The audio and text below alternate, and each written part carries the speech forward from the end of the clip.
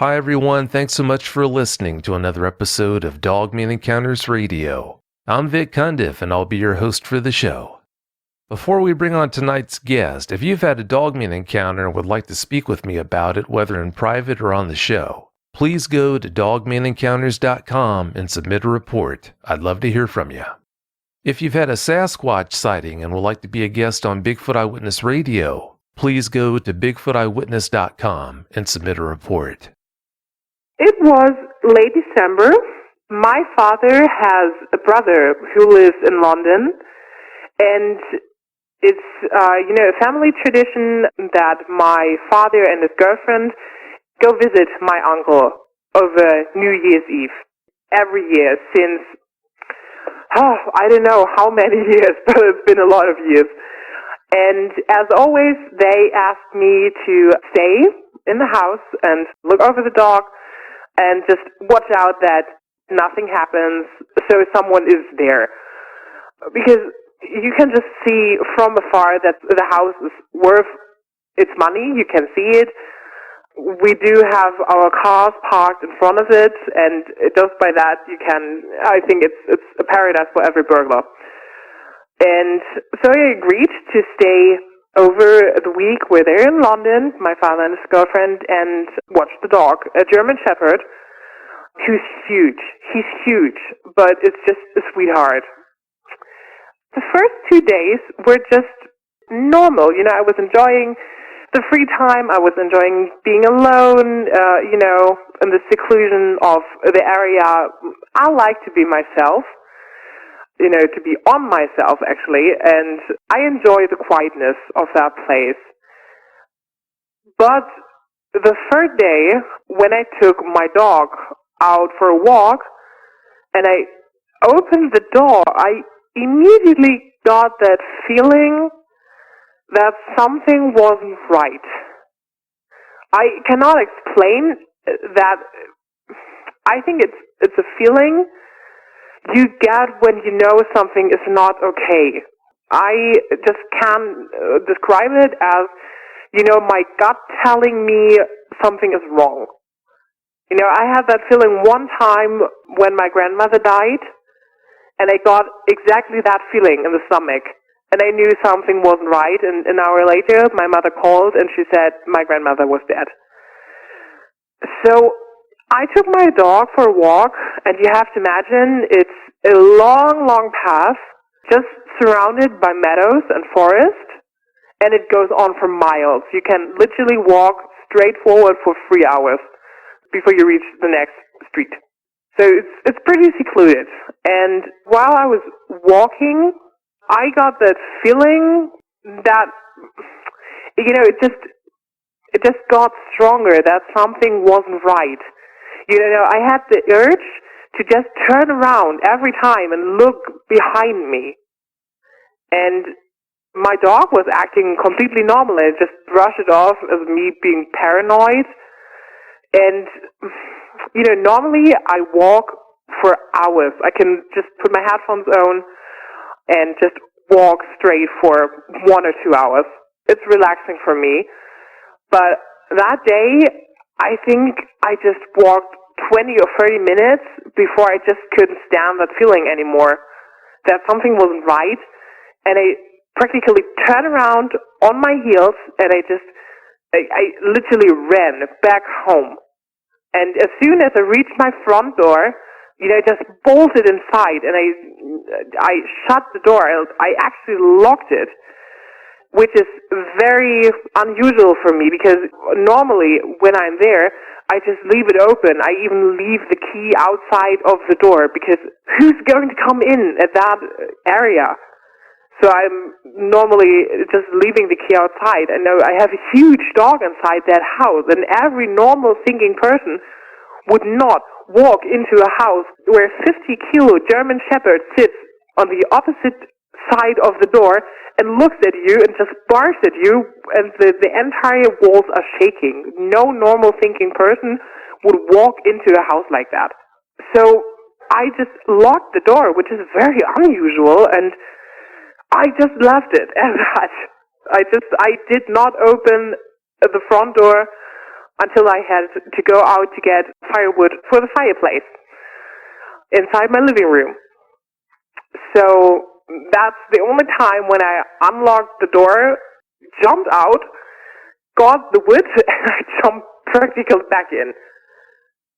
I just left the door as it was, and I was trying to shake off the feeling of being uncomfortable, just thinking, I'm inside my house, everything is okay, no one's going to come in.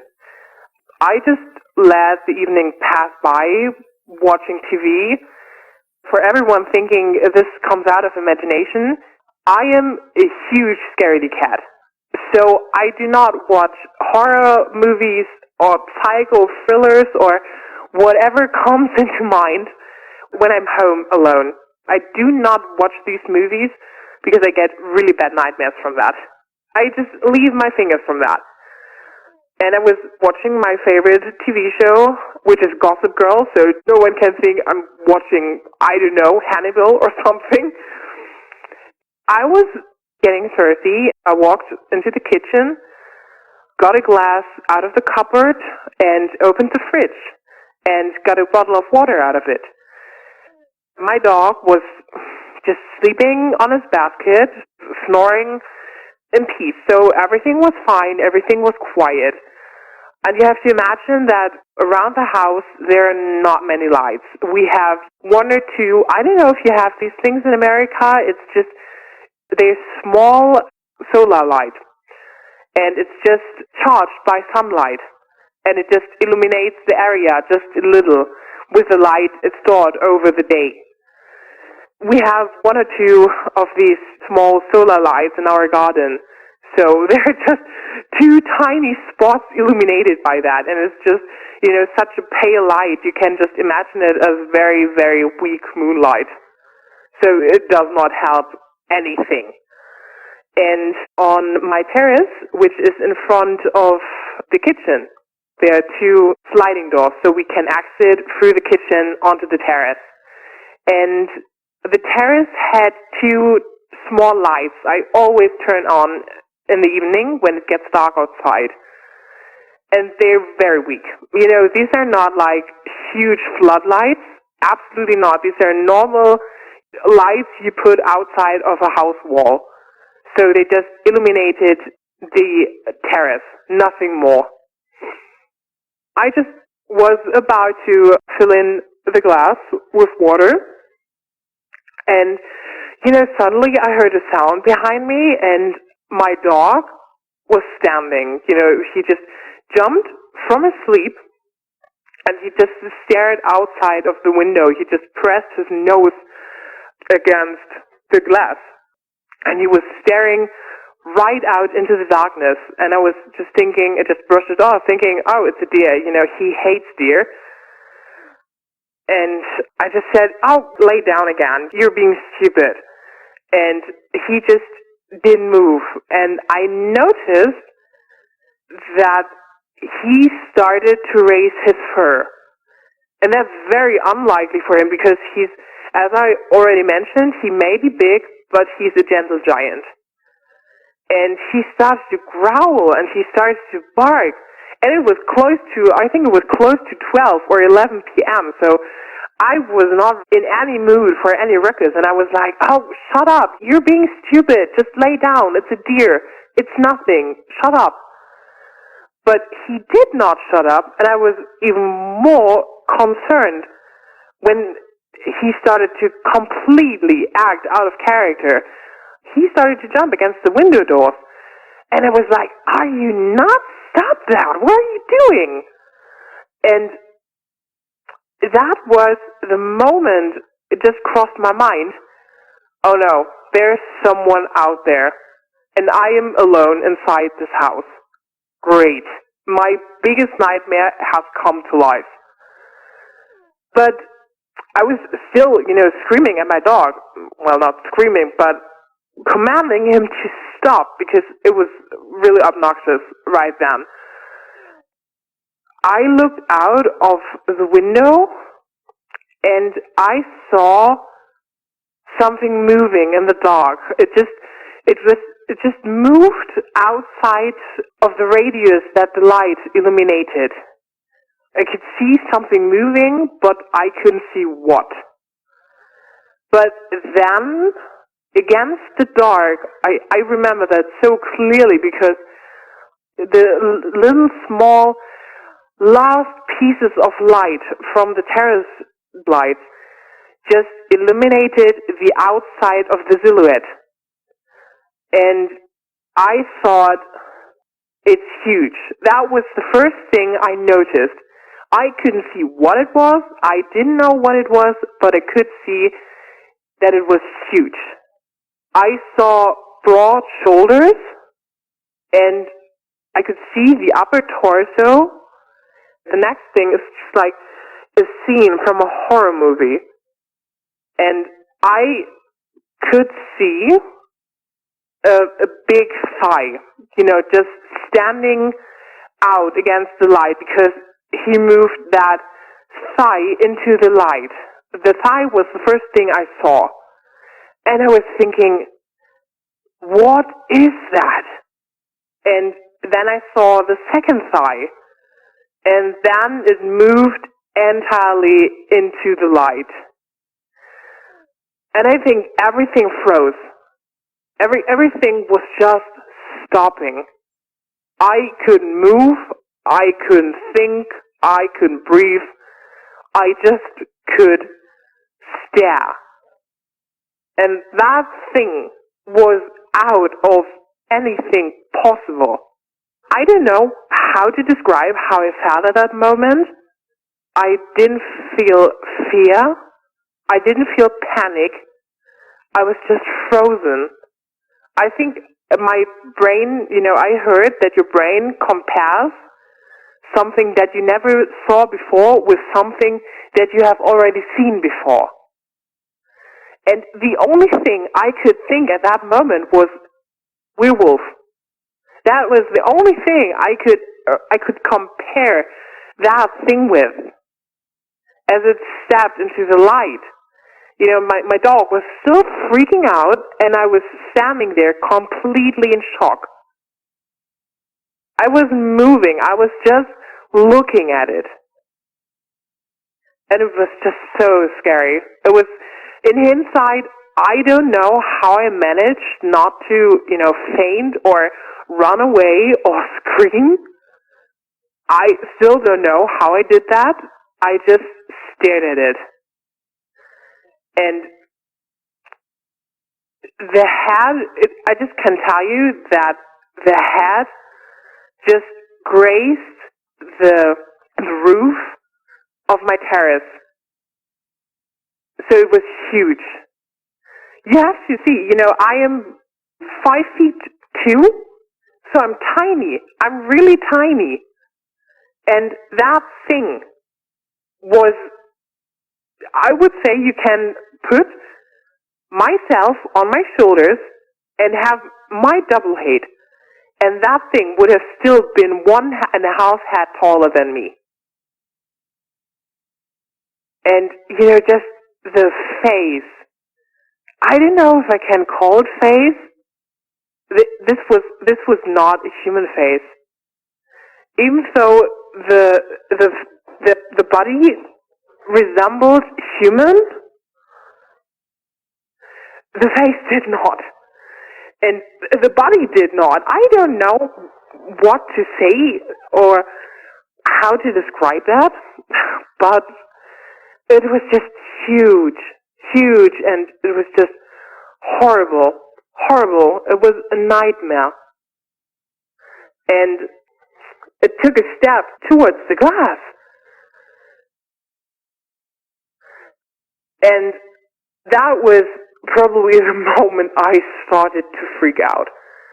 I grabbed my dog on its tail. I know it's not very gentle, but I pulled him back on his fur, on his legs, on his tail. I just grabbed him, and I just stood there and knelt over with my dog, and that thing stood in front of my terrace door. Just a glass door, not bulletproof or anything, just a normal glass door separating me from a thing that, in my opinion, did not exist until that second, until that moment. And it just looked at me, and I was looking at it, and it just lifted its hands, and that is just, the only thing I could compare to that is a raccoon. Raccoons have these tiny little fingers, just that it had so much longer fingers and very thick, very broad fingers. Fingers you would normally see on a man working very hard. And that was the moment I thought, I'm done. I'm done. I just got to my knees next to my dog, and I thought, this is it. I'm going to die. And I freaked out. I just freaked out, and I just screamed at it.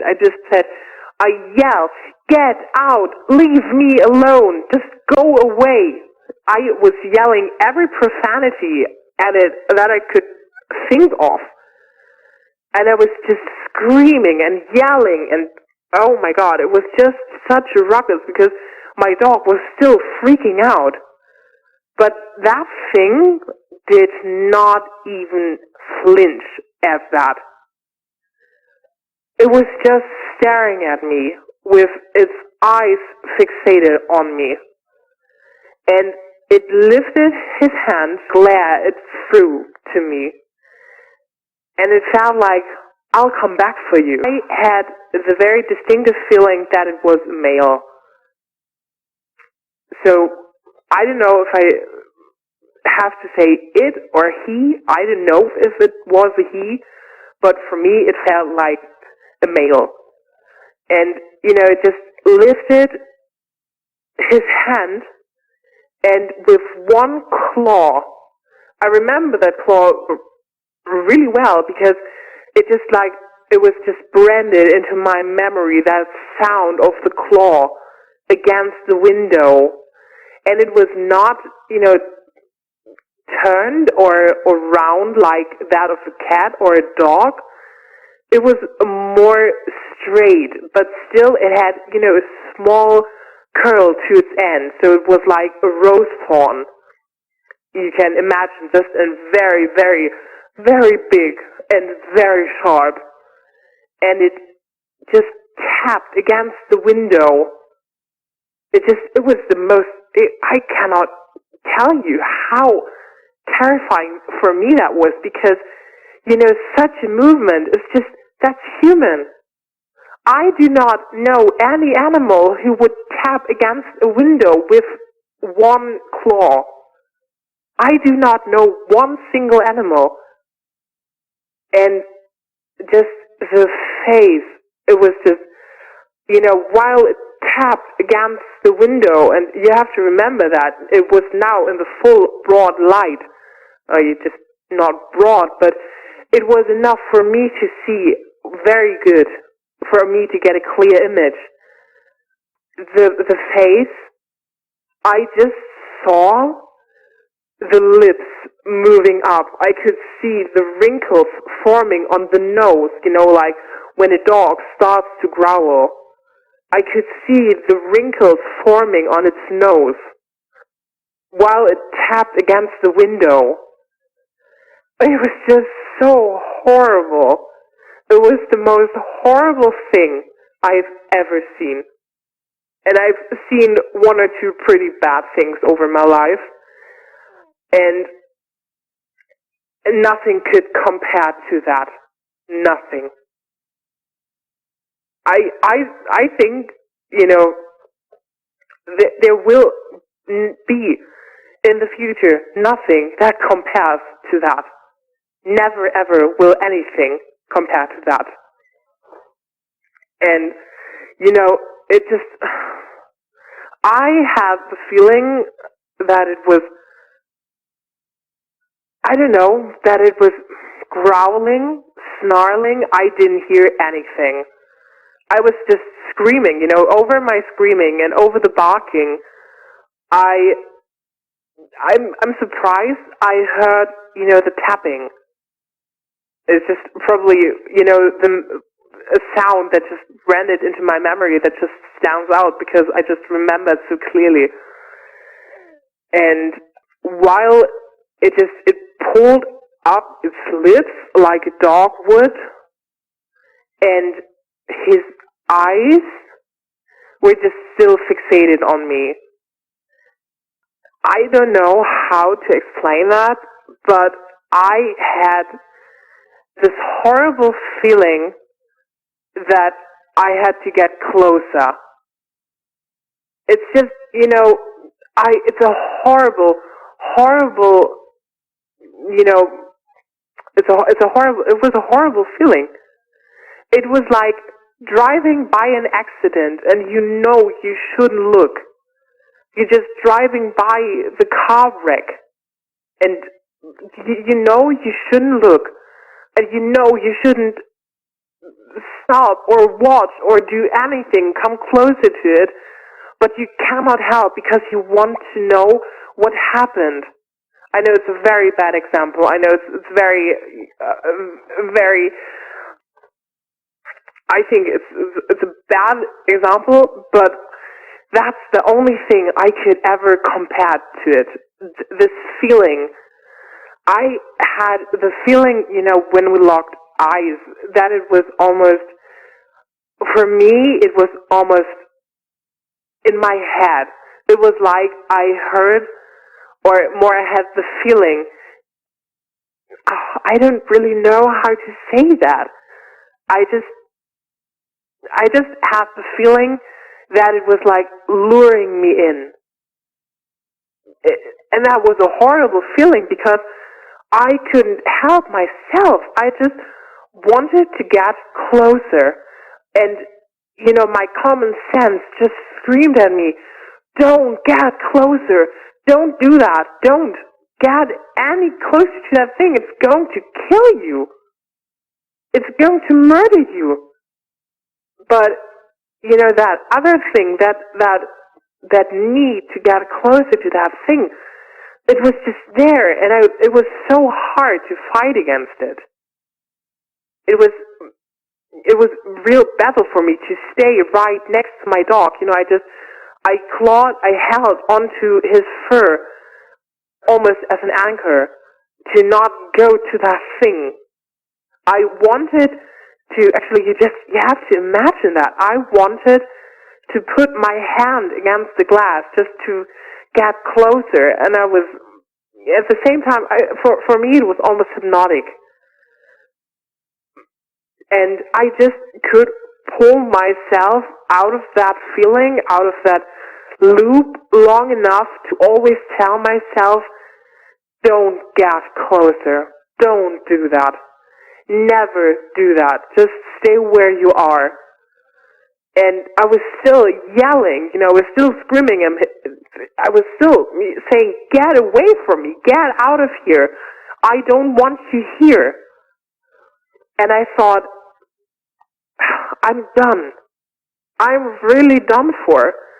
Because ran to the front door, just quickly looked. You have to remember, there is a glass. Easily broken, the glass. It could have jumped right through it. And, it was still tapping as if to tell me, you stupid girl, there's just nothing that can stop me from getting you. It was almost like I had these words in my head of him telling me there's nothing that's going to stop me to get you if I wanted to. It almost had something mocking the way it did, and that was so shocking for me. Now in hindsight, because I did not think that exact thought at the moment it was happening, but now, reminiscing the encounter, I had the feeling that it was mocking, as it was saying, I am the predator, and you the prey, and you should know your place, and I could get you any time I wanted you. And I was just kneeling on the floor, and I was thinking, get away from me.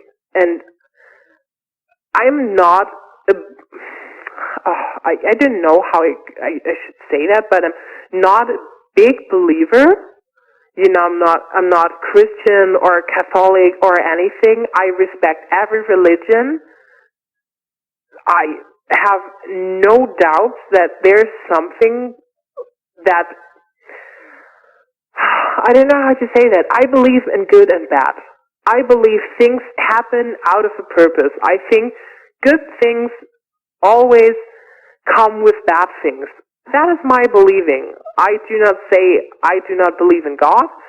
I just say I don't know if I believe in God, but I believe in something. And I never prayed before because I think it's just wrong for someone to pray who is not a real believer or, a strong believer. And at that moment, it was the first time in my life I was praying. I was just praying, dear God, please don't let me die this way. Not this way. Just make him leave. I want to live. And I have the feeling that it was laughing. I could practically hear inside of my head that rumbling in that huge chest, and it was such a horrible feeling. I don't know if it was my imagination at that time or if it was really, if these things are capable of, laughing at someone. But I had the feeling that it was laughing at me because I was praying. And, the next thing I see is that it just turned, it just gave me one last look. When I think, in hindsight, I think he got bored with me, not running away. And he just turned to his side so I could see the side of his back. And it was just as muscled as the front. I could see the tendons of muscles under the fur when it moved. And it just left the claw on my window. And it walked down the side of the house and dragged the claw along the glass. And it was such a horrible feeling. It was not only the feeling I got from the sound, but the sound will always stay in my mind. Do you remember these kids who were just such brats who got closer? And I was, at the same time, for me it was almost hypnotic. Other kids in the class, it was just exactly that sound. And it moved slowly out of the light of my terrace. But just before it completely melted back into the darkness of the night, it just stopped and looked over its shoulder just like a human would, which I found was such a horrible movement because it just looked so natural on him that I had the feeling that it did not look at a human over his shoulder only at that time. It just looked so natural. It just looked so fluent in that movement. And it gave me one last long stare. And it just looked at me, and I swear until today that he narrowed his eyes. And I had, once again, I had this feeling that it, was thinking like, I'll come back for you. It was just what I had, what it just read out of that gaze, out of the glare it threw to me. And it felt like, I'll come back for you. There's no need to run. I'll come back for you. I'll get you. And then it turned around and just vanished into the darkness, which was just terrifying. That was the moment I started to feel panic. And I started to get really, really scared. My dog was still freaking out, and I was just clamping my hands over his muzzle to shut him up, to hear anything, any sound, or if I would hear tapping against the window once again, or the scratching. You have to remember that it moved down towards my living room, which is just like my kitchen, made of glass. And I was thinking, okay, it's going to come through the living room, and it's going to get me, and it's toying with me. It's making me feel safe, and then it's going to get me. It's just going to come through the window, and then I'm done. And I waited, and I waited, and I listened. And I just tried to listen to everything. And I don't know how long I sat there, how long I've been in the kitchen, but it must have been a time. I think it must have been good 10, 15 minutes. And I was sitting there, and I was just, my mind was racing what I could do. My house is not made for getting into height. It's just not made for that. Everything is made of glass. You cannot hide in that house. And I thought, should I go into the bathroom? But there is a window. Even though I could down the side of the house and drag the claw along, if it was my imagination at that time, or if it was really, if this animal and it can see in the dark. And I was thinking, it doesn't matter if I have these paper blinds down. These are really made of paper. So it's not any shield. It's just, a little blended, so you cannot see if someone is naked inside, to just cover it up. And I was thinking, I cannot hide in the bathroom. The doors in the house beside of the glass doors and the front door, they're made of wood. And I sat down for a second, down the door with just a blink of an eye. And I would have no chance of running out of the bathroom once it cornered me there. That was just at the moment, I don't know how my house is not made for, of every possibility to get out of the house in a life. And for me, it was the most logical thing at that moment to stay in the kitchen. And my car keys were just an arm's reach away from me on the kitchen counter. And my front door just another 2 feet from me at that moment. And my car, I drive a very big car. It's a very big SUV by VW. And, we have a small gate at the start of our property. And my father had to remove a part of the gate so I could fit my car through there. So you can imagine it's pretty big. It's pretty broad.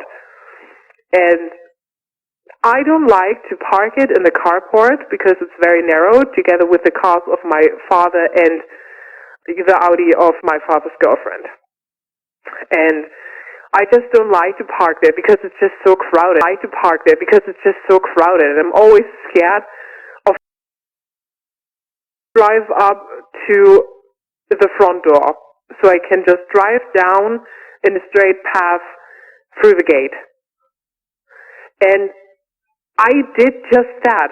I parked my car at the morning when I came home from grocery shopping. I parked my car in front of the door, so I didn't have to run with the groceries all over the place. So I was thinking, I have 2 feet left until I'm in my car, and I can drive straight down. I can escape that way. I can. I was going by 93 miles per hour. I was steer out of there, and I'm gone. So it was just like waiting. I was just, thinking, which way would be better? Of how can I survive? Or is that, let me put it another way, if that thing really does come after me, or inside my home, how can I survive the most? And I was thinking it was the best way to stay exactly there. And I was still waiting, and, my dog was a little calmer now. Was still growling, and it was still, he had his ears all over the place, and I think he was looking for, hearing for that thing. And that was the moment I just grabbed my car keys, ran to the front door, just quickly looked. You have to remember, there is a glass door. There's a glass front right next to the front door. And I would have no chance of running out of the bathroom once it cornered me there. That was just, I just practically reeled down the 2 steps, opened the car door, and let my dog jump in. I slammed the door shut behind me, and I stared out of there. My tires were reeling through, and I was speeding down my gateway and down onto the street. And here in Germany, we have a speed limit, and that's 62 miles per hour on county roads. I think I was, I don't know how many miles I was too fast, but I was just steering down that street. I was really racing. I was going by 93 miles per hour, where only 62 miles were allowed.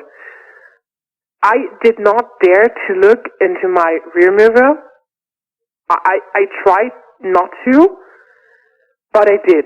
I always constantly looked into the rear mirror, and I tried to see if it was there or if not. I was trying to calm myself down, saying this thing could not hold up with a car going almost 94 miles per hour. So, but, that other thing, that need to get close to my own in a 2-floor apartment in the suburb of Hamburg, and I felt safer. I felt better as soon as I saw my house. I don't know. It's in the contract it says apartment. I say it's a house because it has 2 floors. And I took out the dog. I ran inside. I let down every blind I had. I have. It's just. I think it's just bad luck at that moment. I have glass doors all over the place. So I let every single electronical blind down I had, and I just sat down for a second. I grabbed my landline, and I just called my best friend. I think it was the middle of the night. It was almost 12:30. I think I estimated it was almost 12:30, going to 1 o'clock. And I was just calling my best friend, and she just picked up the call, and she was like, hello? So she was in deep slumber, and I just babbled. I was just like, oh my God, it's just so weird. My don't know what to do. I'm home. I need help. I was just crying on the phone. And I don't know if I said any current sentence that she understood, but I just heard, the rustling of blankets, and then she just said, I'm there in 20 minutes. And she was there in 20 minutes, still in her PGs and everything, but she was there. I told her everything that happened, and she did not doubt me. She just listened, and she made me a cup of tea so I could calm down, because I didn't notice, but I was just shaking. I was shaking from head to toe.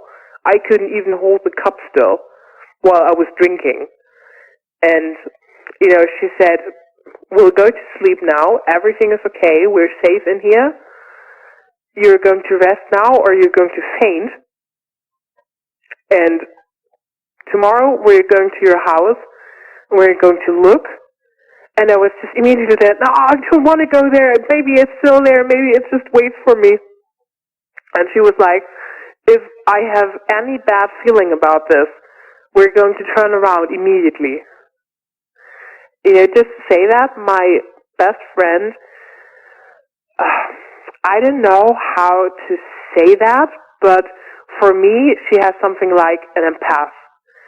She is very talented in feeling certain things. We do not believe in the paranormal, like ghosts and everything. We're not some crazy chicks who go out on the weekends to hunt for ghosts or something like that.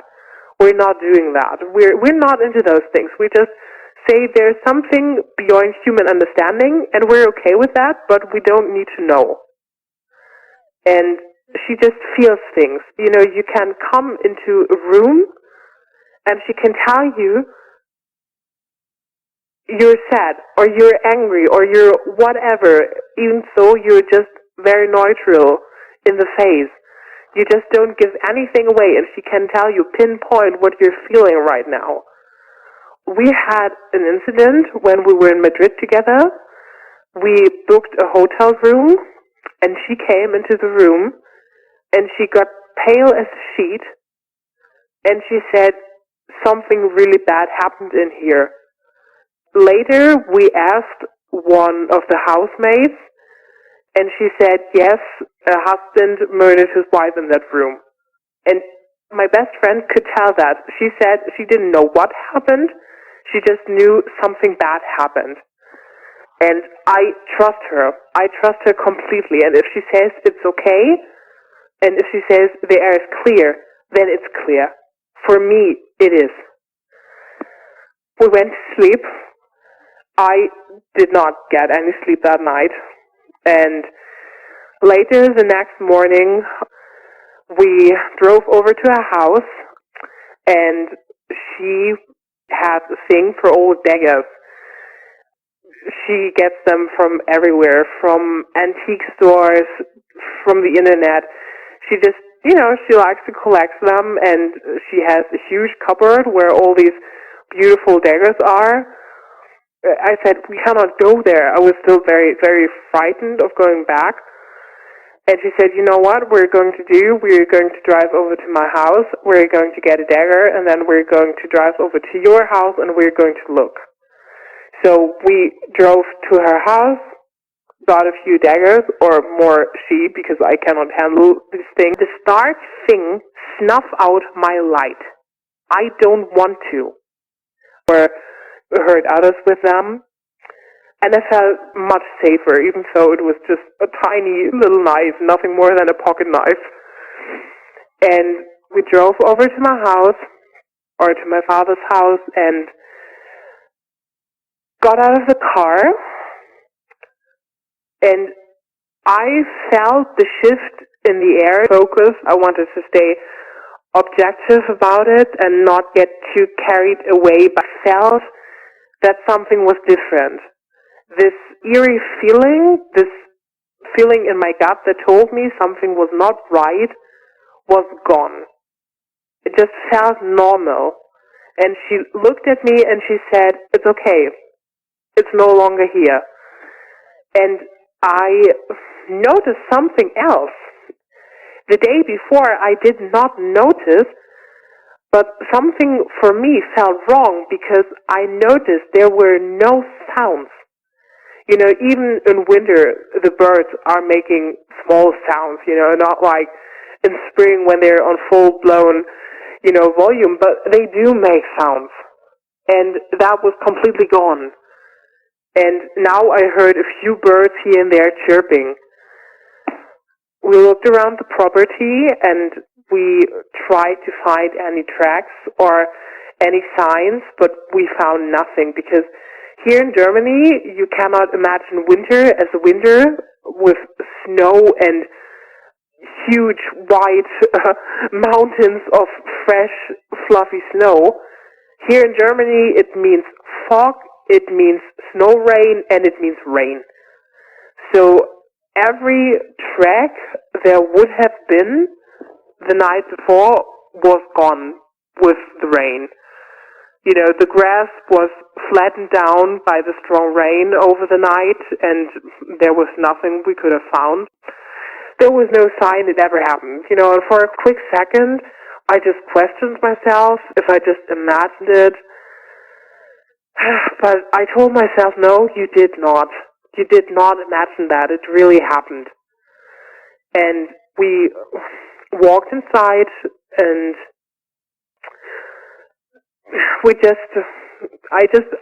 at first I didn't want to stay, but she convinced me to stay just to see if there was anything going to happen. Now I have to agree with her.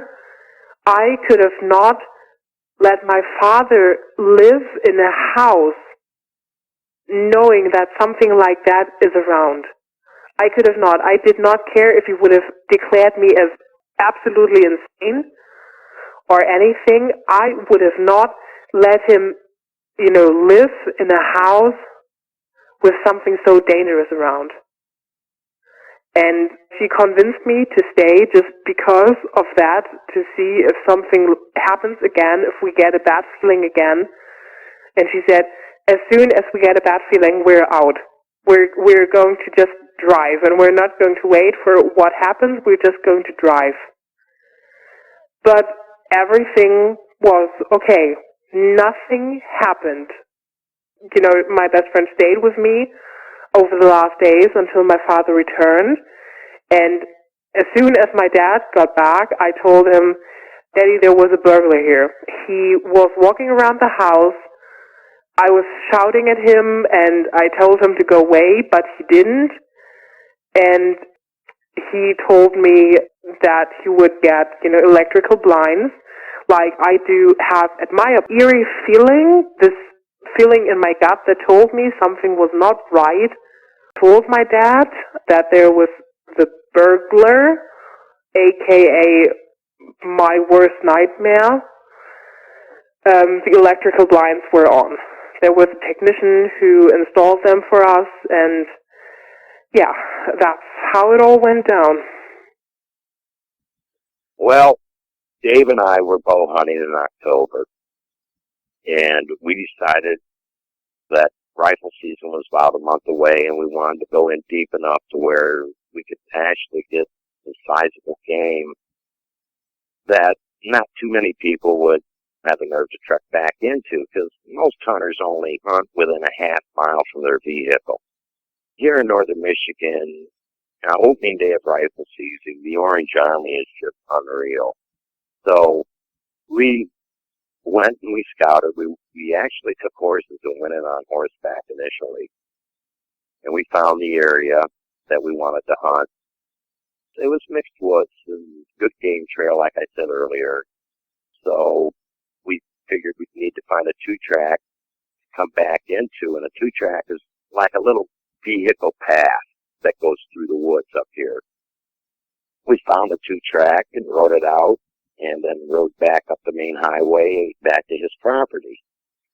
And at the time, I had a little 89 Toyota 4x4, and we put bags of apples and buckets of carrots in it, and we went back there and we scattered it in the area. We don't put a pile out there. We scatter the bait.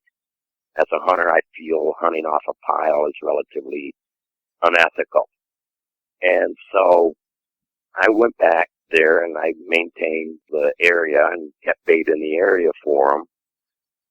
And every time I went back in there, it was like I felt like I was being watched, like something was there. And I'd taken binoculars with me, and I'd look through my binoculars and try and see what's going on. And I'd get up into the bed of my pickup and look.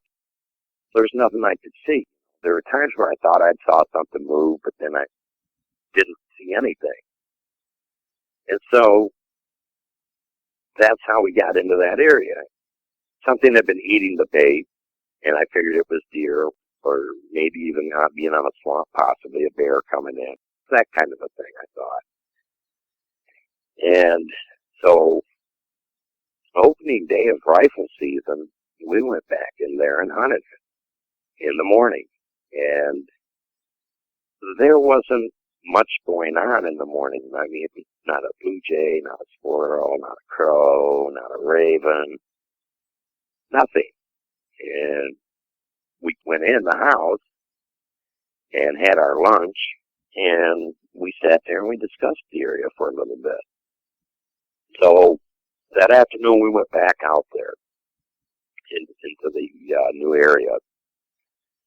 And Dave asked me prior to going back out there and prior to the morning hunt for me to bring a different kind of round with me, and it was a ballistic tip round. And I had backup clips for my 30-06. It was semi-automatic, 3x9 by 40 millimeter scope on it. Really nice gun.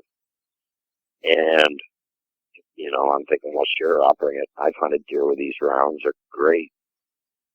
That afternoon, we went back out there, and it was about 4:30 in the evening. We got out there about 2, and I hadn't seen a thing. But I kept getting the feeling of being watched. I kept feeling a presence. And there were times where I thought I noticed movement in the area around me, and I looked where I thought I saw the movement, and was nothing there. Well, I brought a binocular with me, like a small telescope with a filter on the thing, and I used that to pick up deer and everything because of how well camouflaged the deer are. And I still saw nothing. So I'm sitting there, and Dave comes over the headset, and he's, Larry, we got to go. We got to get out of here. We got to go now. And I'm like, okay, what's going on? And he says, I want you to put those other rounds in. And I says, okay. And he says, I'm coming to your blind. So I stepped down a little bit. I put on the hunter orange vest for walking through the woods and everything. And I myself, I wear woodland camo when I hunt. That's my preference of hunting camouflage. Dave come up to the blind, and he says, are you ready to go? I says, not really. Why? He says, we got to get out of here now. So we started hoofing it, and we went a little ways. He says, did you put those rounds in? I said, no, not yet. We stopped, and I changed rounds. I ejected the current round out of the chamber, and I changed magazines and put one of the ballistic tip rounds in the chamber. And so Dave and I are getting ready to move, and I noticed Dave was staring, and I brought my 30-06 up. I'm looking through the scope, and this creature stepped out from behind a maple tree. And I'm like, what in the hell is this? And I'm kind of looking at it, and instinct went to draw down on its chest. And I started getting this feeling like I was being threatened. So I pulled the trigger, and I brought the rifle down, and the creature was still standing there. I know I hit the creature.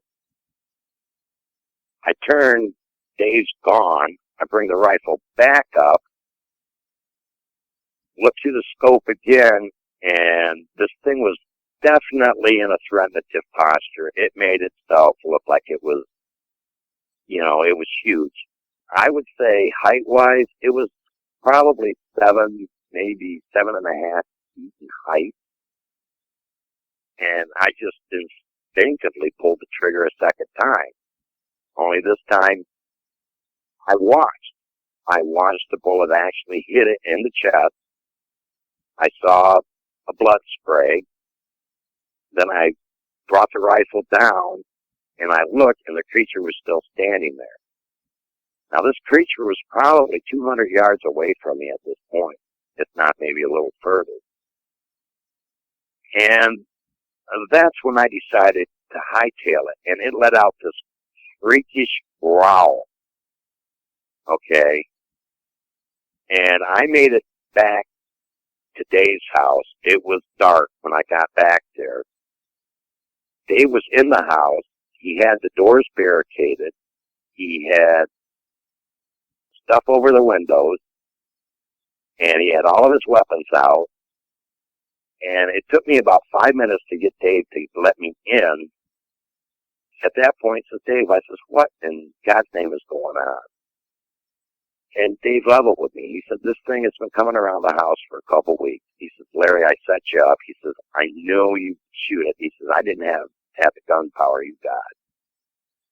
And he said, what do you think it is? I said, I can tell you what it's not. I said, it's not a bear. I said, I don't know what it is. So we talked for a little bit, and I went out to my truck, and I left. About 2 in the morning, I get a phone call from Dave. He says, you got to come over here. He says, you're not going to believe what's happened. I said, oh, come on, man. It's 2 in the morning, Dave. He says, Larry, he says, I'm not pulling your leg or anything. He says, you got to get over here. He says, this thing came up. He says, and the horses they got attacked. He says, the lean-to was tore up. And he says, you've sewn up the horses before. He says, bring your suture kit. Because I've got one of these packs that I've got ready. If I got to get up and go, I can get up and go. And a suture kit's part of my first aid kit in this pack. So I get over there, and I look at the horses, and I couldn't believe what I saw. You could actually see 4 distinct claw marks in the hind haunches of one, and 3 distinct claw marks in the neck of another. And I know from experience in studying big cats that this was not an attack by a big cat. Maybe on one horse, seeing how it was up by the neck. But on the rear haunches of the other one, I doubt it, because a big cat comes down from a top and attacks from behind.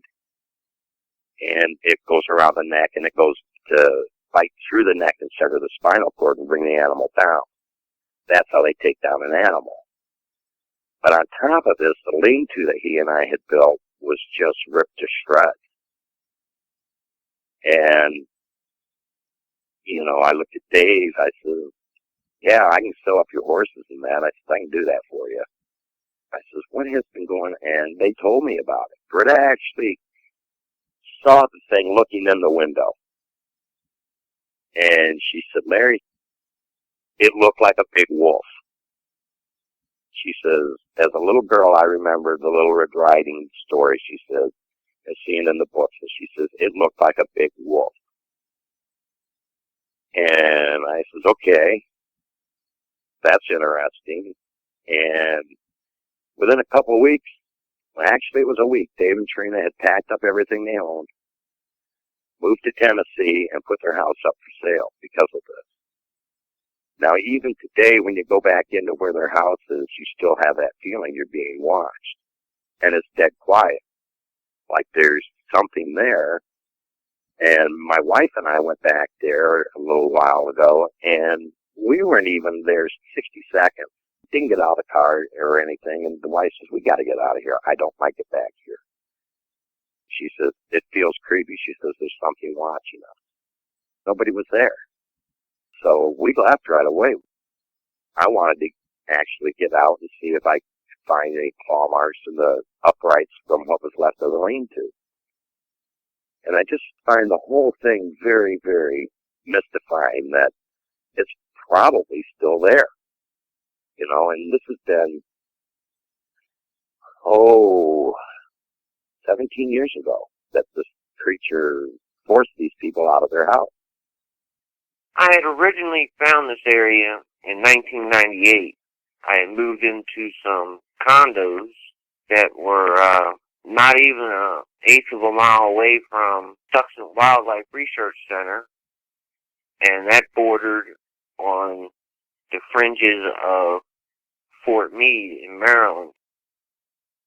I had rode over this bridge and I had seen what we call a creek to some people, or a creek. I call it a river.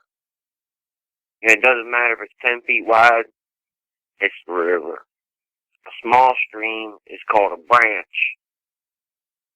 But I had rode over this bridge and I saw this river and I said, man, that looks like a nice place to fish.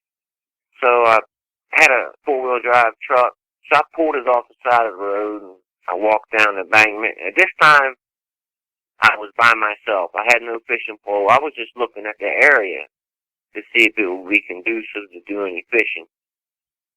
And when I got down there, I was pleasantly surprised.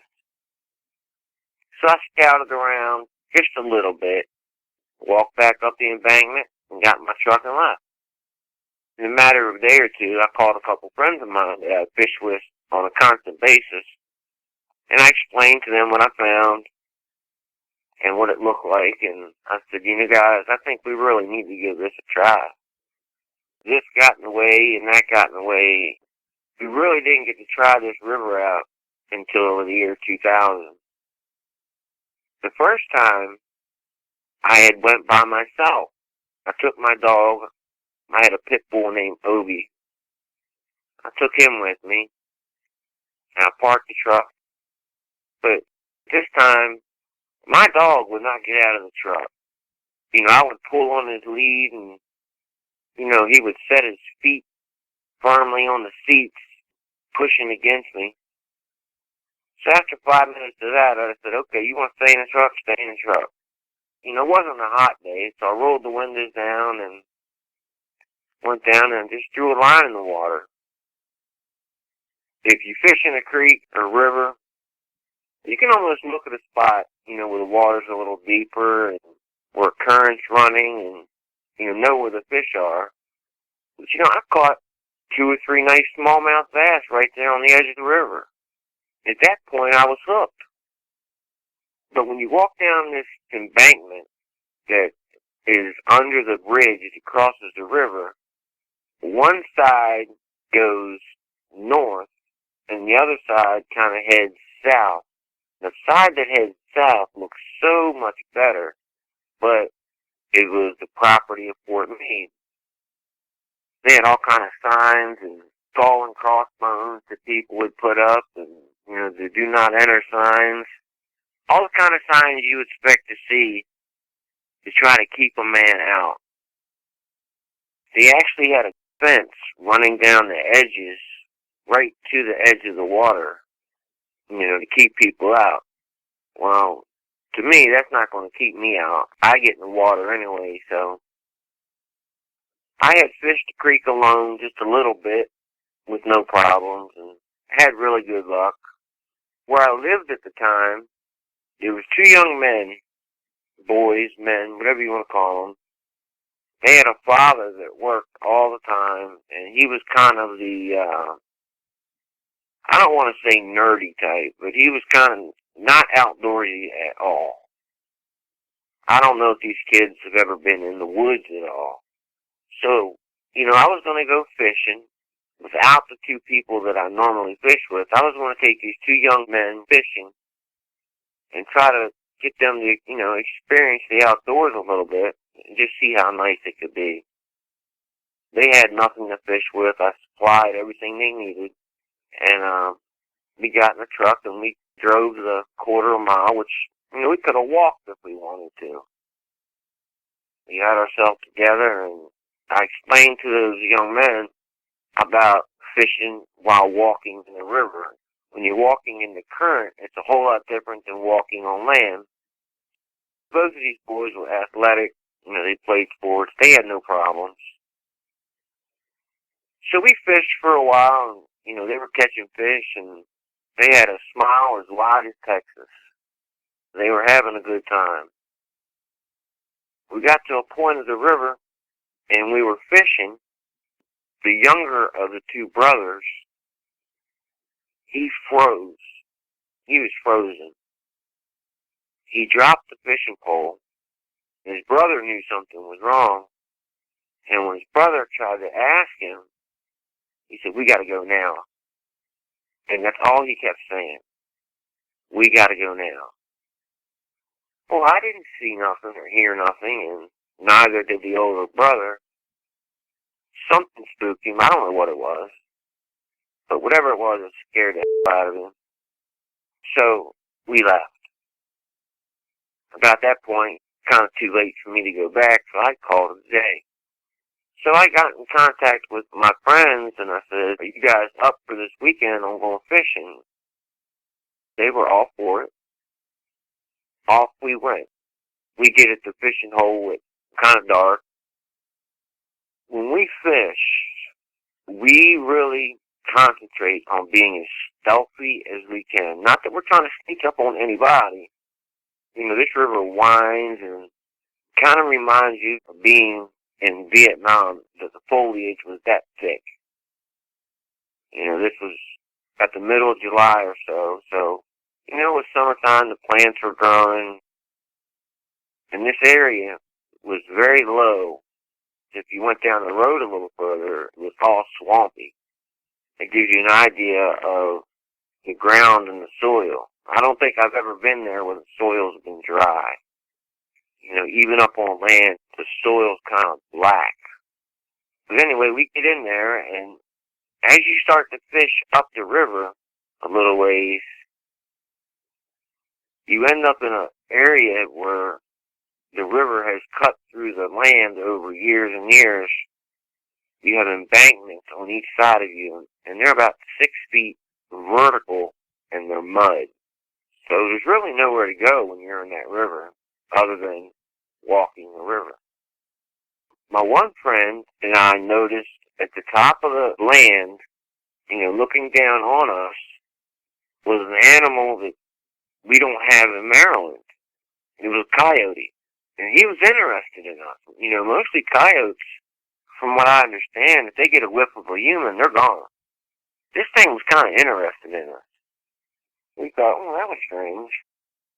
And we went down a little further, and we saw 2 coyotes. And we could hear them yipping, so we knew there was more than 2. However, we only seen 2. We didn't feel like we were in any danger or anything like that. We continued to fish with no real problems. You know, we were catching fish and having a good time. We fished up to where we normally fish. It's called the Patuxent River, but there's many, many parts. You got the Little Patuxent, the Patuxent River, the Upper Patuxent. You know, the part we fished in was just little small parts of the Patuxent River. We fished that whole day with, you know, no other problems. One of the men that I fish with, he's deaf. I can sign language a little bit, but, you know, I don't know a lot. The other guy, he's a police officer, and, you know, he's also got a little bit of outdoor experience. I don't think he's got the experience that I have, but, you know, he's been hunting and fishing periodically. But that kind of rattled us both, and I remember talking about that all the way home, because, you know, I would drop these guys off at their house, and we had talked about that. Did we really see coyotes? I know what a coyote looks like. I've seen them, you know, out west. I know the way the dog's built. I know the sound of a coyote, and that's what we saw, coyotes.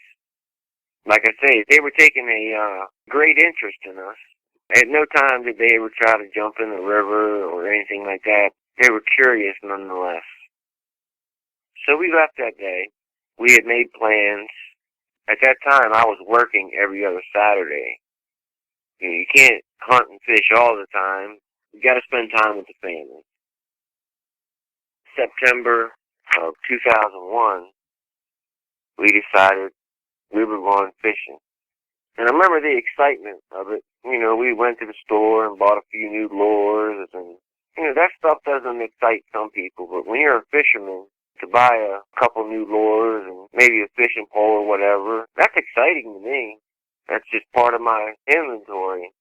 I guess we got there about 5:45 in the morning. Still wasn't daylight.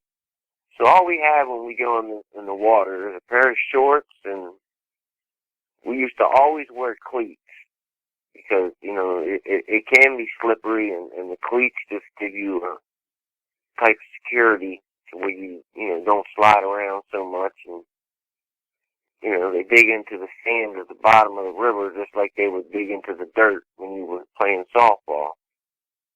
We had got about maybe an eighth of a mile, 3/16 of a mile up in the river. You got to remember, this river, just doesn't flow straight. It's really windy. And when the water gets high, it erodes places on the sides that when the water goes back down, you're left with like a little baby beach. My friend looked down, there was this track in the sand, and it was a canine track. We all pretty much agreed on that. But the weird part, Vic, was this thing had 5 toes. Not like a dog where it would have 4 toes and then the back pad. This thing had 4 distinct toes, and you could see in the sand, I'm not going to call them fingernails, I'm going to call them claws. They were very, very predominant claws. But at that particular point, we only saw one. And, that's kind of weird. Well, the big guy, the deaf man, he had looked around and he had found another track right at the edge of the foliage where the undergrowth stopped growing, and that became the river. Found another track right at the very edge. You can tell left from right when you're looking at these. I don't know if whatever this was on a dead run or walking, jogging, what it was doing, but it was 6 feet from that track to the track in the sand.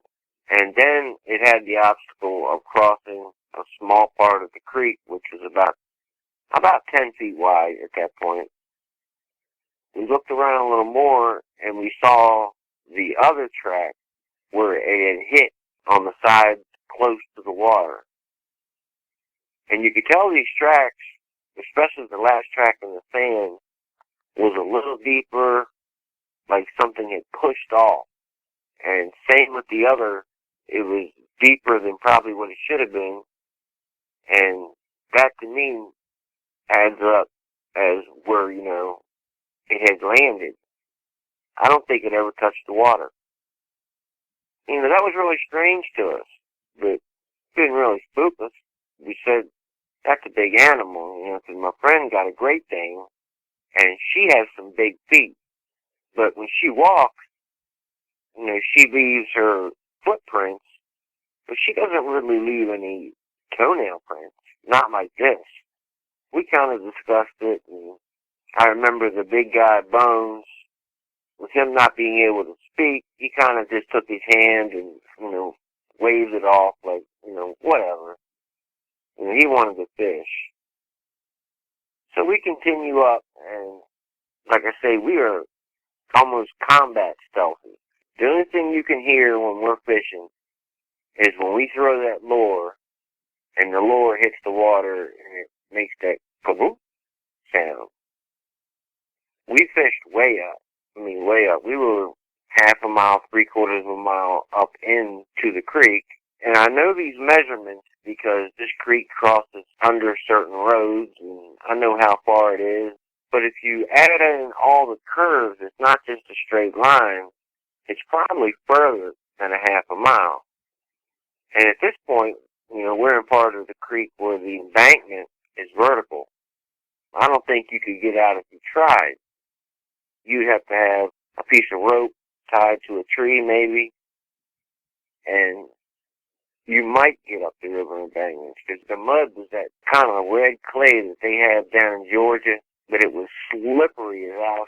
It was just, real smooth. So we never really messed with it.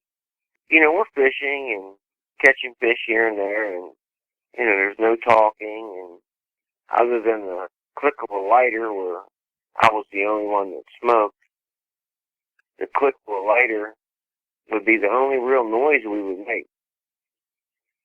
And, we would see deer and beavers, we would see raccoons, herrings, all kind of animals. And sometimes we would just stop fishing and watch the animals. Especially, I used to love to watch raccoons, how they manipulate their front hands. They can flip over a rock, catch a crayfish, or a crawdad, whatever you want to call it, and bring it up to their mouth and eat it. And they eat it so fast, they eat it, discard of what's left of it, and start looking for more. To me, being an outdoorsman, that's not something that's just neat to watch. It's something that you can appreciate. If you love the outdoors like I do, you appreciate what comes with it, if you understand what I'm saying there. We went up the creek a little further, and you get to a part of this creek where a enormous oak tree had fallen for whatever reason. The wood didn't break, the roots and all blew over. And I remember the roots being feet above my head. That left a hole, a perfect fishing hole. And, we were excited to get to that point.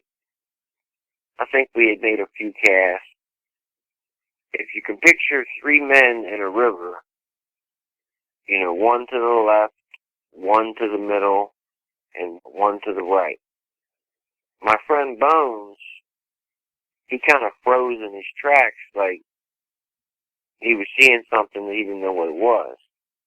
Both of us looked over and looked to where he was looking, and I'll be honest with you, whatever it was busy, because all we could see was the back. At that particular point in the river, a small branch, a little tiny creek, whatever you want to call it, flowed into the main river. That was one of the only points to where if you wanted to walk out of there, you could walk out that way and get up on the land and walk out. And I'm looking at this thing, your mind's going a million miles an hour. Can't be a bear, because we don't have no bears at this part in central Maryland. I've heard of bears wandering down close, but not this close. But we were on the line of Fort Meade and that wildlife center, so who knows what it could have been. But that all ended when this thing turned and looked at us. I can't speak for the other men, but I can say myself, I was like, this is not a bear. And I did leave something out, I'm sorry. As we were coming up on this spot, we had heard a commotion in the water. We didn't know if it was beavers. Beavers will flap its tail when they see or hear something coming to warn the others. But it wasn't a terrible commotion, just a commotion. And with us walking against the water, and this water was clear enough you could see the bottom. I don't care if you were in 6 feet of it, you could still see the bottom. Very clear water. And we noticed that there was mud in the water. When a deer's in trouble, it'll make that bleating sound. I call it bleating. I don't know, across the country, I'm sure it's used in different words, but in human terms, it's a scream.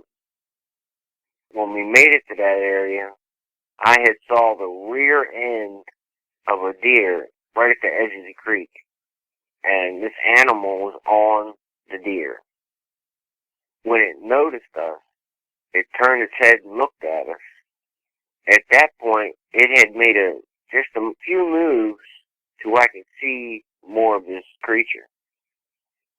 The middleman, he was a police officer, and the guy we call Bones, everyone, I guess, was trying to do the same thing I was doing, trying to wrap their head around what we were seeing. First I had thought bear.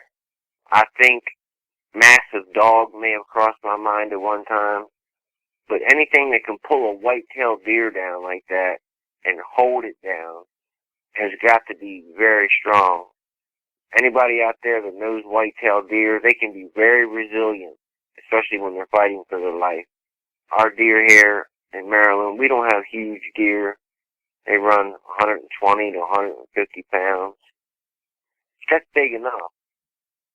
And I challenge anyone to go out and jump on a deer and try to wrestle it to the ground. I would put my paycheck on it that you're going to walk away bruised, battered, and probably with some stitches. As this thing looked at us, I could see off the right side that it was holding this deer down in the water. I don't think it was trying to bite the back of the neck per se, like a cougar or a bear or any major predatory animal. This thing was holding the animal down with brute force, with one hand. And when he saw us, he immediately spun around, and the word I'm going to use is ballerina.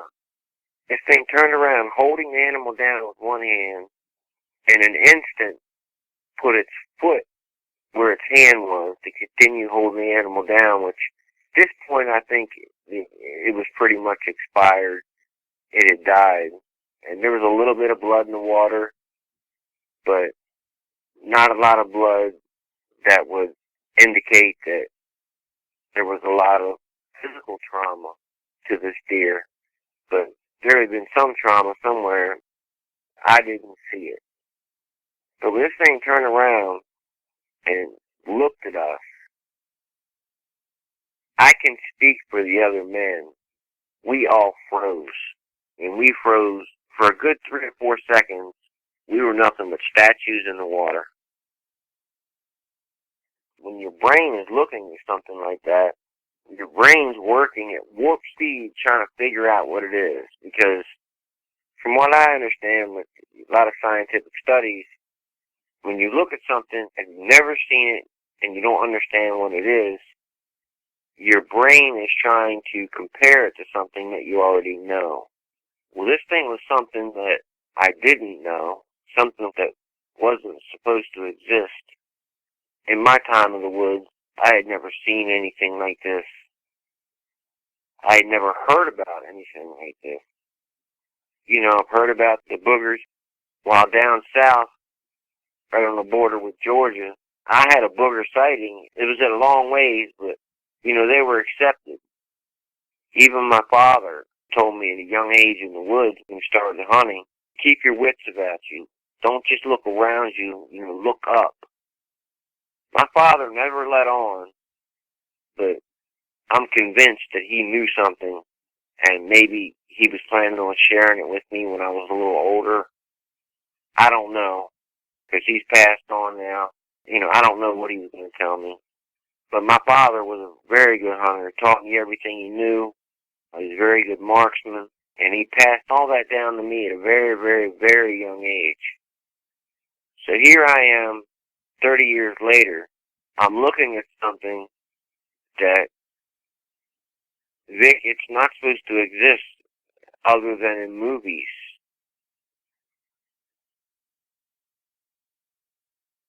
When this thing turned around, we do the same thing with animals, usually, as we do with people. We look at the head or the face first to try to recognize what it is. And if you could cross a baboon, a hyena, and a wolf together, you would almost sum up what the face looked like. It had a mane, not like a lion's mane, but had real thick fur around the head and neck. And the shocking part was this thing was on 2 feet. It looked comfortable down on all fours while I was dispatching of this deer, but it looked just as comfortable, if not more comfortable, when it got up on 2 feet. I had never heard the term Dogman up until maybe a month and a half, 2 months ago. And, this happened in 2001. So I didn't know what I was looking at. All I know what I was looking at was it wasn't supposed to exist. The massiveness of this animal, the body structure. It didn't really have paws. I'm going to call them hands. Not like a man's hand. Much larger, much longer. Almost if you could take a wolf's paw and stretch it out. Stretch the middle part out between the front toe pads and the rear pads. Stretch that part out and then stretch the fingers out. I want to make it very clear, this was the middle of the day. This is not something that I caught in the corner of my eye in the middle of the day, and we're kind of having, at this point, a Mexican standoff. And it wasn't that we were trying to be brave and face this animal, as we were frozen in fear, shock, and I don't think either of us knew what to do. Well, while this thing was standing there, Bones, he kept looking over his shoulder to the embankment behind us. My other friend and I kind of caught on, and we started never wanting to take our eye off of this Dogman, but we wanted to see what was behind us. And we never did see it. We heard it. That's when the fear almost set in tenfold, that we knew that this guy wasn't alone. I mean, to catch a deer in the middle of the woods, a deer can change angles. It could be going one way and make a left turn, make a right turn. And anything that catches a deer in the middle of the woods, and I know how fast a deer can run, has got to have speed, strength, and agility that we just don't understand. Maybe one of the superheroes that, the kids watch might have a chance. But this was a real creature. We had brought some pistols with us, only for coyotes, because, coyotes can be a little vicious. I know quite a bit about firearms. Anything from the smallest little .22 up into the .458 lot elephant guns or the .570 nitros and everything in between. I knew what we had. We would have been better off picking a rock up and throwing it. So we never did shoot. After we could move a little bit and kind of come back to reality, this thing made a bluff charge. With the first millisecond, I didn't know that it was a bluff charge. And everything ran through my mind at that point. Because I knew this thing was built from the ground up, if it chose to, be a killing machine. The speed in which it made those 3 or 4 steps was the speed of I want you to picture a cat that is swiping its paw at something really fast. Like maybe it's trying to, if a dog comes up to it, it might strike the dog in the face with the paw. You don't realize the paw has hit you until it's hit you. You didn't even see it coming. But it stopped. This thing actually looked at all 3 of us like it was sizing us up. It wasn't just an animal standing there. It had sized us up. You could definitely see at that point that it would make a real quick look across the river. That just added to the fear. Standing in water, I'm not sure, but I really do. I think I wet myself. Because this is going against the grain of everything that I was taught, everything that I had learned, and a creature that don't exist. But I'm here to tell you they exist. They're real. So the only real option we had in order to get behind us was those vertical banks in the water. But the only way to really get up on the land would be to walk up, brush the Dogman aside, step over what he just killed, and go up there. Well, I got news for you folks. That's not happening. Not me.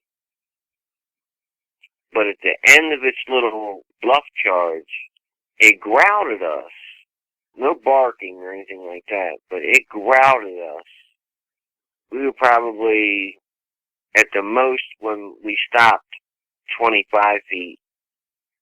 And this thing took a 10-foot bluff charge. Now we're even closer. And when it growled at us, it opened its mouth a little bit. I could see the canines, or the teeth, whatever you want to call them. This growl was so deep. The lung capacity of this animal has to be incredible. In order to make that sound and hold that sound, it reverberated through every bone in your body. You really do. You think, if my family finds me, it's going to look like I've been chopped up and, ready to put into a mayonnaise jar. That's how well built these animals are. The legs of this animal, just to give you a little perspective, they were muscularly enormous.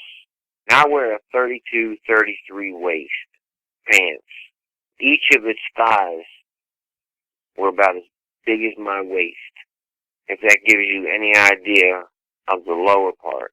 And then the upper part, you could see dog features, but it was more manly. This thing actually had a chest. It had biceps like a man.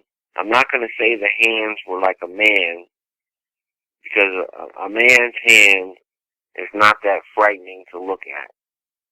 This thing was kind of black in color with some gray, but the fingernails were coal black and a good inch long.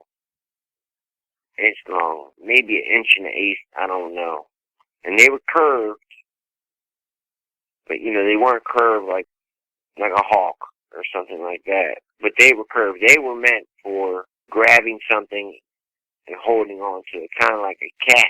When it extends its claws, it can play with a mouse and just hook it with one of its claws. But these claws look like they could rip if they wanted to as well. They weren't like fingernails. They were flat. They were roundish. And they came down to that point. I can give you these descriptions because I was within spitting distance of this thing. It did have a tail, but by now we're trying to back out. We're walking backwards.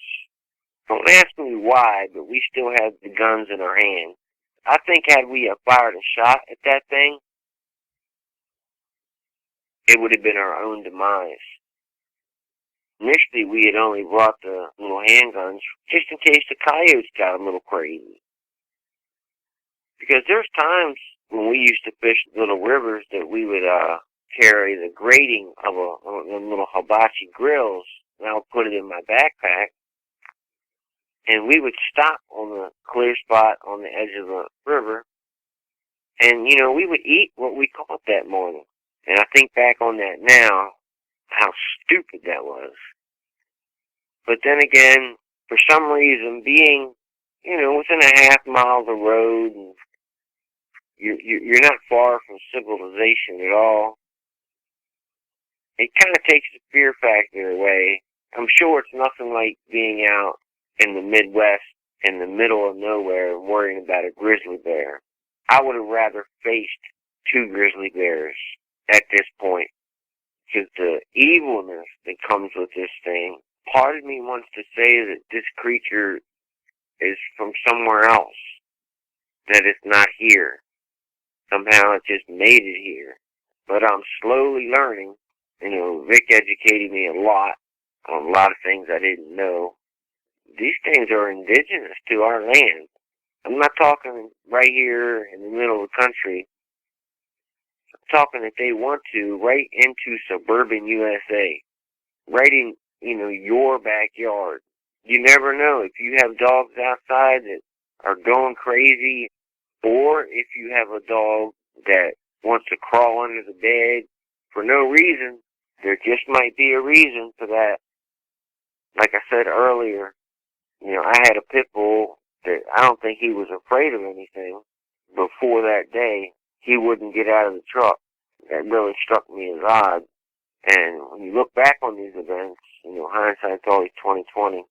Maybe seeing the tracks in the sand were enough to say, hey, we need to get out of here. This is something we don't know what it is.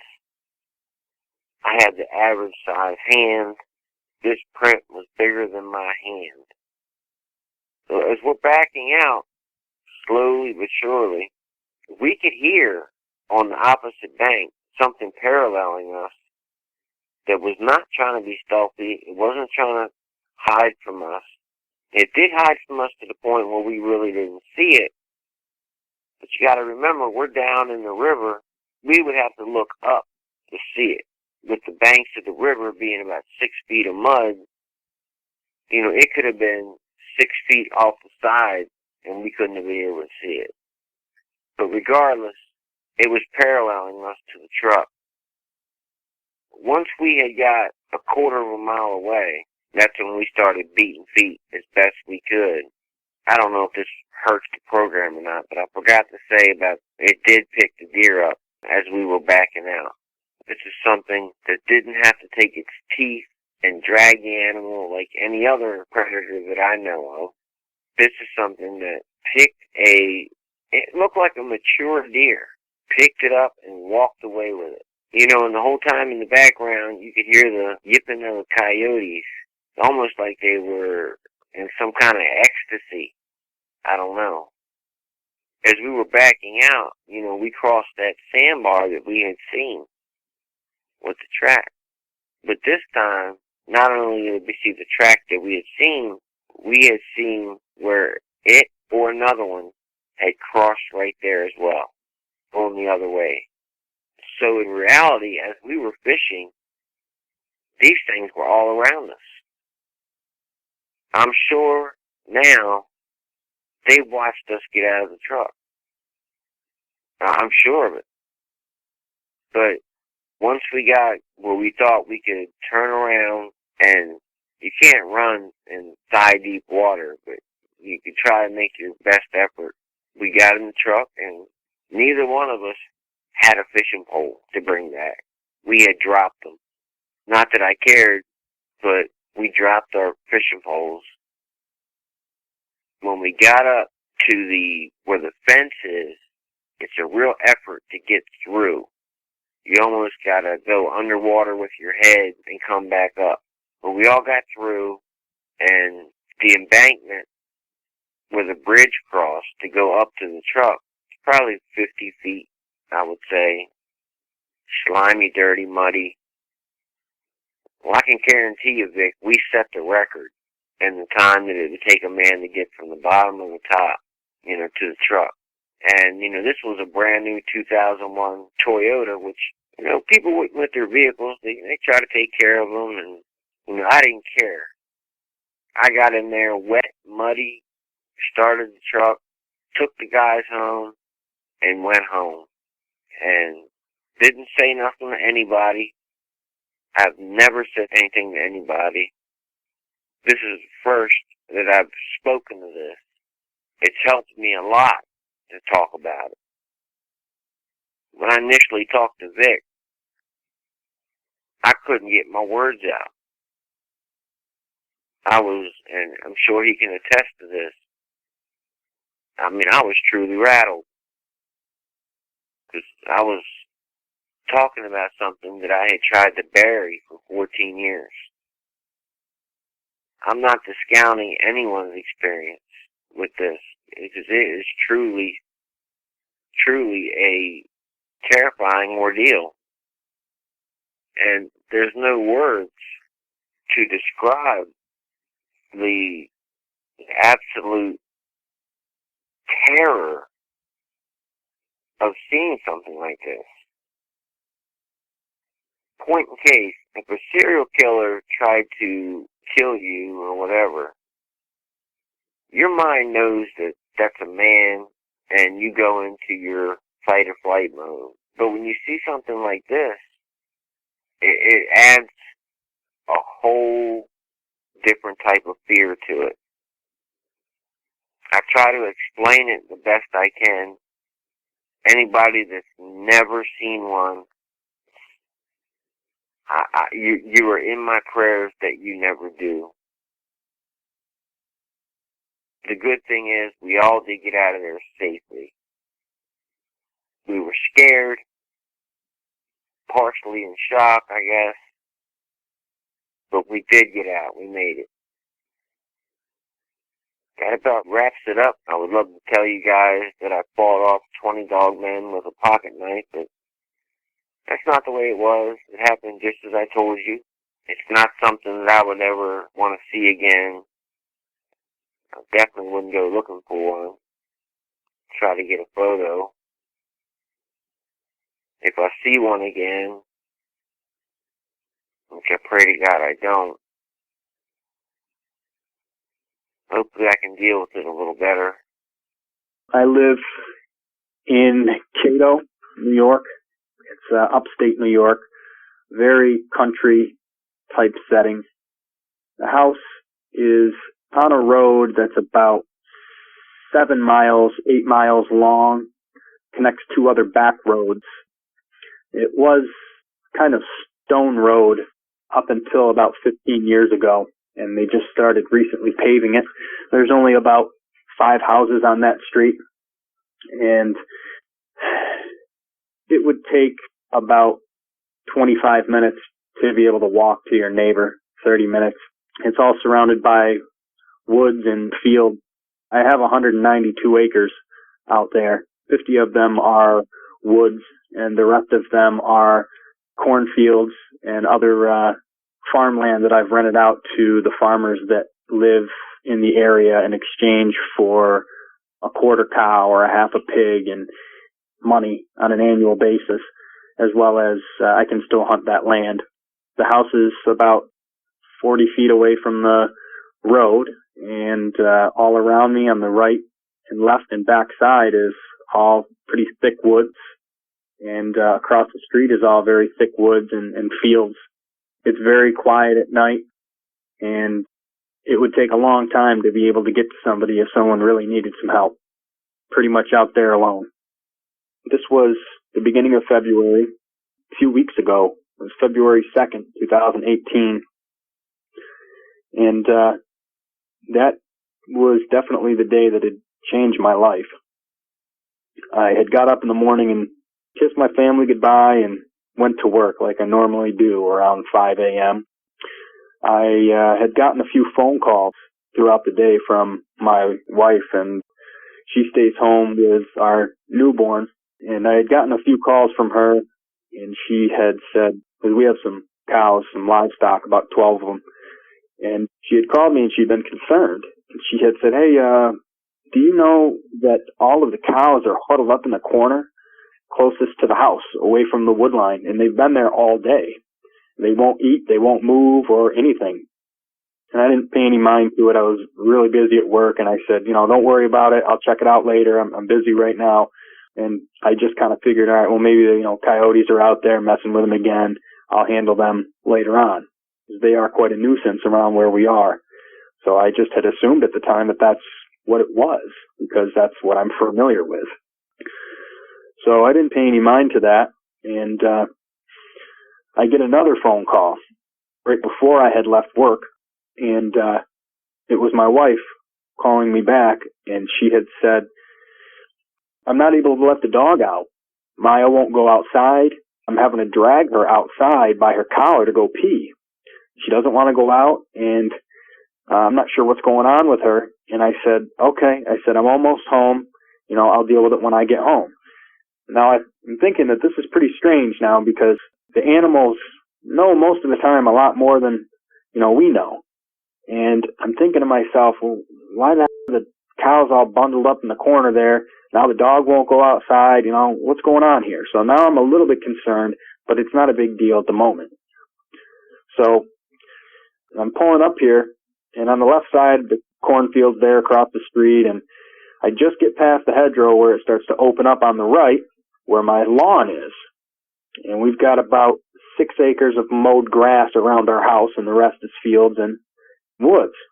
And I see the cows, and they're scrunched up in like a 20 by 20 foot area in the closest corner of their fenced in plot.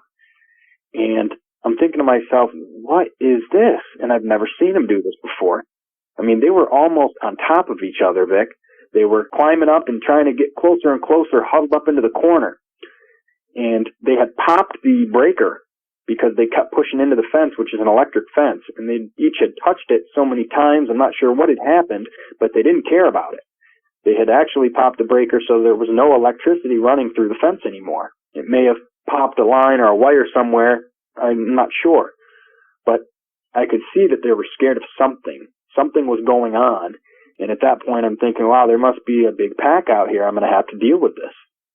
So I'm looking at them scrunched in 12 full-grown cows here in about a 20 by 20 foot circle.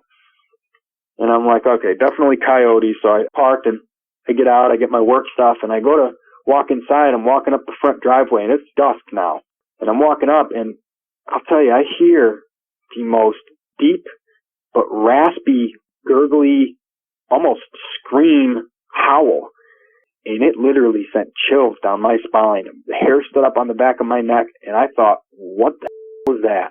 And I've been in the woods since I was a kid. I've hunted and fished since I was a kid. And I've never heard anything like this. But again, going by what I know, I thought, okay, some type of coyote was attacked or some type of animal out there. Something's going on. Now, although the DEC says there's no mountain lions in our area, I know that there is. So I'm thinking, well, even though I haven't seen a mountain lion, I know that there has been some sightings around the area, very rarely. But I figured, well, maybe that's it. But something still was different because I'd even heard them on YouTube, and I know that that wasn't it. So I get inside, and my wife's jabbering a mile a minute about everything she dealt with today. And outside the phone calls that she had told me when I had left in the early morning, she said that she had heard scratching at the window, a real deep scratching noise on the side of the house, not like a branch type of scratch. And I said, what do you mean? I don't understand. And she said, come look at this. So she walks me outside, and I see deep scratches in the siding. There's 4 lines. The one on the left is the lightest, and then the one to the right of that was pretty deep. The one next to that was very deep, and the one all the way to the right was fairly deep as well. And I'm looking at this thing, and I'm like, what the hell is this? And I'm thinking to myself, what could have done that? And I'm looking around. There's no branches that would have done anything like that. And I said, did you bang into the house with anything? Did you move something up onto the deck? Because I've built a big deck that wraps around most of the house. And I said, did you move some of the chairs or lawn stuff? And she said, no. She said, I heard this, and I had come out a little while after to see it. So I said, okay, I don't know what this is. And as we're discussing this, and I'm seeing that it's really bad, we hear, as we're walking back in, this howl again, this deep, gurgly type of scream. And it just shook me to my core. And I saw my wife's eyes get huge. We exchanged glances, and I said, did you hear that? And she said, yeah. And I said, what the hell is that? She said to me, I'm not sure. And she goes, you would know better than I would. And I said, I have absolutely no clue, honey. I've never heard that noise before.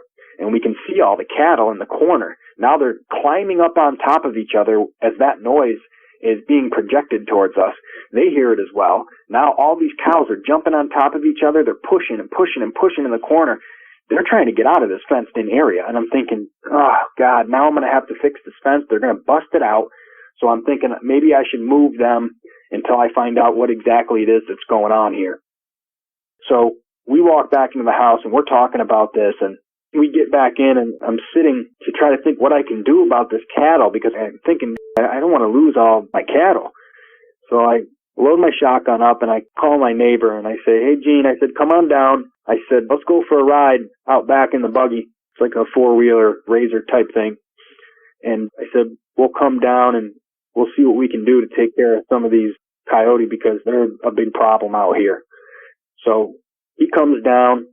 I explained to him a little bit about the situation. I say, have you heard this noise at all around here? And he says, no. And I sounded like a fool trying to explain to him that it sounded like a woman that had been smoking 30 cigarettes an hour for the last 65 years. But it was deep and it was raspy and like a woman screaming. It's difficult to explain. And, he kind of looks at me like, okay, whatever. So we load up and I tell my wife, I say, we're going out back and we're going to get rid of some of these coyote. And she said, okay. So we go out and what I normally do is with the coyote out here, I have a wireless call, which is a speaker box with a wireless remote. And you can hit different calls, which some are, for an example here, a dying rabbit or a squirrel or whatever it may be, that brings them in. They hear that and it brings them in. And I have a spotlight that I put a red lens cover over because they can't see the color red. So we load all that stuff up, we throw it in the back, and I'm explaining to him, I said, on the way out, these cows are doing this, they're doing that, and I'm not sure what to do. So we get going down the road, and it's about probably not even a 2-minute ride down, and it's dark out now. We get down a little ways, and the dirt road's on the left, and we go to turn down my dirt road here, and we get turned down the dirt road, and I'm looking at multiple groups of deer literally breaking out of the woods and running towards us. I mean, they're headed across the street. They're coming straight at us. This dirt road is about 5 to 6 foot wide, and then on each side of the road, there's about 2 foot of brush, and then right on the other side of that is the woods on both sides. So I'm looking, and they're not in the woods. They're right on the edges of the dirt road. And these deer are flying towards us. White flags flying, tails in the air. Something's going on. And they're going by us, maybe 10 feet on each side of us here. They're not worried about us coming down in the buggy or anything. And I'm thinking to myself, are you looking at this right now? Can you see this, Gene? And his mouth's kind of hanging open like that's just a strange thing to see, them coming right at us. And there was about 3 or 4 groups of 2 to 4 deer, about 25, 30 feet apart. And they're all just coming flying at us. And I'm thinking, wow, there must be a big pack out here. We're really going to have to do some work. So we get going down the dirt road. The deer pass us. And I knew something was wrong. So I said, if you see anything before we get down there on the way, I said, shoot what you see. And we get going about a half mile down the road, and I'm doing about 45 now down this dirt trail. And as we're getting in, we're about 2 miles or so into the woods now. And it's all woods around me. It's dark out. And I hear something smashing like it's some type of rhino in the woods next to us. And I'm just buzzing along, and I'm thinking to myself, we've got no bears or moose in this area. And I said, what the hell is that? So I start to slow down, and I stop, and the buggy is just idling. And I get the worst feeling of my life, like somebody is watching me. Something is watching me right now. And I'm getting goosebumps everywhere. The hair stands up on the back of my neck. And Gene's voice is real shaky. And he says to me, we need to leave right now. Something's not right. And it is dead quiet. There's no sound, no animals, no nothing. And I kind of trying to keep my cool, even though I feel it too. And it's intense, Vic. It's intense. And I said, don't get all scary on me here. We got firearms. Just relax. Thinking to myself, there's nothing in the woods here that I haven't seen. In the past 30 years, no way. So we sit for another maybe 20 seconds. And I shut the buggy off now. So there's no more idle. And I hear this heavy, heavy breathing. The trail is about roadside, like I said. Wood line on about 6 to 8 feet of each side of us. And we're sitting about 2 miles in the woods now. Complete darkness. Just the lights on in front of the buggy. And I said, dude, do you hear that? And I reached over with my spotlight, and I pull it up. I pull the red lens cover off. And as I go over to shine this, and I said, point your gun over here. And he's got it up. Now, what I'm about to tell you here is where everybody's put me down and I feel has ruined my reputation for being honest and true in every sense. But that doesn't embarrass me because we know what we saw. Now,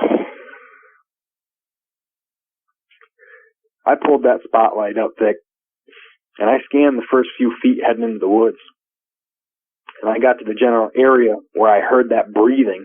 Now, this is a 1,000,000 candlelight spotlight, and it's very bright. It's got like an 8 or 10 inch head on it, and it's got the trigger on it. You hold up, and I get to the general area where I had heard that heavy breathing, and I look in, and I see some type of hairy animal, and I could see that it's got its arm around a tree a little bit.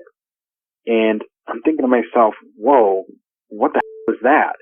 And its head on the back looked like I could see ears, pointy ears, that looked like some type of daggers about 8 inches, maybe 10 inches on the top of its head. And as I am shining the light, I hit the top and I see like this, whatever this thing is, it turns and steps away a little bit from the tree, and I can't believe what I'm seeing. This thing had a snout like the most stereotypical werewolf. That's all I thought. This is a werewolf. But my brain isn't working properly because I'm thinking to myself, this isn't real. There's no way that I'm seeing this creature here. This looks like, if you've ever seen the movie Van Helsing, it looks like that exact werewolf, almost 98% similar. Okay, and now I can hear my heartbeat in my ears. It is all quiet around us, other than this breathing from this creature I'm looking at, and I'm just completely shook to my core. I've never seen anything like this in my life. This isn't supposed to be real. This isn't a real creature. There's no way that I'm looking at this. I'm staring at this thing, not knowing how much time has gone by. And it turns a little more, and I see its eyes. Now, its eyes were like a bright, if you held a Corona up to the sunlight, that's what this thing's eyes looked like a goldish amber color. And it turns, and I see its snout. It looks like a dog snout, but it's got a massive head. And I'm talking, I can see its arm a little bit, but just its hand. And I'm trying to rack through my brain, and I'm seeing all of these things kind of at once, and they're not making any sense to me. It's got a huge head. The hair on it is like this short kind of, it's not shaggy. I could almost see its skin underneath. But I'm noticing that this thing's got bright gold eyes, pointy dog ears, and a snout like some type of canine creature. That's when I am trying to process all this, and it seemed like 20 minutes. I don't know exactly how long it was, but all of a sudden Gene screamed real loud, and that scared me even more. And at that point, that broke the silence, and this thing stepped away from the tree it was up against, and I couldn't believe what I saw. This thing, it was making some type of cracking noise, like if you had 15, 20 people together cracking their knuckles in a microphone on a loudspeaker, and bones were breaking inside of somebody's body. This thing stands up on 2 legs, Vic. Its back legs, it has haunches like a dog, okay? This thing is almost 8 foot, 9 foot tall. This thing is so big, at 15, maybe 18 feet away, I could see this thing clear as day. There was no question. My spotlight is on this thing, and it's fully charged, brighter than ever. I couldn't believe what I'm seeing. Its chest looked like some type of world record bodybuilder. This thing was jacked. Its arms from the shoulder to the elbow looked like a normal length, but the length from the elbow to the wrist were extra long, almost twice as long as the top part. It had hands, Vic. This thing had 5 fingers with nails on them. Sharp nails. It looked like black knives on the tip of its fingers, a couple inches long. It just had these big hands.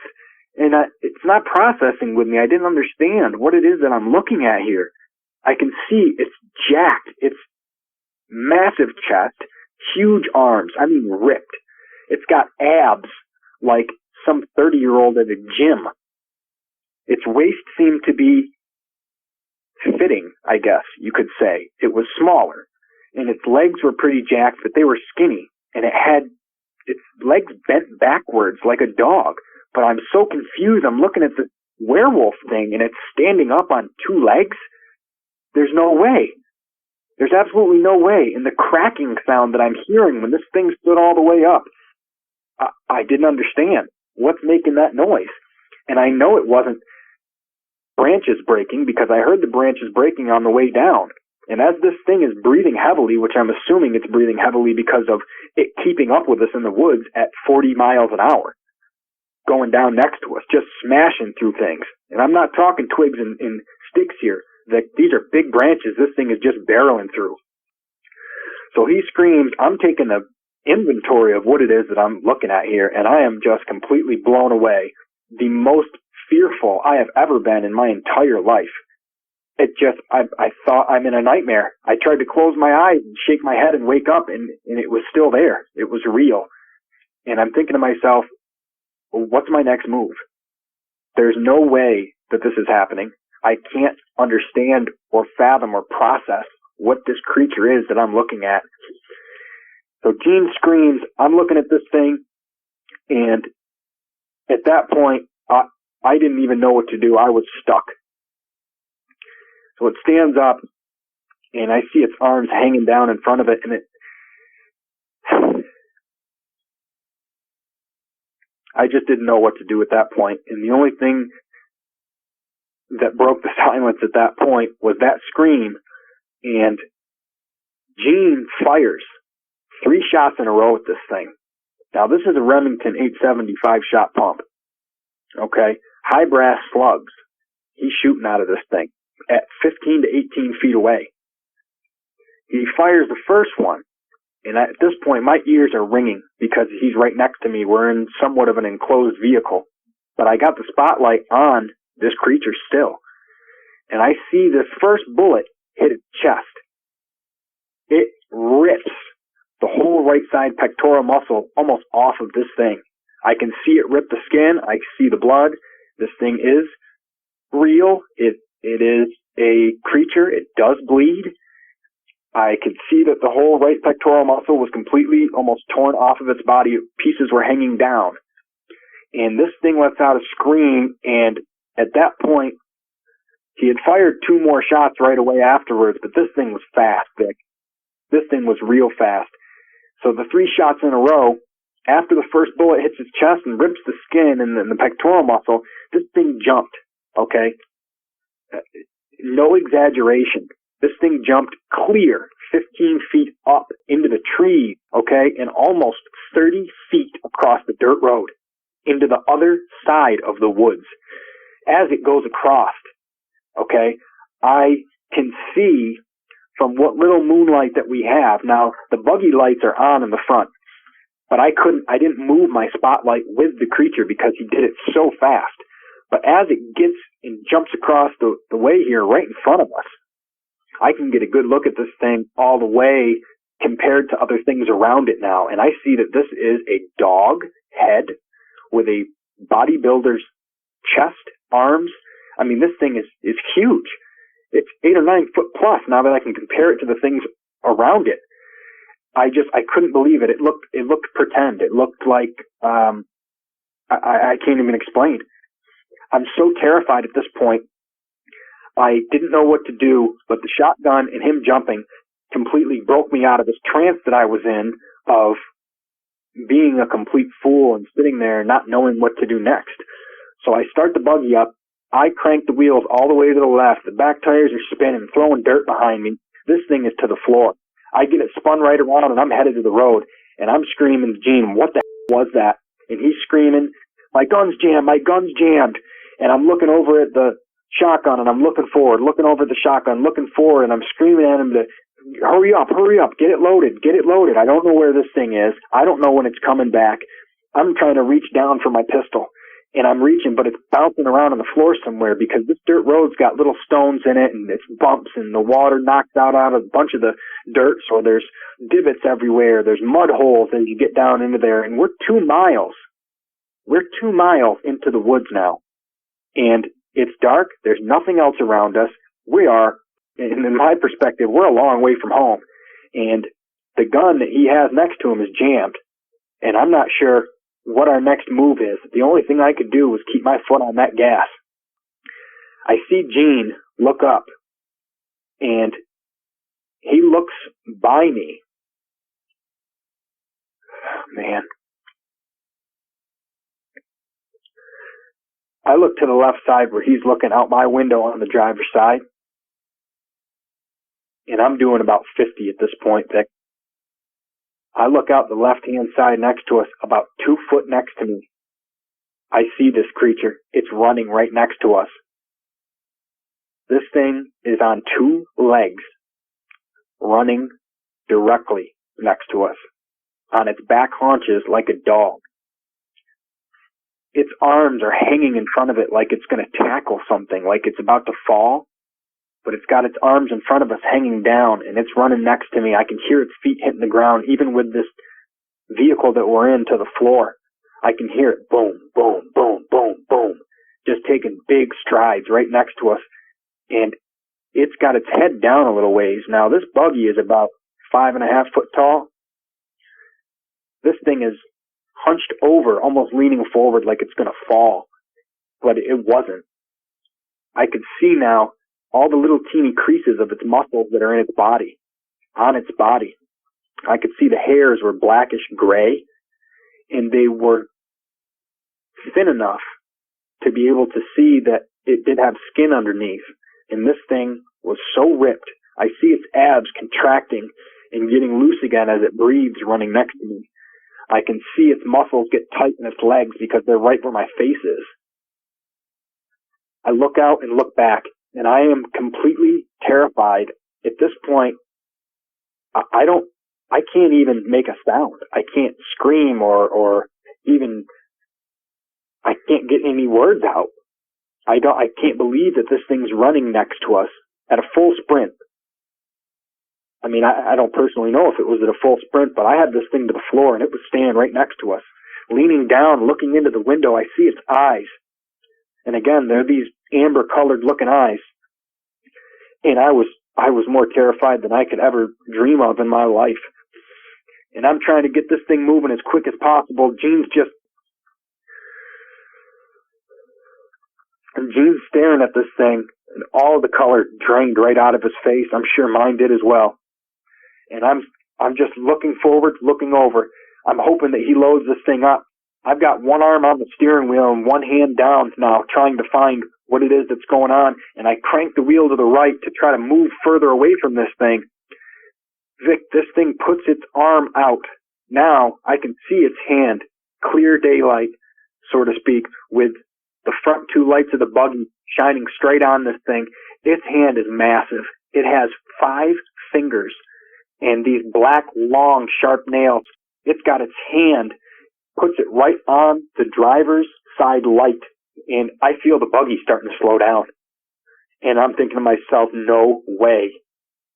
This thing had the intelligence to put its hand in front of the vehicle, put it on the vehicle I was in, and put its hand on the light. And I remember looking forward, and I could see the light completely cut off the whole left side of the trail. because the only thing that we've got for light right now is the two front lights pointing forward, and it is dark as out.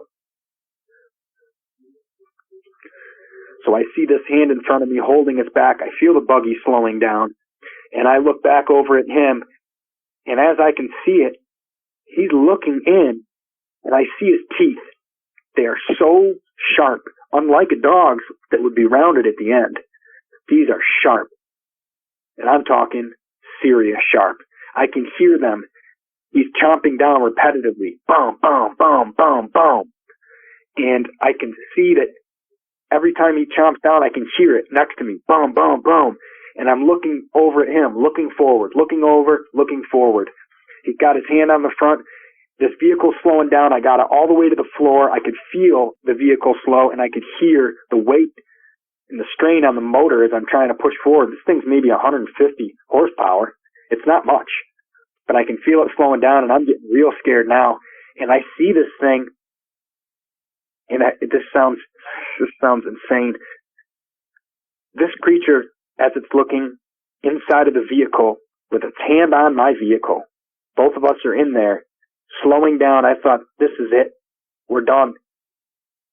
It smiles. Its lips curl up on the side, and it smiles. And I am just in complete fear, shook to my core. I have absolutely no clue what to do. I felt like it had taken everything from me that I've ever known to be good and true, and it had completely smashed it to the ground. This thing's aura, its whole demeanor, it was just the most evil thing I've ever felt in my life.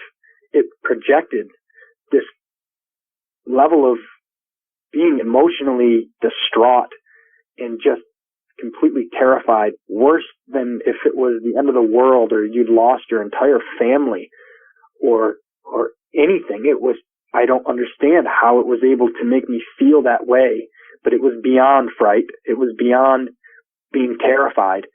It completely drained my soul. This thing was beyond evil. And I see this smile, and I mean, at this point, there's nothing I'm not going to believe, because I'm where I am right now. Everything starts flashing through my head. This is the end of my life. I have memories that I want to create with my family. What about the last person that I argued with? I didn't get to even apologize to them. I don't want to end like this. I have goals that I want to achieve. I want to try to be the best version of myself. I have character flaws, as everyone else does, that I need to work on. I have things that I regret, that I wish I would have done differently, experiences that I wish I would have taken advantage of. And I'm thinking to myself, my whole life is literally flashing in my head. Boom, boom, boom, boom. Different things. And when they say your life flashes before your eyes, it really does. And I wasn't able to even do anything. It's just, I'm looking forward, trying to drive, looking at this creature, and I didn't know what else I was supposed to do. I'm thinking about my baby girl, and I'm thinking about my wife, and what's going to happen? How are they going to find me? How are they going to provide? My daughter and my wife have to grow up without anybody around. What's the story that's going to be told? Accident in the woods? Vehicle accident? I know it's not going to say huge freaking wolf man attacks guys in woods. We both know it's not going to say that. So I'm racking my brain here, and I am completely distraught. And all of a sudden, I hear boom! And at the same time, I see Gene has the shotgun pointed in front of my face. Now, we're sitting side by side going forward towards the road in the woods. He reaches to his left and points the gun. The barrel's directly in front of me, but I'm looking forward, so it's about to shoot to the left where this creature is. And as soon as he pulled it up, I see this thing disappear out from next to me. And he still fires, but he had missed it. My ears are ringing. I see this thing, he's gone. How does this creature have the intelligence to be able to completely stop? It saw that gun was pulled up. It knows what it did to it. I could see it ripped up, its chest ripped up again when it was running next to us. It knows what the consequences are from the end of that barrel, because just prior, it had felt that. It knows. And when that firearm got held up, this thing let go of the front of the vehicle. I felt the strain and the load be taken off the motor. We speed back up, and this thing's gone. And I'm like, whoa, how did it realize that that's what was going on? Now, I don't know how much time had gone by. It had felt like about 2 hours. So now, as we're getting down the road, I'm thinking to myself, this thing's just smirked at me like an almost taunting type of deal. It was about to stop our buggy completely. And it reaches out with man's hands with claws. I mean, what is all this? I'm out of control trying to think of everything, but I'm glad that it's not next to me anymore. But I'm still terrified because I have no clue where this thing is. I hear it now crashing into the woods next to us again. The same sound I heard as we were coming in. And this thing is just boom, boom, boom, blasting through all these woods next to us, through branches, through everything. I just like, okay, next time he comes in, we're going to get hit, and we're going to get hit hard. And all I could do is keep it to the floor, but it stays in the woods over there for the next maybe 12 seconds. It didn't come back out yet. And I'm like, dude, we're not going to make it to the road. And all I'm saying to Gene is, when that thing comes back out, hit it again, hit it again, hit it again. And he's got the gun out the window, aiming it out there. I'm driving forward, and we hit the road. It seemed like it was forever, but we finally hit the road. I didn't slow down. I hit that road. I cranked the wheel all the way to the right. The back tires slid off the gravel and onto the road. Tires are squealing. And then I see it. It tried to flank us. It tried to jump out right there at the edge of the woods and cut us off. Or so I thought that's what it tried to do. But I get to turning. I slid. We lost speed sliding onto the road, but I still got it to the floor. Gene, I can feel him lean over onto me because of the G-force from turning at 40 miles an hour, skidding onto the road. This thing jumps clear, easy, another 20, 25 foot out of the woods onto the side of the road where the ditch is, and now it's behind us. And we're going down the road, and Gene's got the gun pointed back to it, and he's not shooting anymore, though. And as soon as he gets the gun pointed, when we straighten the vehicle out, he's got the firearm pointed down back behind us where this thing's standing. And it kind of leans down a little bit, and I see it go back down on all fours. And it's sitting there. It lets out this huge roar again, the same noise that I had heard numerous times with my wife earlier when we were in the woods, and when I was by myself coming home prior to Gene and I going out in the woods, when I had just walked in the house before my wife showed me the scratch. And all the cows went crazy. So we're getting down the road. Now this thing, he sees the gun get pointed back out, goes down on all fours, and then launches back over into the woods, another 20, 25 foot. And now I can't see him because it's as dark as it is. I can still see the silhouette from down there, though. So it launches back into the woods, and we get back to the house. I pull in, I stop, and we sit in the vehicle for a second. I have the garage door opener in the buggy, and I pull it into the garage door, and I'm staring behind me. And now I reach down, I grab my pistol, which is a .357 Magnum. It's a 5-shot revolver. It wouldn't have done anything to this creature. It got shot clear 18 feet away with a high brass slug from 12 gauge, and it just ripped its chest open. This thing didn't even care. It just pissed it off. So I've got my pistol, my hand's shaking, and I've got this thing pointed out in the back. And I see Gene's got the shotgun on his side pointed out towards the back.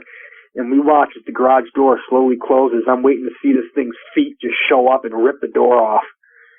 And the spot between where the door closes and the concrete's getting smaller and smaller and smaller. And I'm thinking, okay, I don't see it yet. And we sit there, finally closes all the way. Now I'm thinking I've got to get inside. My family's inside. So we shut the buggy off. I open the door. I look outside. I don't see it. I don't hear it. So we get going back in, and I get inside, and I'm looking at Gene. We're not saying anything at first. And I popped the door open, and I said, hey, we're back. And I didn't know what else to say. I didn't want to say anything running inside the house like a crazed lunatic trying to explain that we were just attacked by a werewolf. My wife's going to tell me to stop drinking. You're an idiot. I wasn't able to even explain anything, and nor did I want to, because I'm going to put the fear in my family. 2 girls in the house? No, I can't do that. But I did want to check to see where they were. And they were in the living room. And I said, can you go upstairs for a minute? I want to come up and talk to you. Grab Gianna and go up there. I have something that I want to discuss with you, but I want you to go up there real quick. Gina and I will be up in a minute. And I closed the door, and I come back out into the wood room, and I'm sitting back there, and I look at Gene, and I said, dude, what the was that thing? And he said, Brandon, I don't know. That's not supposed to be real. I said, that was a werewolf. And he said, I've never seen anything like that in my life. And he's the one that had said it looked like the werewolf from Van Helsing. And that's when it clicked in my head. And immediately I was like, yeah, you're right. It did.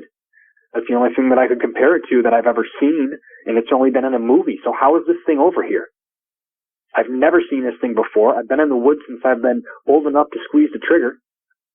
I've never seen anything like this. Now my heartbeat's slowing down. I'm kind of gaining some type of sanity back. Trying to think about what this thing could have been, and nothing other than, a stereotypical werewolf from a movie. So now I'm in fear that this thing's going to come into my house because it's got my scent. It's pissed. Gene blew its whole right pectoral muscle clean off its body. It's bleeding. It's mad. I don't know what's supposed to happen next. I'm trying to think, did we piss it off? I do remember, I'm trying to think if we pissed it off originally from coming in and all the deer running out, I took its food away or something. I would imagine that it eats deer. I love venison. Why wouldn't something else? Let's be real here. I couldn't believe what I had just seen, and I didn't really know what else to say to Gene. All I said was, please don't say anything. After we had discussed what had happened in details of the thing, so we could both kind of recap on what it was that we saw, I kind of said, please don't say anything to Carissa. Please don't say anything yet until we can figure out what's going on here. And I said, I'm going to go inside. And he said, I need to get back to my house right now. And I said, okay, I understand. Please give me a call when you get home. We only talked for about 15 minutes and just going over what we had seen. And it was a very difficult conversation because it's not supposed to be real. And we both just were completely stunned that this creature was physically standing in front of us and it had done what it had done. And the level of intelligence of this thing was beyond any creature that I've ever seen. This was smarter than some humans that I associate with. It was intense. So I said, please call me when you get home. So I know that you made it home. I need to go inside and figure out what I'm going to do. And I said, please don't say anything to my wife. And he said, I won't if you don't. So I said, okay. I said, let's meet up tomorrow. Call me when you get home. So he leaves. He calls me and says I made it home. He's only about 2.5, 3 miles up the street. He gets home okay, no issues. I go upstairs and she goes, so what the hell was that? And I didn't want to tell her at first, which I have since then. I said, this is a coyote issue out there and some type of dog thing. And I didn't want to lie to her, but I didn't want to put the fear of God in her as I was feeling. I would never want anybody that I care about to feel the way I was feeling. No way. It took the trust away that I had from going into the woods. I don't want anybody else to lose that love they have for being able to enjoy the outdoors. That's a terrible thing. So I said to her, it was an issue with some dogs. And she goes, what do you mean? What kind of dogs?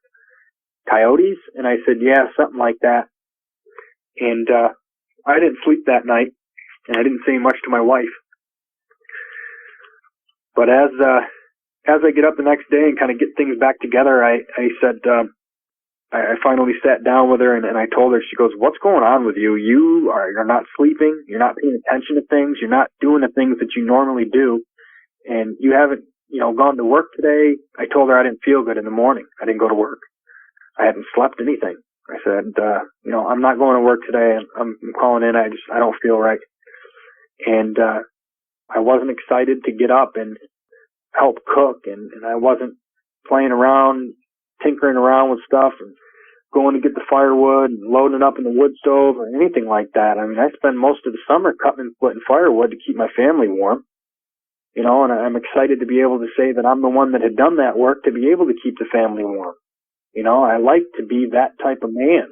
I like to be able to do the work, see the difference I've made, you know, fixing the house, doing anything, electrical, windows, siding, painting even, any type of remodeling stuff. I like to know that I did that. I fixed this for my family. I kept my family warm and did this. I fed my family with the squirrel or the rabbit or the deer or whatever it may be, or the fish that I caught, anything.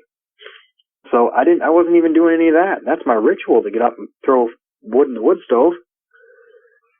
And she said, something's going on with you. You need to tell me the truth. What did you see in those woods the other night? And I said, okay, you're not going to believe this. And I sat down and I went through what I had told her, just as I had told you. And it scared her. I left out some details, that's for sure. But I explained to her what it was, and I said, I don't know what I'm supposed to do. I don't want you going outside. I don't know what to do yet. And she said, you need to call the police. And I said, honey, the police aren't going to do anything. They're going to look at me like I'm an idiot. They're going to tell me to lay off the weed or something. They're going to tell me to lay off the drinks. I don't know what they're going to say. So finally, a little more time went by, and I thought, you know what, I am going to call the police. I'm going to go through, and I'm just going to let them know I've got something in the woods, some type of rabid dog. I think that's what I'll go with, I said. So I call them up, and I say, this is what's going on, to at least get them to come out. So Kiowa County Sheriff shows up. It's a small town, so I know him personally.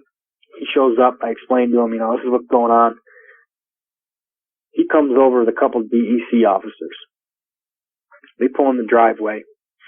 I say, hey, how you doing? And he goes, not much, Brandon. I mean, like I said, small town, first name basis.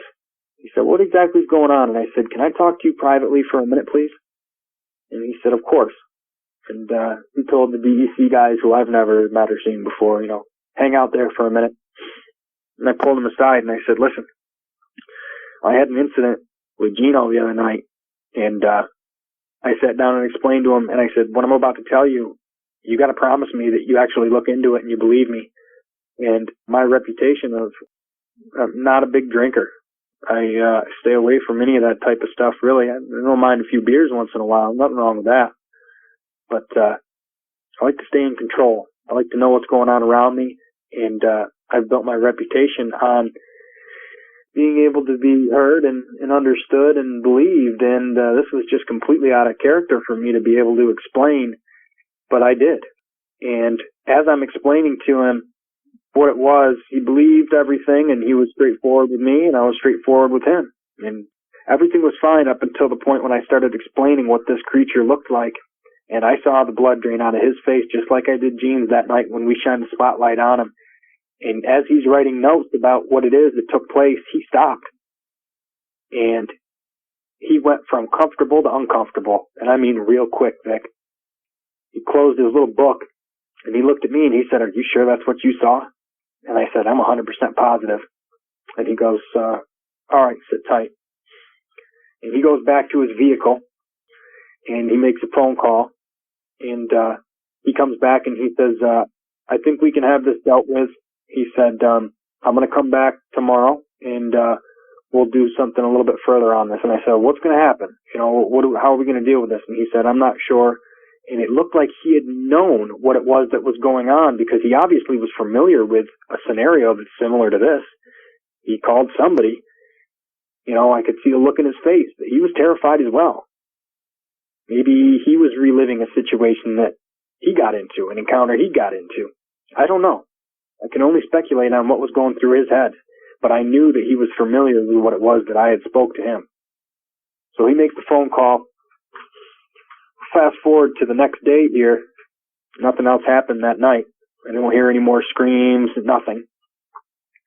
Now, we get to the next day here, and the sheriff pops back over. Now, he's got this van or big enclosed truck thing with him, all black. And he's got this guy with him. He pulls in front, the other vehicle, this big bulky looking thing pulls in behind him, and I see him on the cameras because I got cameras all around the house.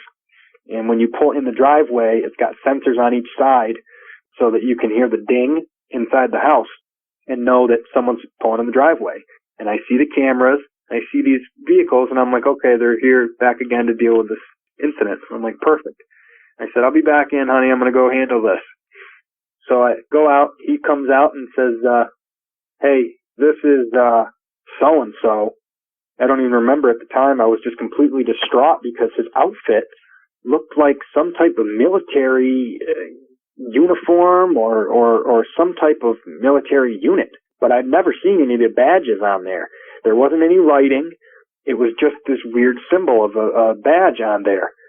It wasn't anything that I was familiar with. And I shook his hand and he said, "You're Brandon?" I said, "Yeah." And he goes, "Run by me again exactly what had happened." So I took a couple minutes and I explained to him in general what it was that was going on. At that point, I can see he's got a pistol on his hip. And at that point, he motions over this wave or whatever, and I look over it. Now 5 more of the same type of people, the same type of outfits, gets out of this black van truck thing. Now, as they get out, they all have pistols on, and they have these strapped, what looks like some type of smaller machine gun, SMG, maybe even fully automatic firearm hanging around their neck. And I mean, these guys are some type of professionals here, some type of government professionals. I've never seen anything like this in my life, and I'm very familiar with all the military outfits and uniforms. I've never seen this. So they come out, and they come up, and he goes back over and talks to him, and now my wife's coming out, and she's going, "What the hell is this? What is going on?" And I said, "Go back inside for a minute. I'm not sure yet." And I talked to the sheriff, and I said, what's going on here? I said, what is this? And he goes, they'll handle it. They know what to do. And I'm thinking to myself, okay, I've got a lot of questions right now. I don't know who these people are. What's going to go on? Are they going on a hunt for this thing right now? That's all I can think of. They're strapped up like they're going to World War III. You know, so they come back over. He said something to them quick there. I don't know what it was. And they come back over, and he has me explain the area where where I went down into the woods. And as they start heading over that way, I see them. They have this, one of them has this, it looks like a satellite disc with a smaller satellite disc in the middle. The wider one's about 1.5 feet long. The other one that's inside of that one, the other cone part, is only about 5, maybe 4 inches long. So I'm looking at this thing, and I'm thinking, what is that little device? Maybe a loudspeaker or something. What are they going to do? Yell for this thing in the woods? Or maybe they're going to yell to each other. I don't know. But as soon as he puts it out in front of him, I'm in the middle of a conversation that I can't even tell you what it was about at the moment now that I come back and think of it. But I was just so distracted because he points this thing out in front of him. It looks like it's got a hand grip and a trigger on it. And he hits this thing, and my dog, I've got a year-old pit bull, about 90 pounds, big girl, Maya. Very healthy, never had any problems with her, spent a lot of time with her in and out of the woods. She's trained like you wouldn't believe. Never have any issues. I look over and I see her quizzed up in a ball, shaking like she's having a seizure. I don't know what's going on with her. She's whimpering and crying and screaming. She can't even get up. And I'm thinking, hey, whoa, what's going on here? Why is my dog doing this? And as soon as I had yelled over to that, they had this thing sticking out in front of them, pointing towards the woods. They put it back down. And as soon as they put that device back down, Maya stood up. She stopped doing the seizure thing and crying, and she came right over to me and sat next to me. She was scared, nervous. I didn't know what happened. I'm sure she didn't know what happened to her. And I'm yelling over, hey, what was that? What is that thing? What are you guys doing right now? And he said, we'll be back up shortly to have a conversation with you in a minute. And I'm looking over at the sheriff, and I'm shaking my head with wide eyes like, what the hell is going on here, man? What was this? Did you just see what this did to my dog? So they go out, and they come back a couple hours later, maybe two to 3.5 hours later. Now, the sheriff's gone at this point. He told me basically that I was in good hands and they'll take care of it. but he never really discusses anything or reveals any information about this creature that he's familiar with or anything. It's kind of a quick hi and bye, I'm handing this off to them. Now, these got to be some type of government people, because I've never seen this outfit, as I said before, and they had some type of devices and things that I'm not familiar with. It did something, some type of sound wave or some type of energy that came out of that thing that put my dog into a mess. I didn't hear it and I didn't feel it. It must be something only that animals or dogs can hear. I'm not sure. I'm speculating on that. So they come back about 2.5, 3 hours later, and they knock on the door. I see them walking back up in the cameras, because originally when they had gone to leave, they jumped back in the vehicle. After they pointed that thing out into the woods, they went back in the vehicle and they drove it down the dirt road. So they come back, I see them pulling back up, and I said, so what's going on here? What did we figure out, guys? And the other 4 are over in the woods. They got a couple bags with them, I see, too. So they're over near their van, and I'm talking to this guy, and I said, well, what outfit are you guys with? And he ignored my question, and he said, I got to ask you a couple questions. And I said, okay. So we ran through some things, and a couple of these questions that he asked were, did you take any pictures that day? And I said, no, it was the middle of the night pretty much. It was 8:30, 9:30 at night. And he said, are you sure? And I said, yes, I am. And he goes, okay. And before he had left, he had asked about the deer cams and things before they had went in the woods, and I told him that I got about 30 out there. And he goes, okay. So we went through a conversation of asking if I had what I had come to realize, any physical proof of this creature, which he obviously didn't want me to have. And, I'm no dummy here. I could see that they were looking to see if there was any type of proof of anything, and they wanted it in their possession. Now, come to find out, they go to leave. They say that they'll talk to me, shortly. We'll make sure that we get in contact with you. As for right now, you should be all set. And I said, what does that mean, all set? I have a lot of questions here. I need to know what it is that's going on, and I need to know right now. I'm concerned about my well-being, my family's well-being, and all of my free time is spent in the woods. I can't even go back in there right now unless I know what it is that's going on. I don't know. High-powered rifles, pistols, and shotguns, black powder, that's all I got in this gun safe. I don't know what I'm supposed to do to keep myself safe to go out there. I need some answers. And he said, we need to look a little further into this, and we'll get back in touch with you. For right now, you're all right. Just sit tight. And I said, okay, I don't know what that means, but I'm trying to get more out of him. He won't give it to me. So he goes to leave. As he leaves, I'm trying to look at the license plate. I'm trying to see if I got it on camera. I can't see the license plate. It has some tint thing. There is a license plate. It is a New York license plate, and I can't make it out. I tried to look on the cameras, couldn't make it out.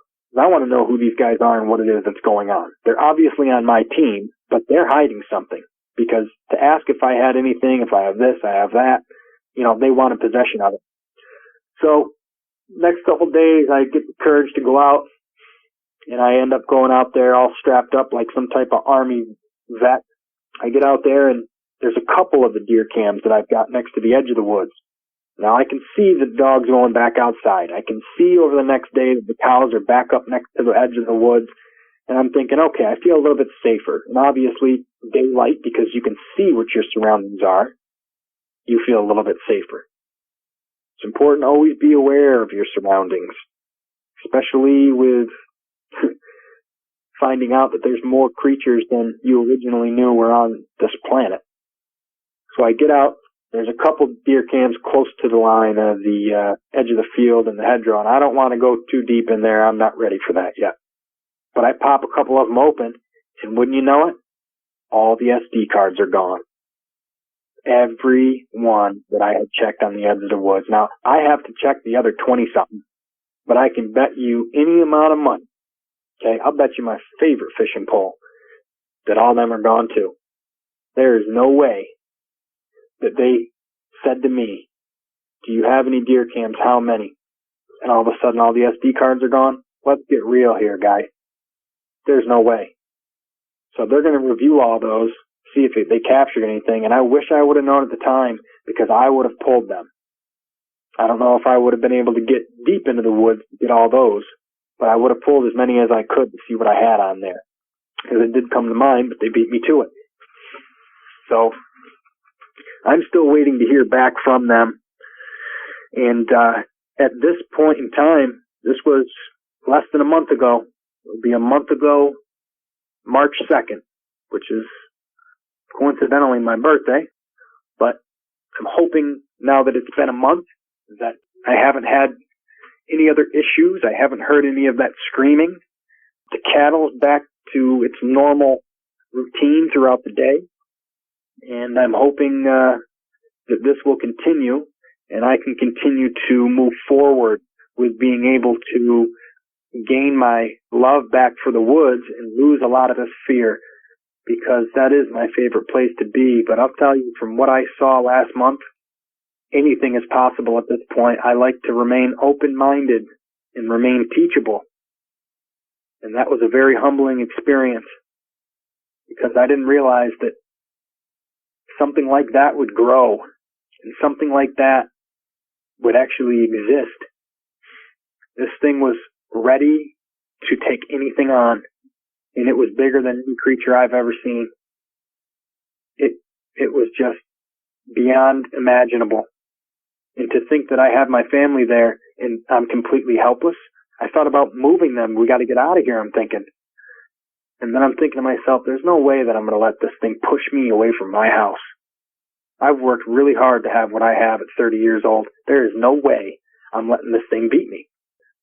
But over the next week or so, I couldn't sleep well. I was not focusing on things. All I could keep thinking is, I'm going to see this thing through my window one day, and it's going to blast through, and it's going to take my family. I don't know what it's capable of.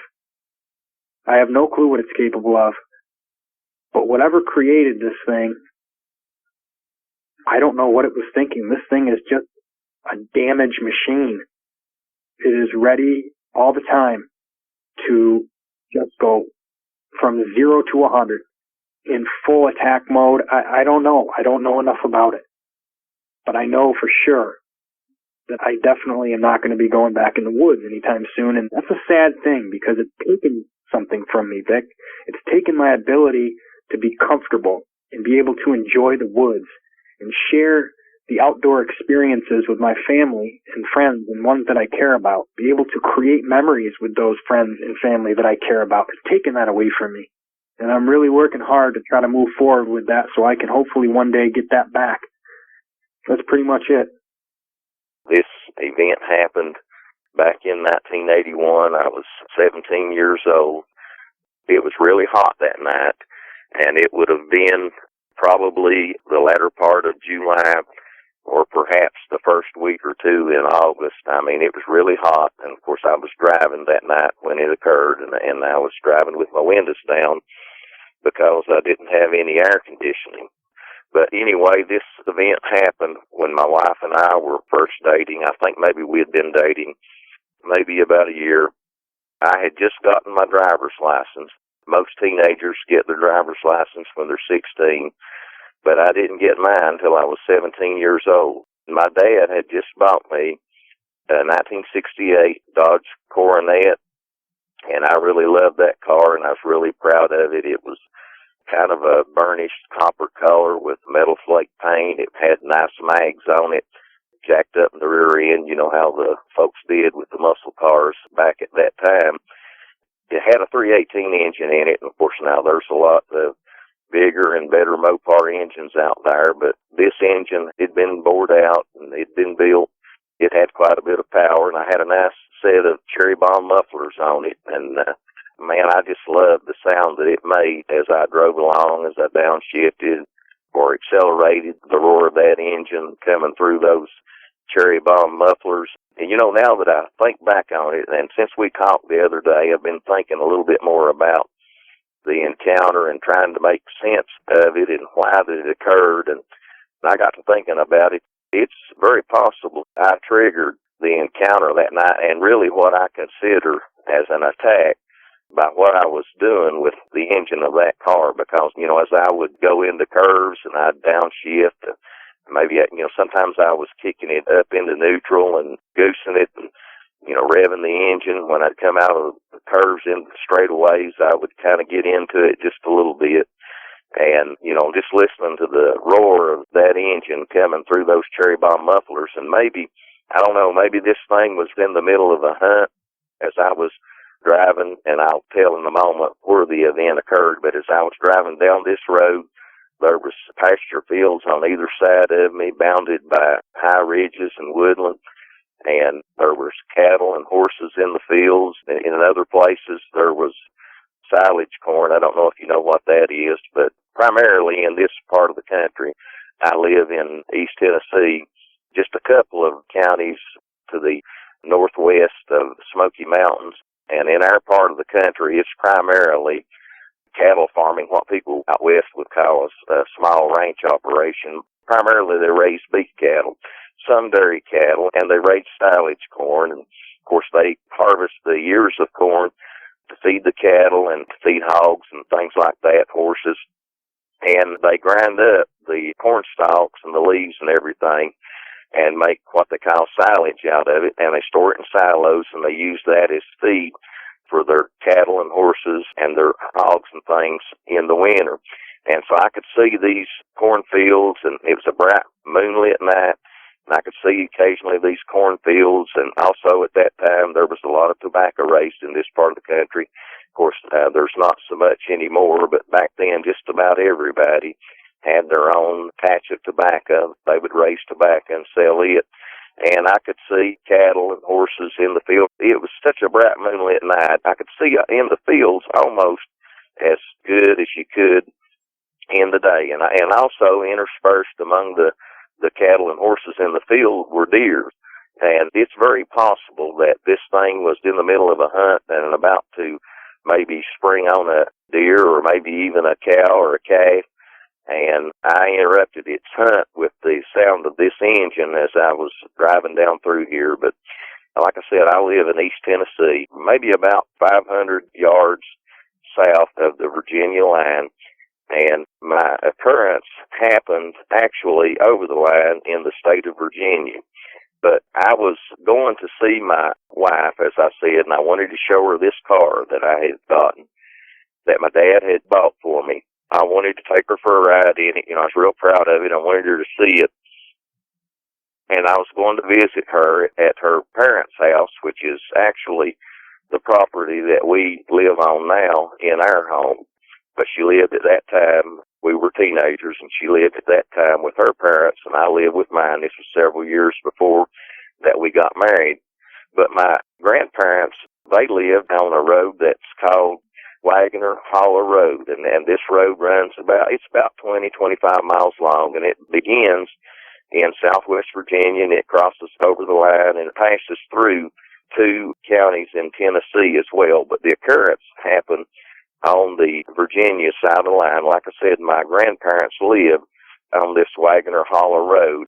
I really don't know why they call it a hollow. It's really kind of a narrow valley, and just like most of the area around here, it primarily consists of narrow valleys and hollows, and bounded on all sides by high wooded ridges. We've got a lot of trees here. I mean, you could start from where I live, a squirrel could, and can just about, almost without any breaks, except for, where the roads do pass through, travel from my house through the state of Virginia all the way to Cumberland Gap into Kentucky, and almost never have to touch the ground. I mean, there's just woods everywhere on all the ridges all around, and this is how this valley was, this Wagoner Hollow Road. This is how it was. The road was real curvy, narrow country road, and it just kind of meanders through the valley all the way on the Virginia side and on the Tennessee side, with farmland on either side, and of course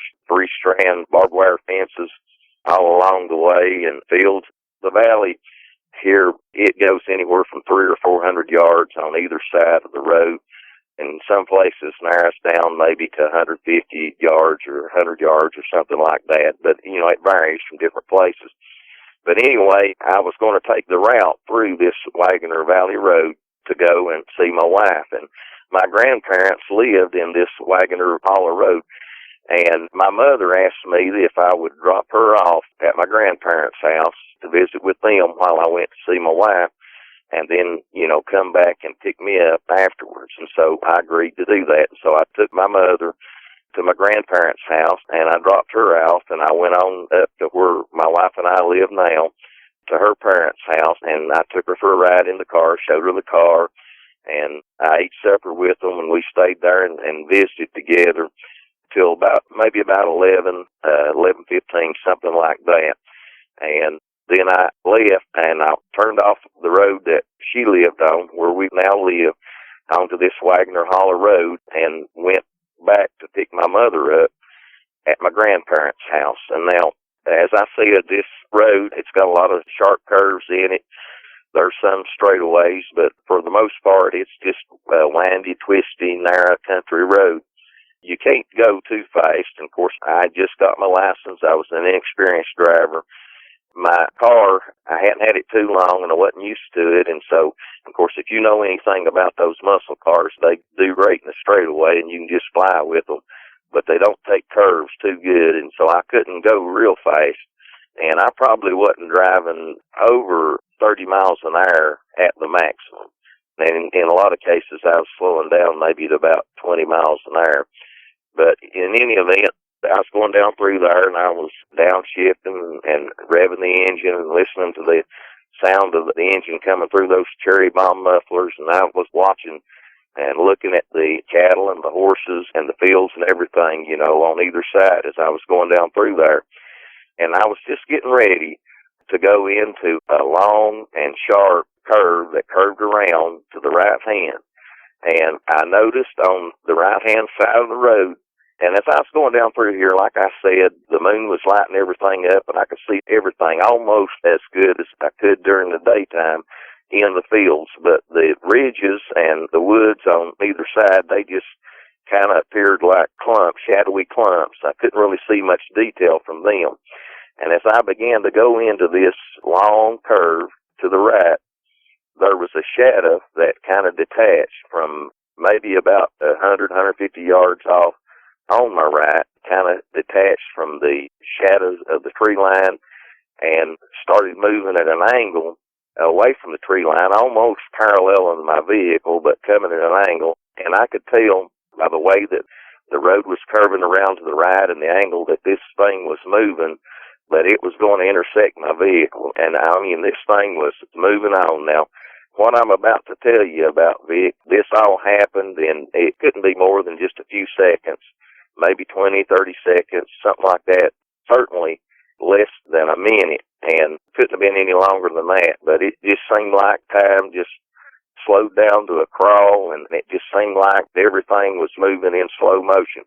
I don't know what it was about it, but there was something about this figure that just unnerved me, and it just made me uneasy. This, whatever it was, this thing it just didn't look, I couldn't really tell what it was about it, but there was something about it that just looked unnatural to me.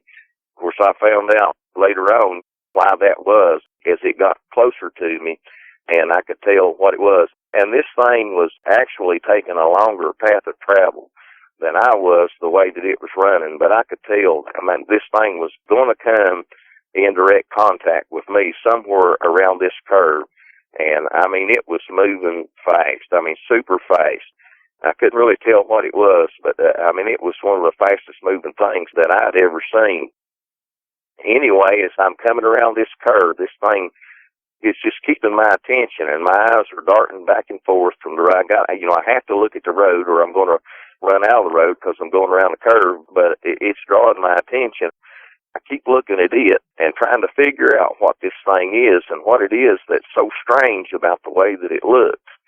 And it begins to draw a little bit closer to me. And, I kind of thought maybe when it first came out, maybe it might be a deer. There's a whole lot of white-tailed deer in this area that we live in, and pretty much on a daily basis when I'm going to work, I'll see one somewhere along the way that's been hit by a car and killed. And, I didn't want this thing to run out in front of me and hit my car. And for one thing, at that time in Tennessee, there was no law requiring you to have automobile insurance, and my dad, he didn't believe in having it. And so I didn't have any insurance on my car, and I didn't want this thing, whatever it was, to cause me to wreck or to hit my car and do damage to it because I didn't have the money to fix it or to replace it. But then as I was watching this thing, I noticed that there was something strange about it. I noticed that whatever it wasn't running on all fours. Whatever this thing was, it was on 2 feet. I didn't understand what it was. It just seemed to me like, the only thing that I know of in this area, and we do have black bears, they're rare, but we do have some in this area, but a black bear just cannot move at the speed that this thing was moving at. A black bear, when it gets up on its hind legs, it's just not natural for it, and it just moves in a clumsy fashion, and this thing, whatever it was just moving super fast, and it was just fluid in its motions in the way that it ran, and no bear could get up on its hind feet and run in the way that this thing was running. But yet, it couldn't be a man. I knew that it could not be a man because I ran track when I was in high school. I ran the 880 relay, ran the 440, and I knew that a human being could not run as fast as this thing was running. And I just couldn't understand what this thing was that was angling across this field and coming toward me, and I knew that was going to intersect me as it came across this field. And as I'm going along, it starts to get a little bit closer as it's running at an angle, but yet at the same time kind of paralleling my car. And it's keeping up with my car. It's keeping up with the speed that I'm going at. And I don't understand this. I don't understand how this thing can be going and keeping the same speed as my car. I'm coming into this sharp curve, and I've got to slow down. And I know that this thing pretty soon is going to come out, maybe jump out in front of me and meet the line of travel of my car. And as it drew closer, I began to see more details about this thing, and it for definite sure was running on its hind legs. It wasn't on all fours. It was on its hind legs like a man, but it wasn't like a man. This thing was on its hind legs, but it wasn't standing up fully erect like a human being does. This thing it kind of appeared stooped as it was running. It was standing up. It was on its hind legs, but yet it wasn't standing up straight. And this didn't look like a human figure. It looked like something totally different. It looked like something that, I'd never seen anything that looked like this thing. And as it begins to draw closer, I began to pick out more detail about it. And I can tell that whatever this thing is, it don't have knees like a human being does. This thing has hocks like a horse or a cow or a deer or something like that. But a four-legged animal like that cannot run on its hind legs like that. Cannot possibly move as fast and as fluidly and as swiftly as this thing was moving. And then I noticed, I could see in the moonlight that it looked like it had a big dog's head. That's all I know how to explain it. It had a long snout on it like a wolf or maybe like a German shepherd. And it looked like it had long, tall ears that were standing straight up on the top of its head. And I could see that it had a long, bushy tail. And the only thing I know that I can think of that it reminded me of was a coyote's tail. But at that time, I don't think that we've got them here now. They came in here now, but I don't think we even had coyotes in this part of the country at that time. I'd never heard about it anyway. And there's no way that a coyote would be that big, and there's no way that it could run on its hind legs like this thing was running. And that tail, it stringed out behind it, that long bushy tail, and it was kind of bouncing up and down a little bit as it was running. And I noticed that this thing had arms, and that the arms, they were kind of pumping like a human being's, but, when a human runs, a human being pumps his arms almost as fast as his legs are moving, and this thing was kind of pumping them, but they weren't moving as fast as its legs were moving. And another thing that I noticed the majority of the time when a human being runs, a human kind of clenches their fist when they're running. And this thing wasn't doing that. It was almost holding its hands, and that's what they looked like. It didn't look like paws to me. I can only describe them as hands. It more or less looked like they were hanging almost limp as it ran, and I could see the fingers hanging down as this thing ran. And as it began to draw closer, I could see that it had hair or fur all over its body. I could see that, and I could tell that. I couldn't really tell for sure, but it looked to me like it was black. But later on, I realized that that's what color it was, but I really couldn't tell the color yet at this point. And so this thing begins to draw closer. And as I said, it was a really hot night, and I was driving along in my car, and I had my windows rolled down because I didn't have any air conditioning on it. And, you know, this thing keeps drawing closer and closer to me, and I just, you know, my unease just grows more and more, and I'm starting to get scared. I don't understand it. I don't know what this thing is.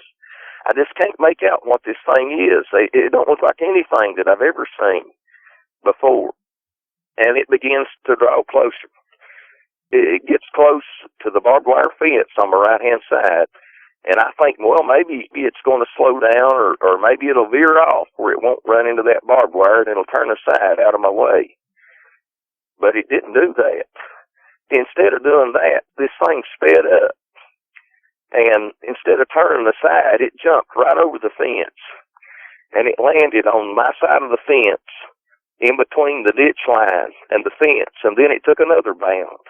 And the next thing I know, this thing is out in the road. I mean, it's right next to my vehicle, and it scared me so bad that I jerked the wheel, and I ran over into the left lane, and I was driving in the left-hand lane, and if there'd been a car coming, I mean, you know, it would have hit me head on, but it scared me so bad when this thing jumped across the fence, and I thought it was going to jump right into my vehicle, that I you know, just not thinking, instinctually, I just jerked the wheel to the left and went over as far as I dared into the left-hand lane. And this thing has started running right along beside of me. And I want to tell you, Vic, like I said, I had the windows rolled down, but I had cherry bomb mufflers on that car, and if you know what they're like, they're loud. But yet, at the same time, I could hear the nails of this thing, the toenails, click, click, click, click, clacking on the road as it ran along beside me. And I could see it good now.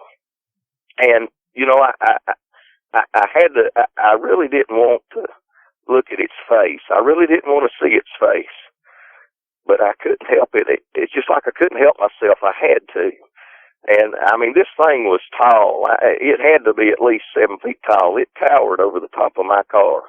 And it was running along beside me. It couldn't have been more than 5 or 6 feet off the passenger side of my car. Just, I mean, right even with my passenger side window. I could see it just as clear as day as it ran along beside of me. And I really didn't want to see its face. But I felt like I just couldn't help it. I had to. And so, and it was so tall, I had to kind of lean over, almost lay over on the right side, kind of in the seat, and prop myself up with my hand on the right side while I hung on to the wheel and drove with the left to get a look at it and to see its face. And I wish that I hadn't, but I did. You know, this thing definitely, I mean, it had to be, like I said, it had to be 7 feet tall, Vic. Oh, God.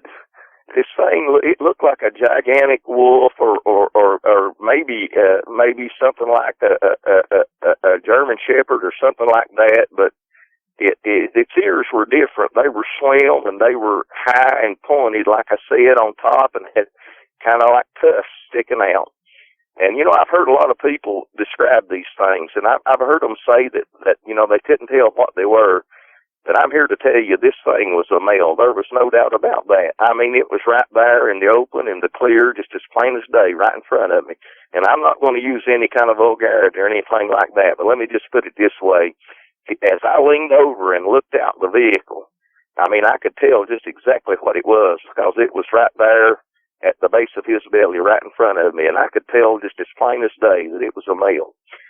This thing is running along beside of me, and you know, at first it's like it's not even seeing me. It's like it's not even paying attention to me in my car. Like it don't even notice us, or like it just don't even care about me being there in that car as it's running along.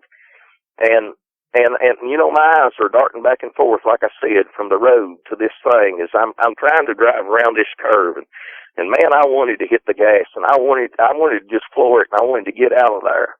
But I didn't dare do it because I was afraid I would run out of the road and run into the ditch, and I would wreck. And there I'd be with this thing, and I mean, I'd just be right there at its mercy.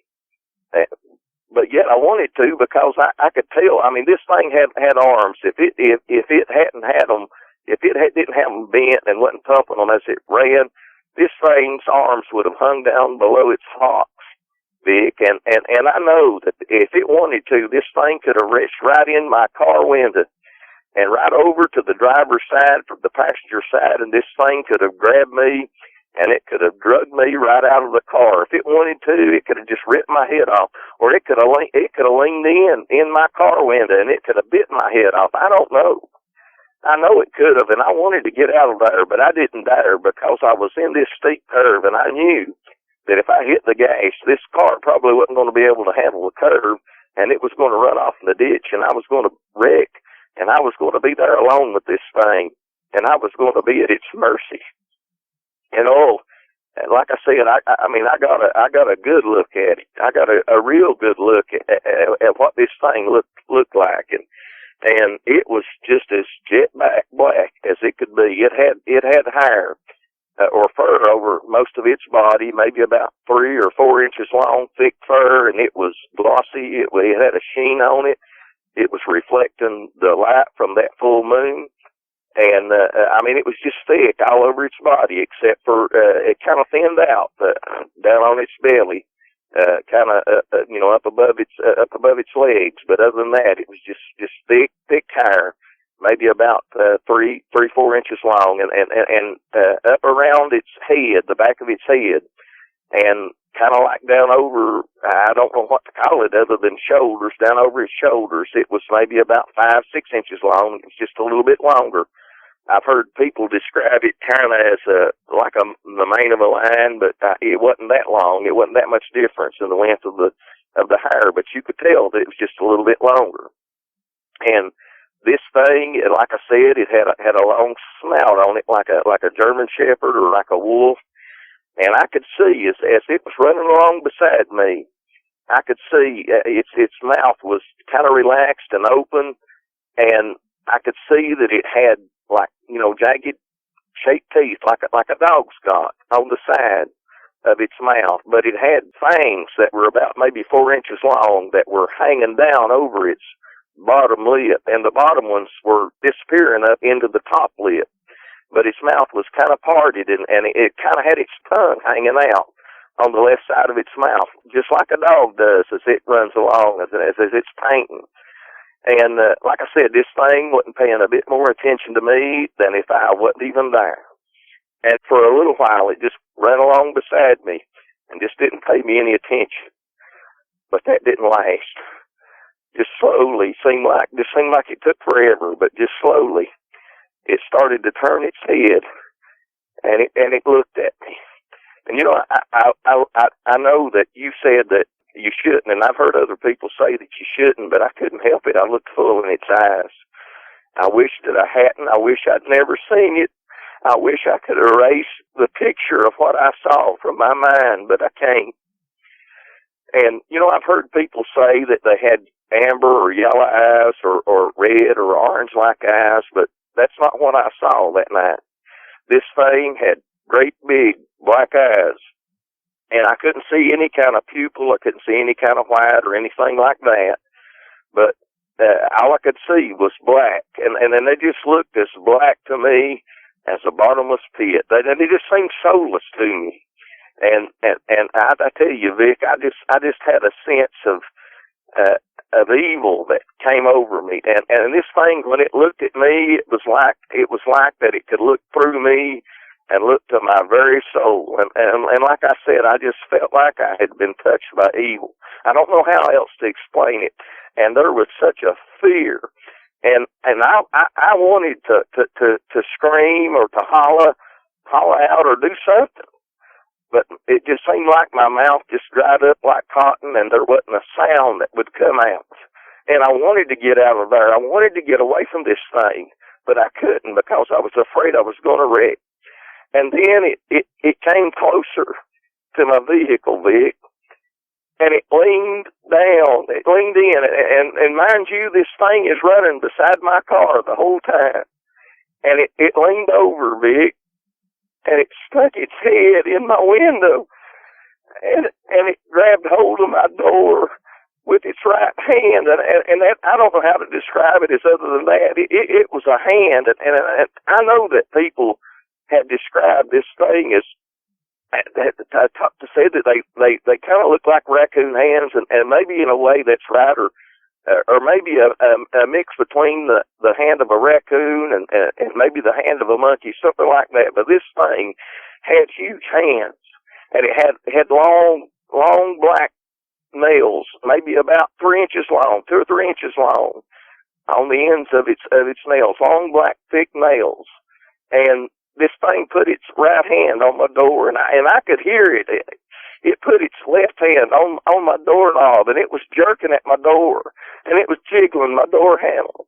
But thank goodness, when I had been at my wife's house, then my girlfriend, and I'd been at her parents' house, I'd locked the car. And when I came back out, I didn't unlock that door because nobody was going to be riding with me at that point before I went back to get my mother. And so it wasn't able to get my door open. But this thing was leaning in my window, and it was looking right at me. And it seemed like that it curled its lips back, and I know it smiled at me, but I don't really remember hearing it. All I could hear was the sound of my engine and the sound of its toenails as it ran along beside my vehicle, going clack, clack, clack, clack, clack on the pavement.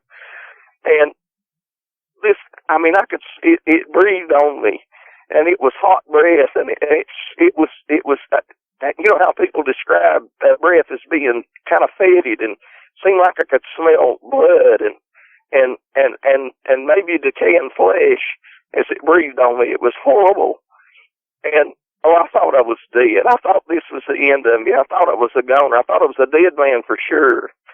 At just about that time, the curve ended, and I came into a straightaway, and I just hit the gas and pushed it to the floor, and I took out of there. I took my eyes off of it, and I looked ahead, and out of the corner of my eye, I saw its nails.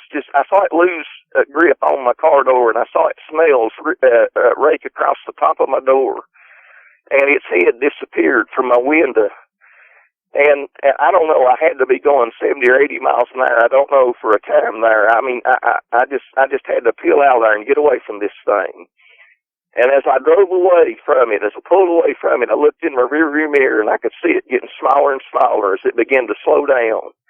And the last thing I remember, the last thing that I saw, this thing veered off to the right again and jumped over the fence and disappeared into that field.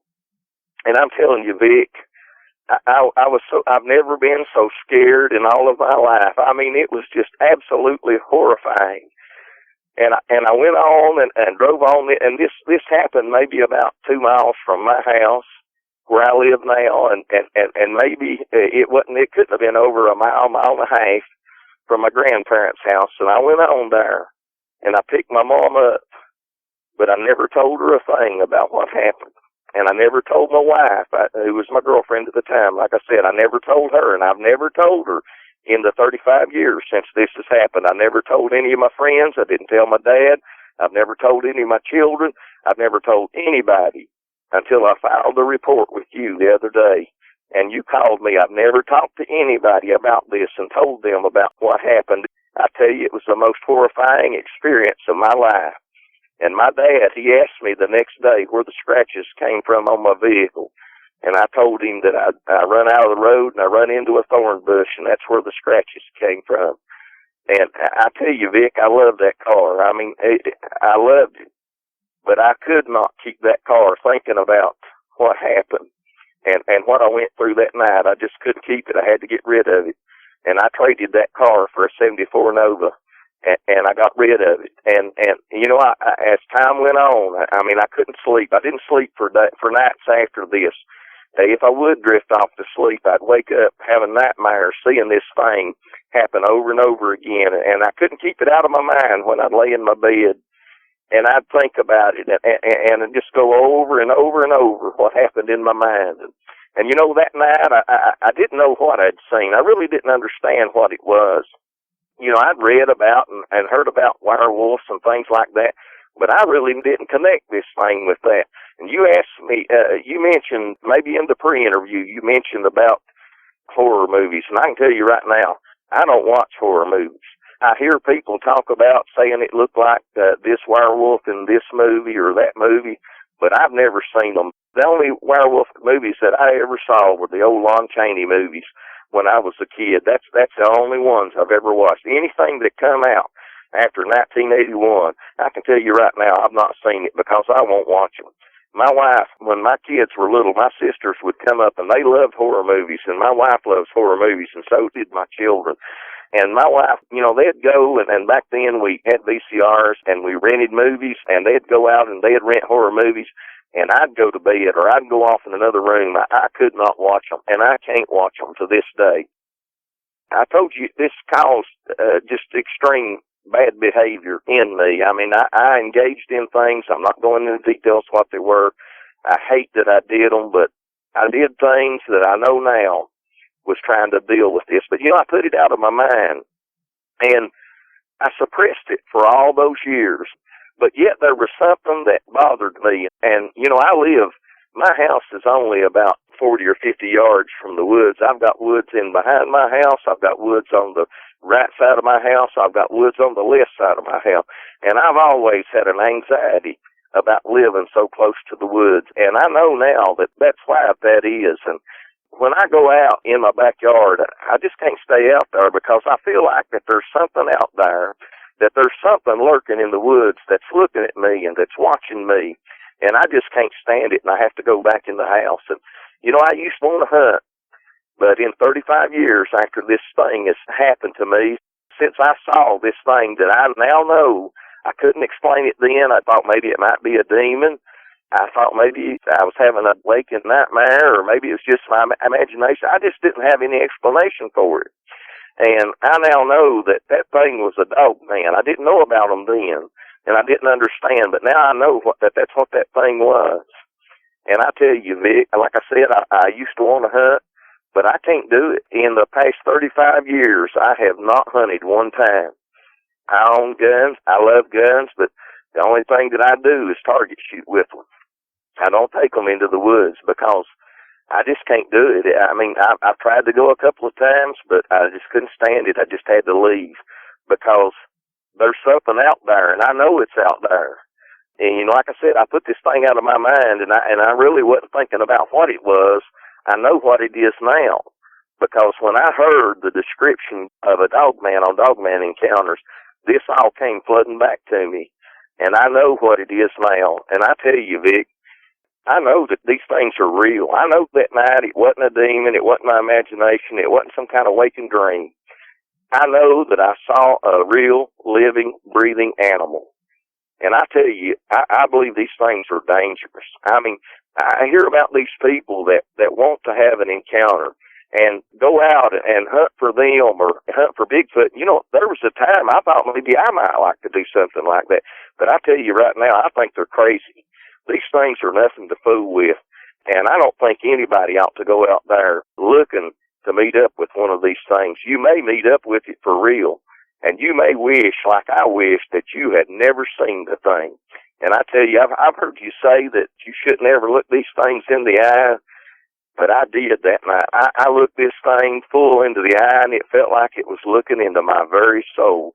I felt like it knew everything about me. And when it looked at me that night, and something else that I forgot to mention a while ago, when it stuck its head in my open window and looked at me, and curled its lips back. I mean, like I said, it was like it was giving me a seditious grin, and it licked its chops. You know, you've seen a wolf or a dog do that. It licked its chops at me, Vic, like it was telling me, I know that you're lunch.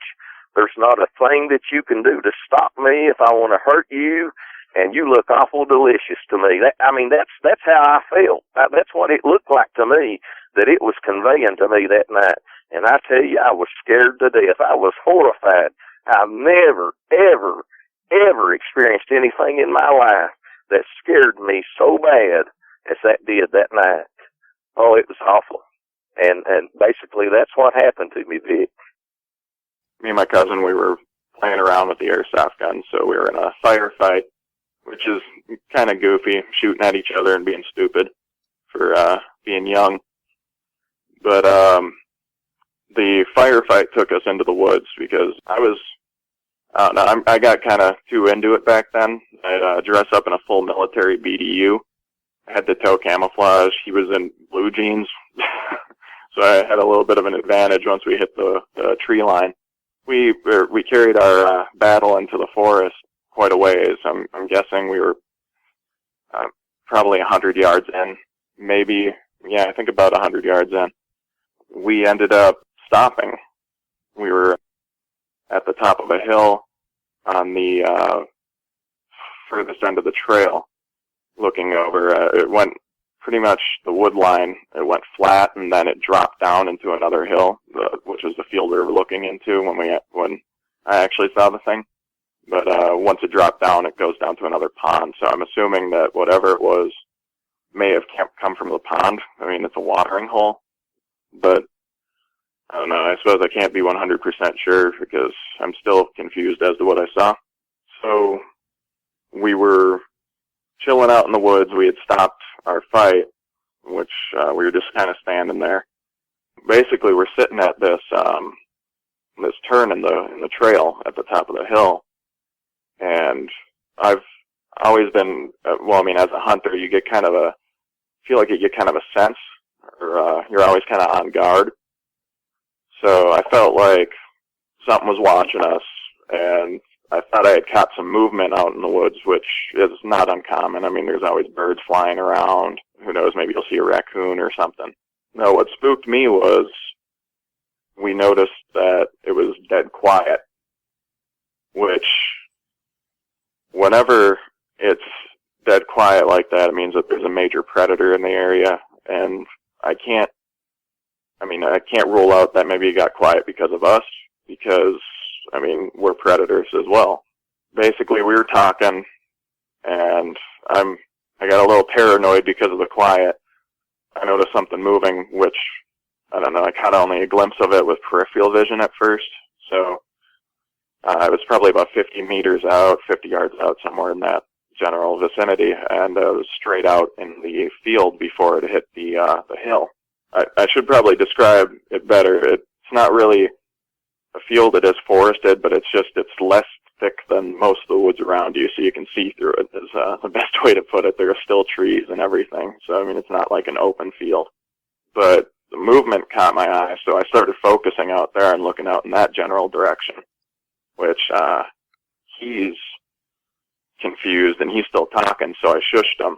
So, I mean, I shushed him, and he shut up quick, and I told him we were being watched, which was mostly a joke, I thought, but I mean, you still get that feeling when you're being watched pretty much whenever you're out in the woods anyway. But I figured the movement that I initially got was probably a bird or something, so I'm just looking around like normal. But then I did notice something that was off in the woods, and remember, it is dead quiet at this point. It was probably at about 12 o'clock, because we were looking straight out when we were talking. And there was a large animal leaning against a tree. I'm sorry if I'm starting to sound a little nervous here. It's kind of making me recalling the event is bringing back some images that is kind of a little terrifying to me. Anyway, though, I had paused, or we had both paused from talking because I got him to quiet down, which was initially a joke until I had actually noticed that there was something leaning against a tree about 50 yards out from us. Or maybe closer, I'm not 100% sure. I'm just guesstimating because it's been a long time since it happened. But the animal was very large. It was very muscular, not unlike, or it was pretty unlike anything else I'm used to seeing. I've seen bear and whatnot, and it just didn't match. The animal itself, it had reddish-brown fur, and it actually almost completely blended in until I managed to get a good focus on it, which I was wearing my glasses at the time, so I had pretty close to 20/20 vision. When I was focused on it, we were close enough where I could see that its fur looked pretty long, and it was, you could see individual hairs pretty well, even though it was pretty far out. But when I was focusing on it, though, I mean, I looked at it, and the first thing I noticed is it was holding on to the tree it was standing next to, and that its limbs, its front arms, they seemed unnaturally long, proportionate to the animal, which, because it was like slouching, I suppose it would make sense if it was taller than I thought it was initially, because, I mean, with how it was sitting or kneeling, it was probably 4 or 5 feet tall, but I think it was obviously because it was sitting down. If it were to stand up, I'm assuming it had to be at least 6 feet, maybe taller.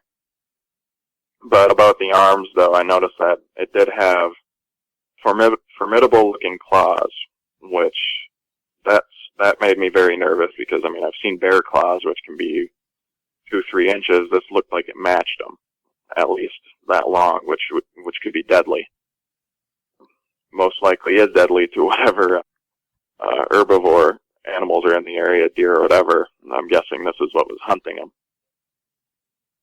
So it was standing kind of slouched down against the tree. It looked like it was trying to not be seen. It was trying to be stealthy, which would mean that it was stalking. I mean, kind of like a cougar will. They'll stay real low in the foliage and try not to be seen. But like with mountain lions and stuff, though, cats, they typically won't attack grown men. So, I mean, you don't have to worry as much about them. This thing, though, I don't know. It was staring at us, and it was panting like a dog pants. So, I mean, we could see its teeth, and it had very large teeth.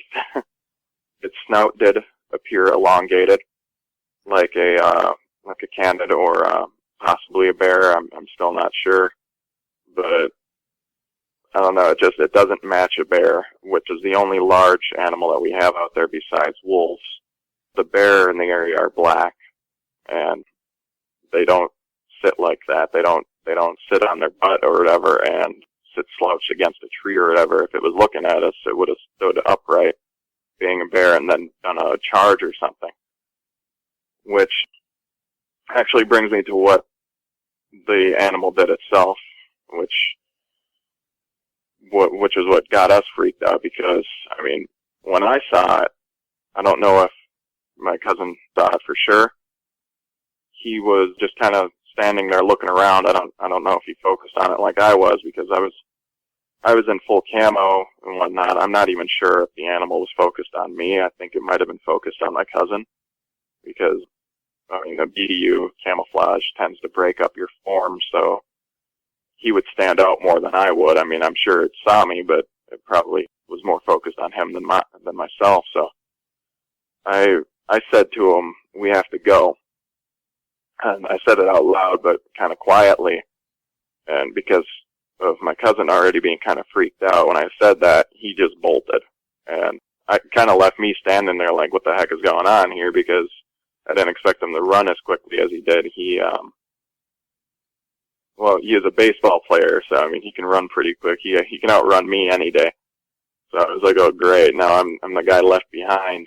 Is what I was thinking. Yeah, he doesn't have to be faster than the Dogman, unfortunately. Yeah, he just had to be faster than me. But the problem was, too, is I also, it flashed through my head, too, is like when you come across an animal that's hostile, typically you want to back away slowly. I mean, like with bear and whatnot, is you don't want to give them any reason to chase you. It sets in the predator instinct. If you run, they'll chase you. Which brings me to what it did, because, I mean, he bolts. I looked at it for a good 3 seconds before it actually started running towards us, which, when it did, it sounded like it dropped to all fours at first and then got back up to 2, which was kind of weird. But like, I don't know if it did that to get kind of a good, like, sprint going. But, I mean, at that point, I mean, when it ran, I took off. So, I mean, I lost sight of it pretty quick, but I could hear it behind us crashing through the woods. But what I'm wondering about is, like, a lot of animals, they'll do what they call a bluff charge. And means they will, it's hard to tell the difference between a real charge and a bluff charge, though, because, like, a bear, you can't tell. If they start running at you, if you stand your ground, and if it's a bluff charge, they'll veer off at the last second, and they'll actually leave you alone. But considering you can't tell the difference, it's just like, you might as well try to back away. But because if it isn't a bluff charge, they're going to mow you over. That's why I was kind of wondering if that's what it did was. But, I mean, I felt like the way it was looking at us, that it definitely wanted to hurt us. But, I mean, there's a chance that maybe it was just defending its territory. It might have been just a bluff charge to get us out of the area, because if the animal truly wanted to get at us, I mean, once we ran out and we got out of the tree line, it stopped following. So at that point, I suppose it's possible that maybe its intention wasn't to hurt us, it was just to scare us and get us out of the area, is the way I look back at it now. But still, I mean, when I caught up to him after we actually got to the tree line, I still yelled to him to keep going, because, I mean, we were still within, 10 yards of the tree line. It was still right behind me. So, I mean, I yelled, go, go, go. And we got out of the tree line. We ran right for the cabin and got inside and shut the door. At which point, my grandparents were in there asking why we were looking panicked and winded. And I knew they wouldn't believe.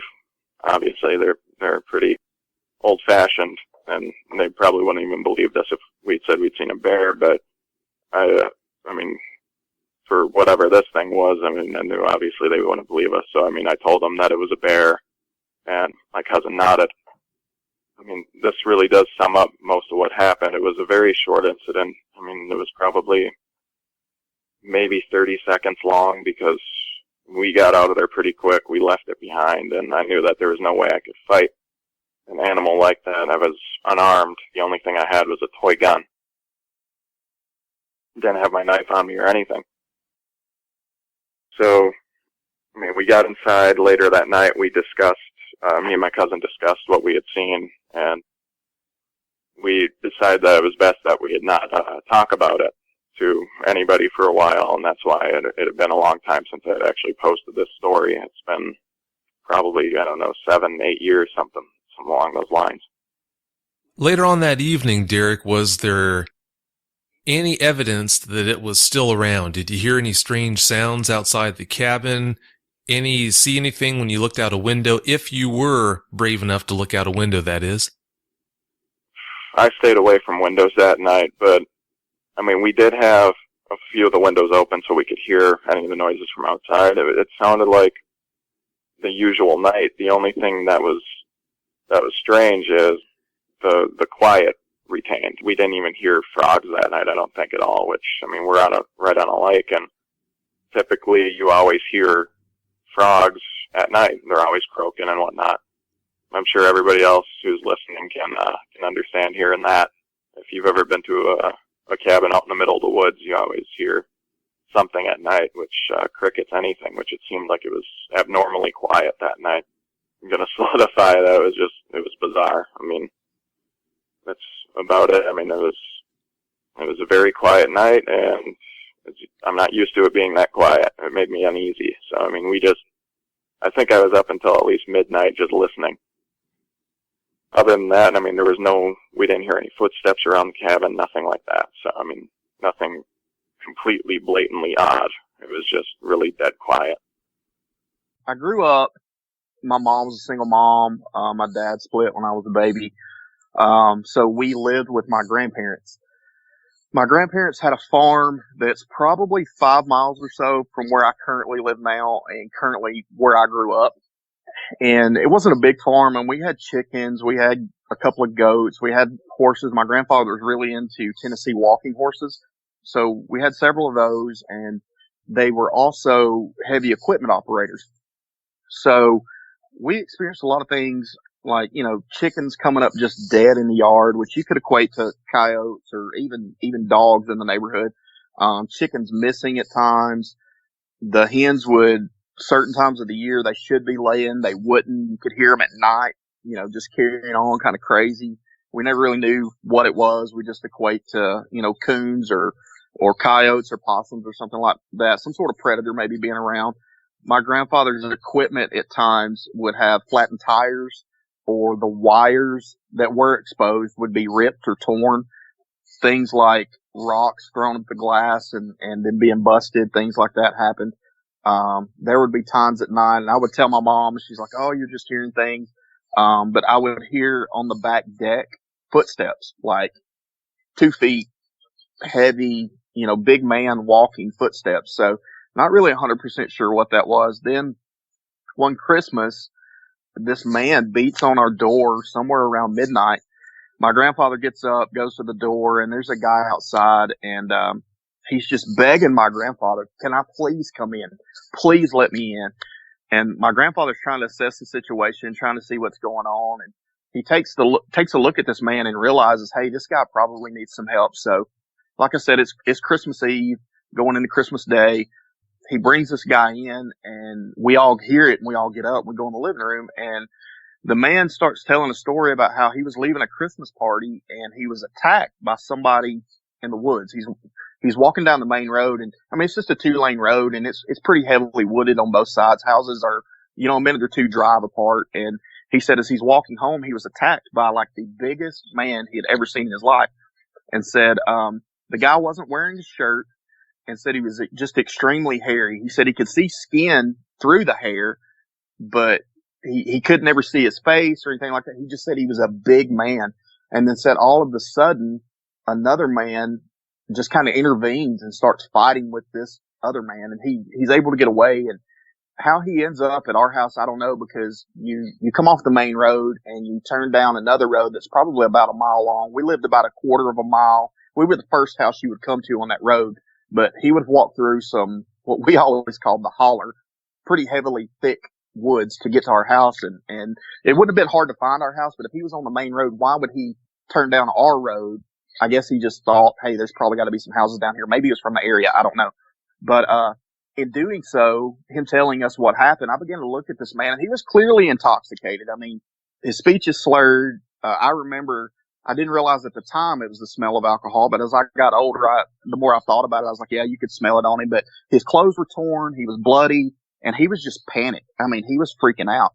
And my grandmother was like, you need to call the cops. You need to call the cops. So he called the law enforcement out, local sheriffs, and they came out. And I remember as he's telling the story, one of the men said, "Oh no, they're back." One of the police officers, "Oh no, they're back." And my grandfather was like, "Who's back?" And he was like, "It's not a big deal. Don't worry about it. There's just been some vandalism in the area. There's been farm equipment tampered with. There's been livestock killed." And my grandfather chimed up, and he was like, "Hey, that's happened to us. We had a horse that was slaughtered. Go out one day, it's just laying there. Had clearly been attacked by some sort of animal. And, an animal that can bring down a horse is pretty large, so, I don't really know what my grandfather thought about it. He would never talk about it. My uncles were practical jokers. They liked to scare us growing up. And that may be part of the reason why I was never really into horror movies and things like that. I mean, they would talk about werewolves, and they would talk about Bigfoot and things like that, and just try to spook us. But they always told us, these things aren't real. There's no real reason to be afraid.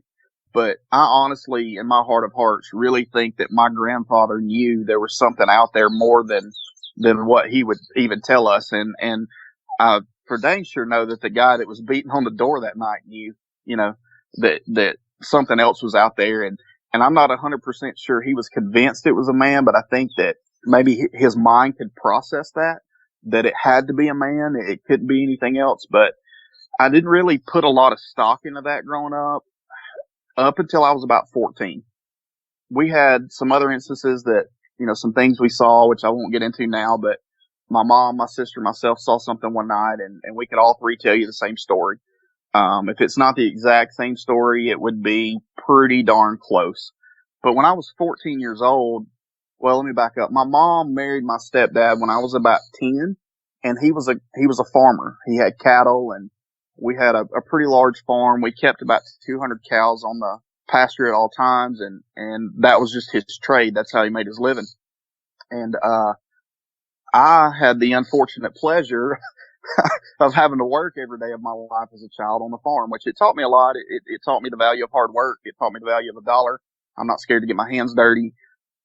He was very gruff, very tough, very short with me a lot of times. But what I think he was trying to do was just trying to toughen me up, trying to, whenever you grow up with just your mom and your sister, there's not really any male influence in your life. And my grandfather, my uncle was there. Like I said, we lived there probably till I was about 7. Then we moved out. There's a lot of influence there, but you don't have that male role model, that father figure in your life. There's a lot of things you don't know, things that maybe I should have known at that time in my life that I didn't, how to cut grass and how to weed eat and things like that. And he was going to make sure come heck or high water that he was going to teach me those things. So, like I said, we grew up on a farm, and a lot of my daily chores were to, not so much when I was 10, 11, 12, but about the time I hit 13, I was up when the sun came up. If not before, I was dressed. I was at the barn. I was crushing feed. I was putting out hay, just whatever, filling the tractor with fuel, whatever he needed, I basically done. Anything to make his life easier and his work easier is what I done. So when I was about 14, there was one afternoon, and we did this daily. We would walk the fence line of the pasture. We did it every single day just to make sure there were no holes or tears or nothing had gotten out or nothing had slipped in, nothing unusual. And if there were, we would fix it. But we're scrolling along one day and we see this pack of coyotes. Now, there were 2 distinct packs of coyotes from this day forward that I remember. One pack, there was probably 6, 7, 8. And they were just your standard run of the mill. And sometimes you would see all of them, sometimes you wouldn't. But they were just your standard run of the mill, gray, brown, white coyotes, 30, 40, 50 pounds, nothing major. They might kill a calf every now and then. They spent a lot of time next door to us. The guy next door to us had sheep, and I guess those were easier targets, but they would spend a lot of time over there. And if my stepdad got a chance, like, he always had a gun with him. He always had his rifle with him. And if he got a chance, he would pick one off. He would always, if he ever shot one, he would always take it and hang it up in a tree, which I don't know if this is a common thing. I've never heard of anybody else doing this. He had a lot of weird quirks about him, but he would hang in a tree. And I remember asking him one time, we'll call him Pop for lack of better words. I said, Pop, why don't you hang that in the tree and just leave it like that? Isn't it going to stink? Or he said, well, that's the point. And I was like, what do you mean it's the point? He said, well, when the others come around and they see one of their own hanging there, they'll know they don't need to mess around here. Something put it there. And by me shooting it, maybe they will see it. Maybe they'll know to stay away. So I just kind of took his word for it. I don't know if that's true or not. But that particular day, we're walking the fence line, checking the fences, and we see a group of coyotes that are distinctly different. Now, maybe those 6 or 7 had joined this pack. I don't know. But I do remember seeing them a couple different times in those separate groups, the 6, 7, 8, and then there was a group of about 12 to 15 that were always together. Now, in that group of 12 to 15, there were 3 that were distinctly different, and one of those 3 was even more different than the other 2. So your rest of your pack was your run-of-the-mill coyotes, brown, gray, white, parts on them, kind of mixed together, 30, 40, 50 pounds. The other 3 were considerably larger. And when I say considerably larger, like, they were bigger than wolves in my mind. I mean, I don't even know if that makes sense, because in Alabama, we don't have wolves. My stepdad always said they were just big coyotes, that they were eating good. They eat off of us good, is what he would say. He would say, people go to the store to buy groceries and steaks. Well, the coyotes come here to get their steaks. So that's what he attributed to those 3 being so much bigger. Now, the 2 smaller ones were jet black. I mean, black as night. Like, you couldn't get it any blacker. There's really not a word to describe. I mean, the darkest night you probably wouldn't see them, and you might not even see them on a full moon night because they're so dark. The other one probably outweighed, golly, I'm not really good with weights. It outweighed the other two considerably, and those two outweighed the rest of the pack considerably.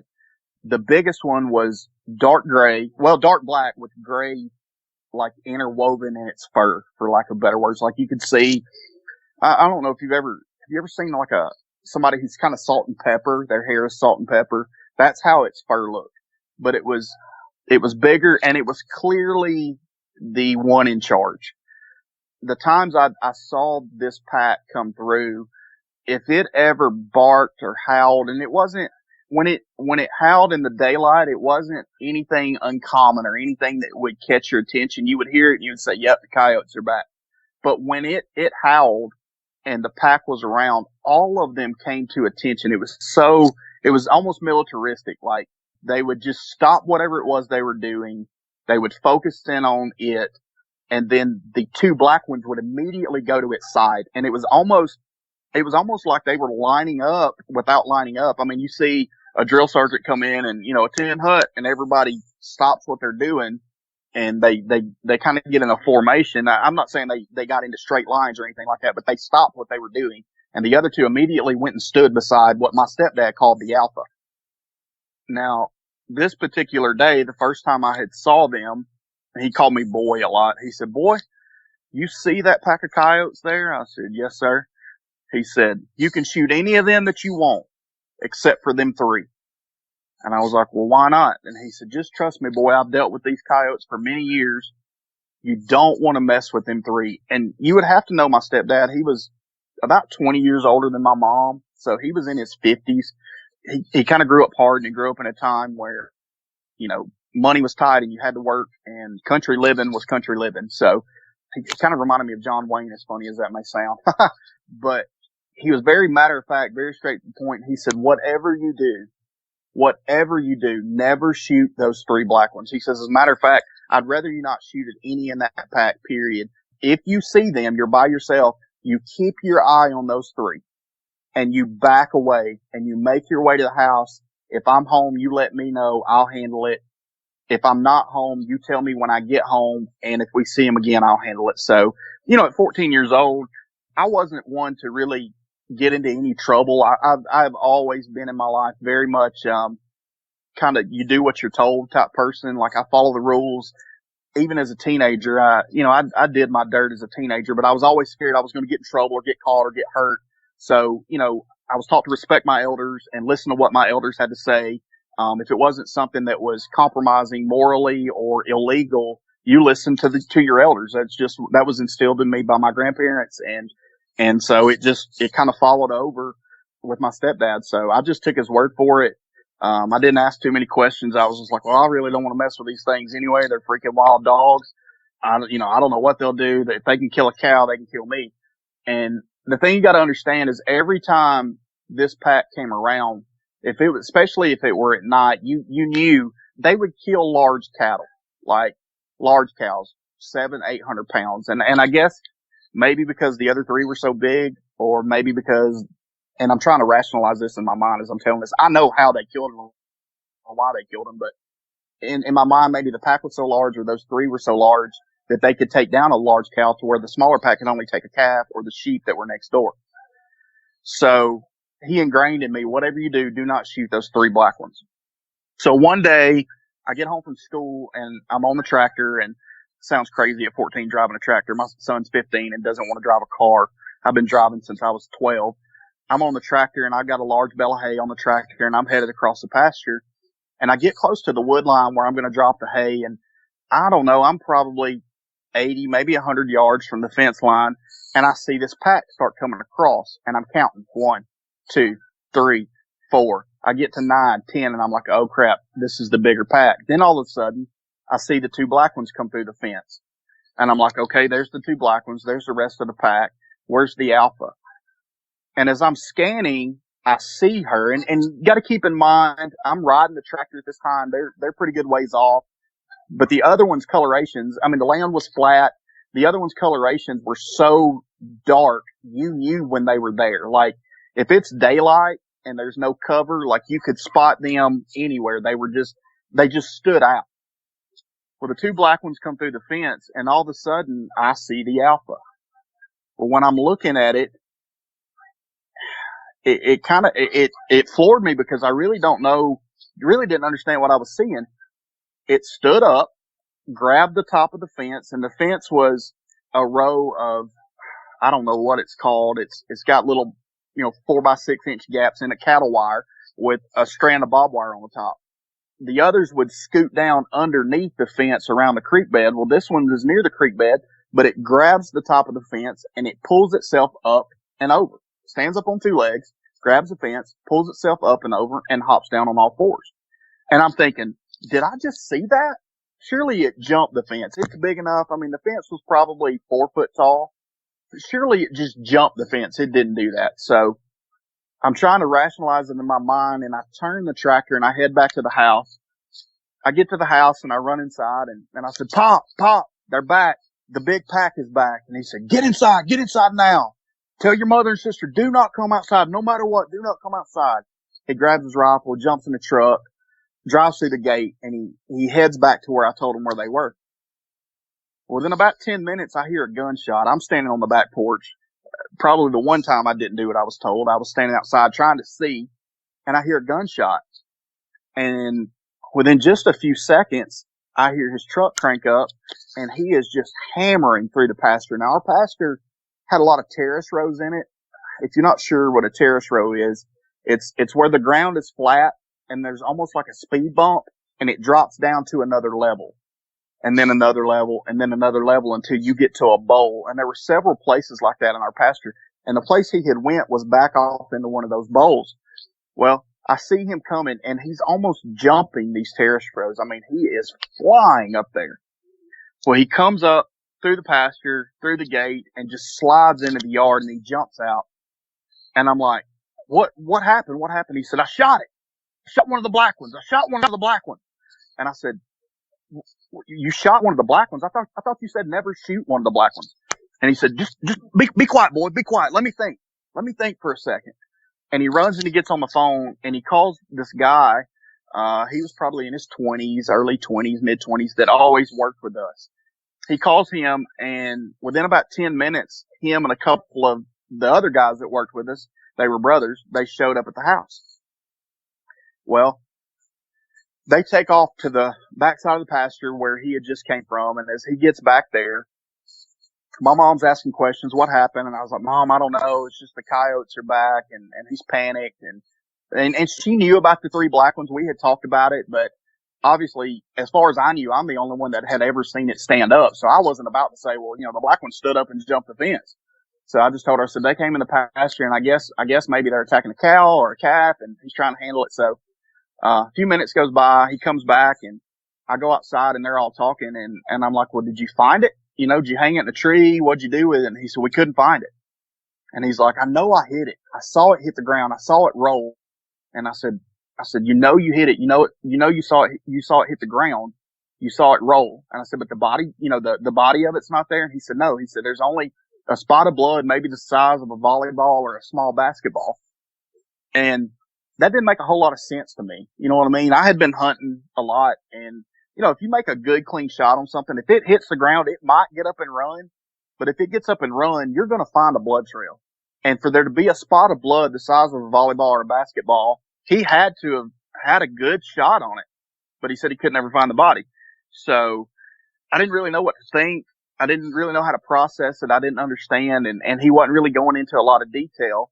He was just talking with the guys that worked with us. Now, the guy he called, you got to keep in mind, and this will come into play later, but there's Indians in Alabama, but not a lot of like Native American tribes or tribe land. If you go to South Alabama, there's Wetumpka and places like that, but where we're located, there's not a lot of Native Americans. And this guy, if he wasn't full-blooded Cherokee, he was at least 3/4 or maybe half. I'd never met his mom. I met his dad. His dad was for sure full-blooded Cherokee, or at least that's what he told me. And they looked it. I mean, they looked Native American. So we'll call him Scott. Scott is telling Pop, I hear them talking, and he's like, you know what this is. You already know what it is. You've let it go on too long. And I really didn't think a whole lot about it. I asked a few questions, and he was like, boy, we'll handle it. It's none of your business. He said, for the next few weeks, I'll handle all your chores, which I was ecstatic about. That meant I could ride my bike. I could go to the neighbor's house. I could sleep late in the mornings. I didn't have to get up, which I had to be on the bus at 6:45, but I could sleep till 6 or 6:15, not have to be up at 5. I mean, it meant a whole new world to me. Little did I know that in that next couple of weeks, I was confined to the house. Like, could not leave the house. My stepdad, Pop, would take out the trash. He would rake out the scraps. He would crush the feed. He would put out hay. He didn't even go to his job, which his job allowed him to do that. He worked when he wanted to, but he didn't even really go to his job for the next couple of weeks. So didn't think a whole lot of it other than one night we heard them, the pack, in really close to the house. The fence that bordered our yard was a wooden fence, and it was probably 5 boards high, and it wrapped our entire yard and part way down our pasture on each side. And then the rest of it was wire fence. We could hear them outside the fence line in the woods one night, and they're just going nuts. I mean, you can hear them. It's like, I don't know if you've ever heard 2 dogs fighting, but that growling, I mean, they're just going crazy. And you hear all of a sudden just this deep, deep, deep growl. I mean, like guttural, like from its insides. And this loud, not really a howl. I don't want to call it a yelp because it was kind of deep, but kind of a half howl, I guess. And it went silent. And my stepdad said, "Get away from the windows." And I was like, "Why? I want to see him." He was like, "Get away from the windows." And he said, "As a matter of fact, stay away from the windows. Do not go outside at night. Keep the doors locked. Keep the windows locked. Do not raise the windows. Stay inside as much as you can." And I was like, "Okay, what's going on?" And he was like, "I'm not real sure." He said, just do what I tell you. He said, if I'm ever not home and it's nighttime, do not ever go outside. He said, "I don't care what you hear. You hear a knock at the doorbell rings, you hear something scratching at the window. Do not go outside." He said, "You tell me when I get home and I'll handle it." He said, "If I'm not home, I will call on my way home. And as soon as I get in the driveway, I will blow my horn 3 times. Then and only then do you open the door. And when you do so, you use the rifle at the door as you open the door, and you cover me as I'm coming in the door." And I was like, "Well, okay, that's kind of scary. What's going on?" He said, "I'm not real sure, but you just do what I say." So a few nights later, and this rocked on for about 2 weeks, maybe 3, we began to hear things hit the house, like rocks being thrown or sticks being thrown. And in the daytime, we would go outside. Sure enough, on the back side of our house, we would see not large branches, but large sticks maybe that had fallen, tennis ball, maybe baseball sized rocks thrown. You could hear them hit the roof and things like that. And it was probably a good 40, 50, 60 yards from our house to the wood line. So something was throwing stuff at the house, and that got my stepdad panicked. And the first night it happened, I asked him what was going on, and he said, she's getting her revenge, is how he put it. And I was like, who is getting their revenge? He said, she is getting her revenge. And I said, what are you talking about? He said, the alpha. And I said, what do you mean she's getting her revenge? He said, I think the one that I shot was her pup. And I said, how do you know it's a her? How do you know it's female? He said, because it's not the first time I have seen this thing. He said, I've been dealing with this for off and on for the last 14 years or so. And I was like, well, okay, so what does getting her revenge means? And he said, well, they're throwing stuff at the house. And I'm like, that doesn't even compute with me. A coyote is throwing rocks or throwing sticks every bit of 40 yards minimum and hitting the house. How are they throwing them? And he was like, you asked too many questions, boy. Just trust me on this. And I was like, okay, man, whatever. So that calmed down. We stopped hearing him outside the wood line as much. And it got to where he had to go back and do his job. So he tells me, he says, all right, it's time to go back to your normal everyday duties. He said, but here's the deal. He said, from now on, you do not leave before the sun comes up. And he said, when I say the sun's up, the sun's in the sky. Not dusk, not dawn, but the sun is up in the sky. And he said, you tell the bus driver to pick you up at the barn. You know he's here by 6:45, 6:50. You tell him that's where you'll be to pull up, blow the horn, and you'll come out and get on bus. And he said, but when you go to the barn, he said, you make sure to carry the shotgun with you. He had a pump shotgun. I don't remember what it was, but I know it was a 12 gauge, but he said, and this is how I want you to load it. And he said, this is very specific. He said, you load it buckshot, which was 30-aught buck, slug, buckshot, slug, so on and so forth until you are full. And he said, then, and he had this little belt that I guess he used for hunting. I don't know, but it would hold probably 20, 30 rounds in it. And he said, I want you to load that gun belt the same way. Buckshot, slug, buckshot, slug. He said, that way, when and if you have to reload, you can grab from the front and you know you got a buckshot, then a slug, a buckshot, a slug. And I said, what does it matter? You know, I mean, if I'm going to shoot one, it's going to scare it off. He said, just trust me on this. This is the way I'm telling you to do it. This is what you need to do. So I said, okay, no problem. Me being the good soldier that I am, just listen to what he said. So next morning I get up, I eat breakfast, the sun's up, I grab my gun. It's probably 5:45, 6 o'clock, springtime. The time had changed. So yeah, that's probably about accurate. Well, it might have been before the time change now that I think about it, because yeah, it would have been before the time change if the sun was up that early. So I head down to the barn, either way, irrelevant. I head down to the barn. I know I've got about 45 minutes before the bus gets there, and I'm fueling up the tractor because I would have to crank the tractor to start the crusher for the feed. Well, as I'm fueling it up, sure enough, I start hearing the coyotes. So I listened to what he told me. I got on my bike and I headed to the house, which he had told me. He said, if you're ever down there, do not, shooting is a last resort. Like, do not fire on these things unless they are close proximity. He said, if you can get away, get away. If you can't get away, then hide. And only shoot if they encroach your space. And I was like, well, okay, what if there's a bunch of them? He said, well, hide in the hay bales, climb up in the hayloft, or climb up on top of the round bales and hide yourself in between them. That way you've got high ground and they can't get close to you, which didn't make sense to me because all of our hay was stacked in the barn. But I was like, okay, man. So as I'm filling the tractor up, I hear them yipping in the distance, and I don't know how close they were. I mean, they were a good ways off, but I said, well, I've got enough time to get to the house. So I jump on the bike. Our house was about 200 yards from the barn. I pedal to the barn and I go inside. Well, the next morning I get up, same time, head down, do the same thing. And, I'm checking everything. I knew I had already fueled the tractor up. So really all I had to do was get ready, you know, put the feed in the crusher and crank the tractor and put it in gear and start crushing feed. Well, as I was getting ready to crank the tractor, sure enough, I heard them again. And I said, well, they're a good ways off. I really don't want to crush this feed anyway. So I'm going to head to the house. I'll do it this afternoon. So I jump on my bike and I head to the house. Well, as I'm pulling in, as I'm turning in our driveway, I notice one of the black ones, and at the time I wasn't 100% sure which one. I just knew it was big. It's coming up the side of the barn, which would be facing west. Yeah, northwest. Comes up the northwest side of the corner of the barn. And there's a fence. Like, we had our pasture sectioned off. That way, if we ever had to round the cows up, we could take them through the big part, back through the smaller part, up through the barn into the lot. Well, it comes up, an alleyway, so to speak. There was an alleyway on each side of the barn with fence on one side, barn on the other. And it come up this alleyway and it caught my eye. So I stopped and I watched it. And as I did, like I say, it's a couple hundred yards from the house. So as I did, I just kind of prop up on the house and I'm looking, and it's sniffing the ground like hard at it, like it's tracking something.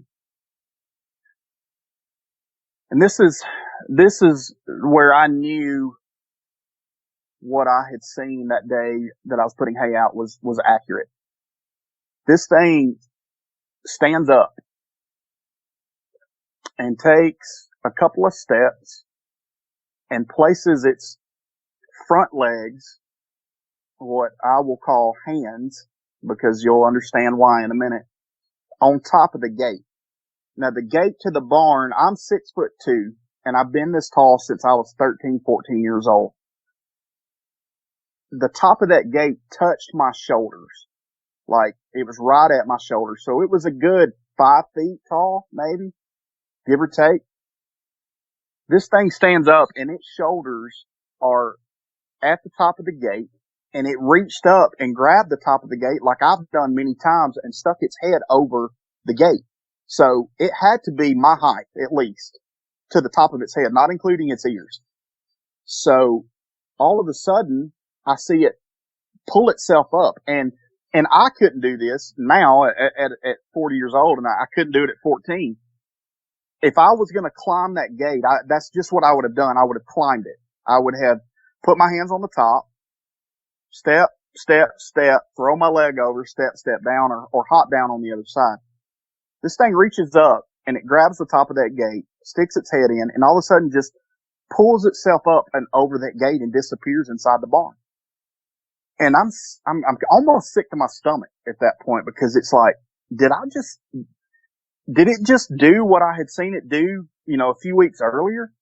So I stick my arm in the door of the house, and like I said, there was always a 30-06 rifle propped beside the door, and it had a scope on it. And I grab the gun and I prop up on the porch, and I'm looking down at the barn, and at that time I hadn't zoomed the scope in yet. I'm looking and I'm watching. And then all of a sudden I see this object come over the barn door, and then this coyote comes over the barn door with it. But when it lands on its back feet, and it's standing there and it's holding something. And I'm trying to process this. Keep in mind, I'm 14 years old. What I'm seeing does not exist. What I'm experiencing is only in movies, and I haven't seen very many of those movies at that time. Still haven't seen a lot of them to this day. But it's holding something. So I take the scope and I crank it all the way to 10. And when I do, I can see what it's holding, and it's holding it in its hand. Like I would be gripping a drink. It's gripping this thing the same way, and it's got it kind of held up over in front of its head, and it's sniffing it. And I'm looking at it, and then it dawns on me, that's my jacket. Like, that's my hoodie. What's it doing? First of all, how is this thing standing up? Second of all, how did it hop the gate? Third of all, how is it holding my jacket, and why is it holding my jacket? And at that time, I started beating on the side of the house, and I said, Pop, Pop. He was up, he was eating breakfast, and he starts to come running, and as he comes running, I hear the bus in the background, the school bus. And, school bus, they have like air brakes. He stopped to pick up the neighbor kid, and when he did, you could hear the brakes, the air brakes, make this screeching noise. And as it did, it turned and it looked. And as it looked that direction, it looked dead at me. Like dead at me. It knew I was watching it. It was fully aware of the school bus in the background. I seen it kind of cock its head, like looking past me, and then look back at me. And I don't know if it was showing its teeth, but it looked like it smiled, like it grinned. But when I say grin, not like, hey, hey Ryan, good to see you, man. How you doing? Like, hey Ryan, I see you. I know you. I'm going to get you kind of grin. Like menacing, very, very menacing. So as the bus hits its brakes, it looks, and it seemed like an eternity. And my encounters with these things always seem like an eternity, but it's just a few seconds. It drops my jacket, gets on all fours, and goes back the direction it came. In that time frame, my sister's coming outside, and my stepdad's, Pop is like, what's going on? What's going on? I'm like, they're at the barn. And he grabs the gun from me. He's like, get on the bus. We'll talk about this later. So I get on the bus, and as he would, at the point that he shot the black one, like he would always walk us to the bus. Now, our bus stop from our front door to the bus, where the bus was on the road, was 100, 150, 200 feet. It wasn't far. Like, you could walk it in just a few seconds. He would walk us to the bus every day with his rifle. Every day. Every day after he shot that black one, it was routine. He was walking us to the bus. So, which really doesn't make sense. Like, why would you send me to the barn by myself? But you're going to walk us to the bus stop every day. And maybe it was for my sister. I don't know. But, I get on the bus and I go to school. Now, where I live, we live in an area where several counties converge in one, and we lived right in the edge of one of these 3 or 4 counties. Now, there was a school not more than 5 minutes from where I lived, but I couldn't go to that school because of the county that I lived in. So the school I went to was probably, if you were driving, it's probably 25, 30 miles from my house. If you were driving, you could drive it in 20, 25 minutes with no traffic, maybe 30 minutes with no traffic. But on the bus, it would take about an hour and 15 minutes. And my neighbor was the first kid to get on. We were the second. And then there were some kids down the street that got on, and then it would come back up the road.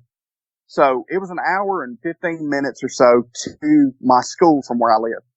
Well, I get to school that day and I go to my locker. I put my things in my locker. I get my books for first period. I go to homeroom.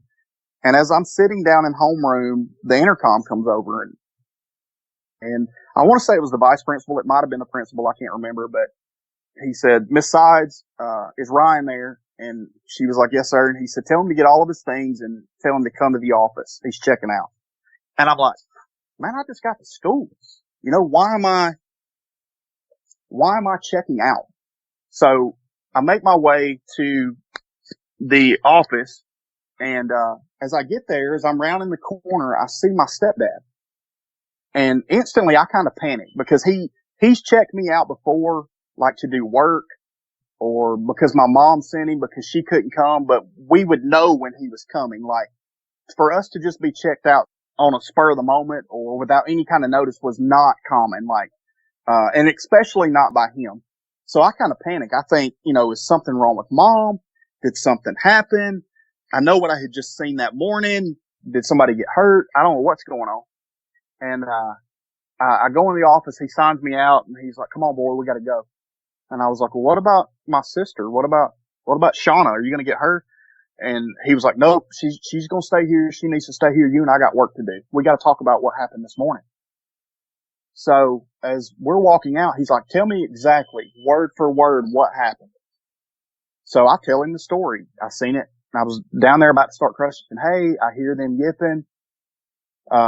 I jump on my bike. I come to the house. As I'm turning into the yard, I see the black, I guess, Alpha come up the side. I see it go to the barn. I see it stand up, pull itself into the barn. I grab the gun. I look down the scope. It jumps out of the barn. It's holding my jacket. And he said, "Stop." And I said, "Okay." And he said, "It was holding your jacket." And this is all happening as we're walking to the truck. And I said, "Yes, sir. It was holding my jacket." And, he said, "Okay, makes sense." And I was like, "Makes sense." And as we got to the truck, I smelled the most god-awful scent of urine I've ever smelled in my life. And not only urine, but almost like death. Like, maybe it was blood. I know whenever you kill a deer, like especially if you shoot them in the gut, you can smell just a putrid death smell. You could smell that and that urine smell. And I was like, "What is that? Pop, what is that smell?" And he said, "It's your jacket." And this kind of puzzled me. I was like, "My jacket?" And he was like, "Yep, it's in the back of the truck." And as I got in the truck and sat down, as he's telling me this, I turn around and sure enough, I see my jacket laying there. But it looked wet. Like, it was like a gray jersey type hoodie, zip up front. And it was darker gray than normal and almost had an orangey yellow tint to it, but it was clearly wet. Like I don't know, Vic, if you've ever worn a gray sweatshirt, but if you get something on a light colored gray sweatshirt that's wet, it obviously turns darker. And this is, parts of it's dry because it's been in the back of the truck and it's rode 20, 25 minutes. But for the most part, like, it's pretty wet. And, he said, "So you can no longer go anywhere by yourself." And I was like, "What is that supposed to mean? I can't go anywhere by myself. How am I going to do my job? How am I going to do my chores?" And he said, "Just trust me on this. She's got your scent." And I said, "She's got my scent? What is," and you know, and like I said, I'm 14 years old. This is not computing. It's not processing. I'm still having a hard time with what I saw. He's the only person I've told because my friends would think I'm crazy. You know, they would make fun of me. You know, they would ridicule me. "Oh, whatever. You didn't see that. Oh, you saw a werewolf. You see, ha ha ha, whatever." So I hadn't told anybody but him. The whole bus ride to school, like, I was silent. I didn't talk to anybody. I didn't speak to anybody. And I'm a pretty big cut up. I'm a pretty big jokester. My entire family is. We're very sarcastic. We like to cut up and have a good time. And I've been that way my entire life. And I'm sure the people on the bus, like I didn't even speak to my bus driver. Like normally, because he was the man we bought corn from to crush our feed. So not only did I have a relationship with him as my bus driver, but he was at my house or he was at our farm a couple of days a week dropping corn off. So I had a really good relationship with him. I mean, like he was one of the family, and I didn't even speak to him getting on the bus. So I know he thought it was odd, but, my stepdad said, well, have you talked to anybody about this? And I was like, no. I said, just you. And he said, well, I'm about to tell you something, but you can't tell anybody. And I said, okay. And he said, Ryan, I'm telling you, I mean this. You can't tell your mom. You can't tell anybody. I said, okay, Pop, that's fine. I won't say anything. He said, I know what this is. And I said, you know what is? He said, I know what's going on. These are not ordinary coyotes. And I said, okay. He said, about 7 years ago, I killed one of these things. He said, well, technically I killed 2 of them. And I said, okay. He said, but I shot the mother and then I trapped the father and shot the father. And I said, okay. And I said, did they look like the black ones? He said, exactly like the black ones, only bigger.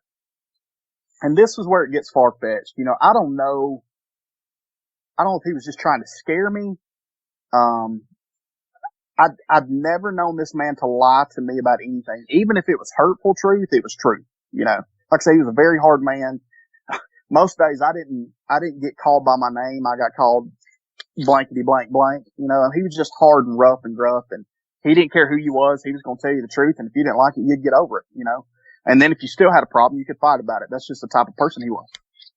He said that one night he had heard a cow in the back pasture just bellowing like crazy. And he said he knew that something was attacking it. So he said he jumped in the truck, grabbed his rifle, and he headed to the back 40, for lack of better words.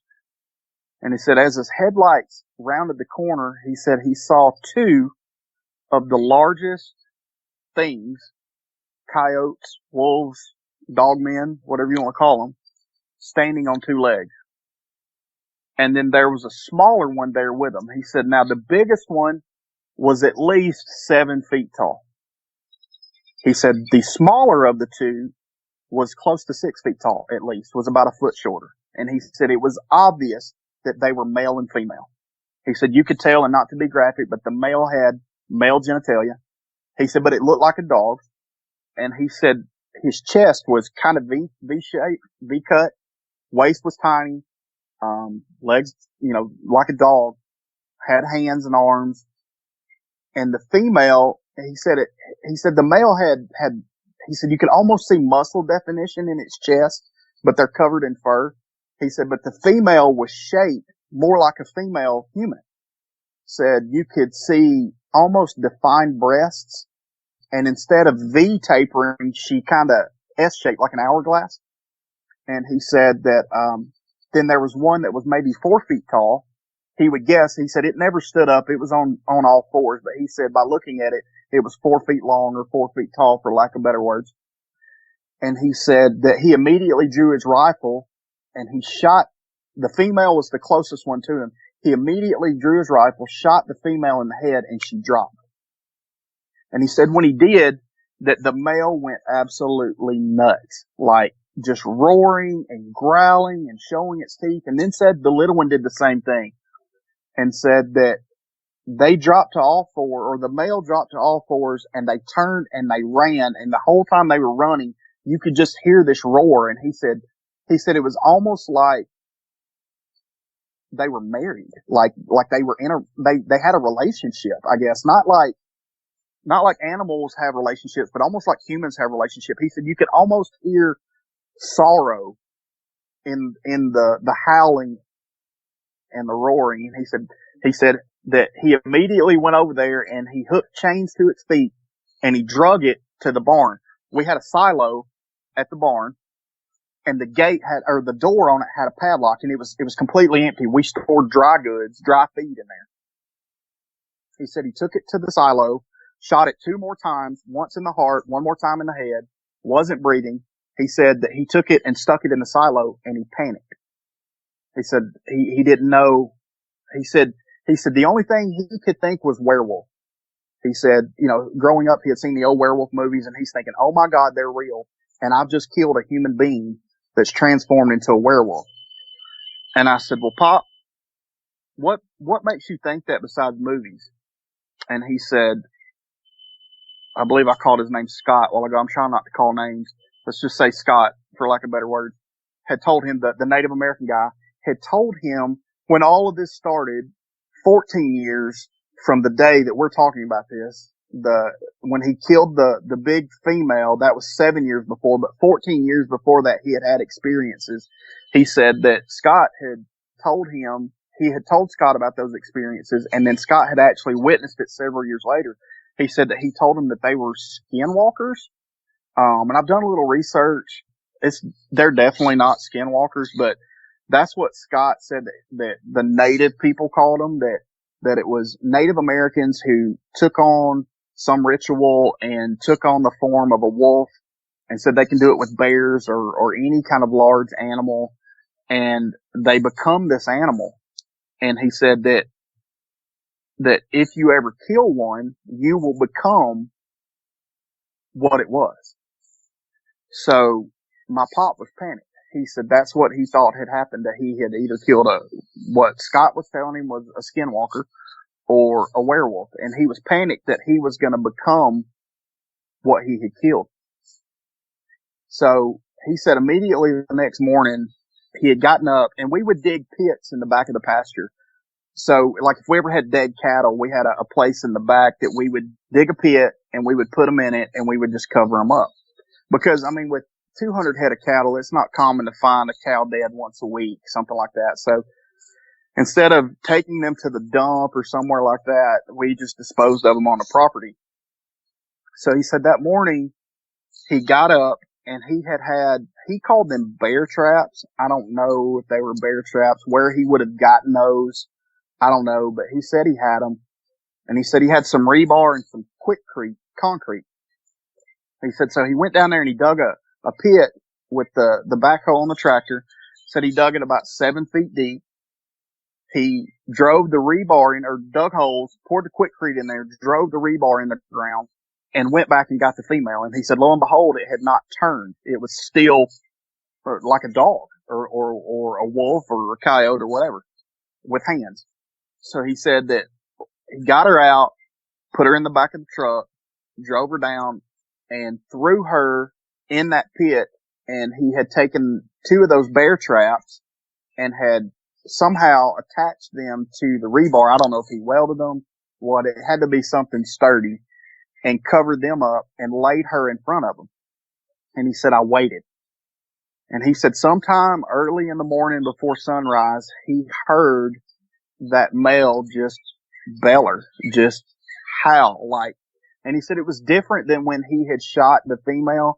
He said that it was agony, like it was in pain, like it was pissed off. He said he just wasn't real sure. So he said he headed down there, and as he got there, he saw the small one up on the bank where he had dug the pit. And he said when he pulled up, it just started immediately growling, showing its teeth. Said it popped up on its hind legs a minute. Said it sat back down, growling, showing its teeth, kind of walking in a circle. And said all of a sudden, the male let out this roar, and he said it sounded different.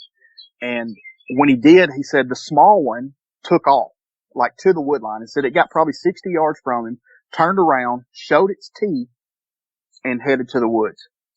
So he said he eased over to the pit, and he's eased over to the pit. He could see the big male was holding the female, but both of its feet were trapped in those bear traps or I don't know, coyote traps, whatever they were, and it couldn't go anywhere. And I don't know if it just didn't have the presence of mind, or maybe they just don't understand that maybe it could have reached down. I mean, he said the thing was huge. I would think the way he described it to me, I would think that it could have reached down and pulled the traps apart and got its feet out. I don't know. But either way, he said it wasn't attempting to escape. It was just holding the female and whimpering. And he said he immediately shot it in the eye and said it let out this just horrible, horrible howl, and said he shot it between the eyes and it dropped. He said, but at that point it wasn't dead. It was still breathing. So he said he stayed there with it till sunrise, still breathing, went back up to the barn and got the tractor and covered it up and left it. So I'm trying to process all of this. I'm trying to compute all of this, and none of it is making sense. And I've got 1,000 questions. I'm just rattling off, you know. And he's like, look, don't worry about the details. Just trust me when I tell you this. This alpha is out for blood. It's out for revenge. You cannot go anywhere by yourself. It has your scent. It peed on your jacket. And by urinating on your jacket, that means it knows who you are. He said, not only that, but I went down behind the barn and there was a cow dead. And he said, and I saw the cow whenever I got there. It was 700-800 pound cow, full grown cow. And he had kind of cleaned up everything, so to speak, but the cow was still laying there. He said that the eyes were missing, the tongue was missing, all of its internal organs, the liver, the heart, kidneys, all of that, like something had made a perfect incision down its belly, along its neck, like it sliced the bottom of its neck and then sliced its belly open, and it sliced it from neck to rear end. And then he said, and I saw the blood, but he said that the guts were displayed in a perfect circle around the cow. And I could see the blood around it. He had cleaned the guts and the stomachs and all that stuff up. And I said, well, why would it do that? And he said, it's letting us know it's intelligent. I said, it's letting you know it's intelligent. He said, yeah. He said, it took what was nutritious that it could get real fast, and then it displayed its kill to us instead of eating it to show us that it could do more than just kill, that it knew what it was doing by removing the important things, the heart, the liver, the kidneys, the eyes, the tongue. By removing those things and then making the circle, it showed us that it was intelligent. So I'm just trying to process it all. Like, I don't know. It doesn't make a whole lot of sense to me at this point. Like I said, I'm 14 years old, and this sounds like a horror movie to me. Like I'm panicked. I'm sweating. I just don't know what to do. And he's like, we'll handle it. He said, I've got Scott involved. Scott knows how to handle these things. We're going to take care of it. And I said, well, okay. He said, just from now on, if I need you, you'll be with me. You'll have a gun. I'll have a gun. If we see those things, we will immediately leave. So that's my story of when I was a kid. That is my only interaction as a child as far as seeing them. Fast forward about 3 or 4 years, I was 17. My mom and pop, they got divorced. We moved just a few miles down the road, 2 miles, no more than 5 miles down the road. And I didn't really think a lot about it then until later in life, but there were certain times at night, and we were in an old farmhouse, so I mean, it creaked and popped and made a lot of noises. But there were nights that I would hear rocks or I would hear sticks hitting the house, and I could go outside the next day, and sure enough, where I heard the thud, there would be rocks or there would be sticks on the ground. And there were a couple of nights that I thought what may have been, large rats, or because we had mice in that house, I never saw a large rat, so to speak. But I did see mice. I mean, we would trap them from time to time. But I was thinking maybe there were large rats in the attic, or maybe a coon or a possum or some squirrels had gotten in there and made a nest. But it didn't sound like it was in the attic. It sounded like it was on top of the house. But I told myself, nothing's on top of the house. That's just something, an animal in the attic, and there's nothing to worry about. So I never discussed any of this with my mom. I never told anybody about it. I went back and I worked with my stepdad. I worked with Pop for a couple of years after high school. And from time to time, it would get brought up, hey, have you seen those things anymore? Have you had any more interaction with him? And he was just always real short to the point. Nope, boy, we got work to do. We don't need to talk about that. So, I don't know if he ever saw them again. He has since passed away, and I lost touch with him in my early 20s. Like I say, we didn't have a real good relationship as far as like communication, father and son relationship. It was more business. Like, he was the boss, I was his employee type thing. So when I stopped working for him, I just kind of lost all communication with him and stopped going around. So I don't know if he had any other interaction later on in life. I do know that he gave the farm to his eldest son, whom I didn't have a relationship with. Like I said, he was 20 years older than my mom. He had 3 children. Those children were older than me by several years, and I never really had a relationship with them. I never really talked to them much. If they did come around, it was, hey, how you doing? That was about it. So I don't know. And he still lives on that property. I don't know if he has seen anything or had any problems as far as that goes on that part of the property. Now, fast forward till 2009, 2010. At that point, I'm probably 30, I guess. At that point, I had started going to church. My mom had always brought us up in church, and I would go to church on Sundays and Wednesdays just so I didn't have to work. That was a horrible excuse, but I learned a lot, and I gave my life to Jesus Christ, and I've been following him ever since. And like I said, I've been doing ministry, and I got to know this guy that went to our church, and lo and behold, he lived on the neighboring farm. Like, it was his family's farm. He still lives there. Well, we'll get to that in a minute, but he still lives there currently. His dad had given him his house when he got married, and we didn't know each other growing up, but we got to know each other because we were going to church together. And our farm headed out to the end of the property, and then there was some woods, and then the main road come through there.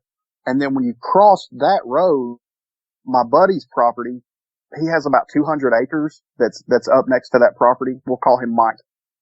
Mike has a property, and that's where he grew up. And by me going to church with him, got to talking to him, we were talking about hunting, and I used to take students hunting a lot. And by this time, I had really put everything that happened as I was a child in the back of my mind. Like, I was kind of leery about going out in the woods, but I knew that we had kind of dealt with these things, and that they were possibly, by this time, surely they should be dead, because dogs don't live that long, and it's been a good, 15 years or so since I had seen one, at least 10 years, 12 years since I had, maybe even 15 years since I had even heard anything remotely close to, what I thought might have been something similar.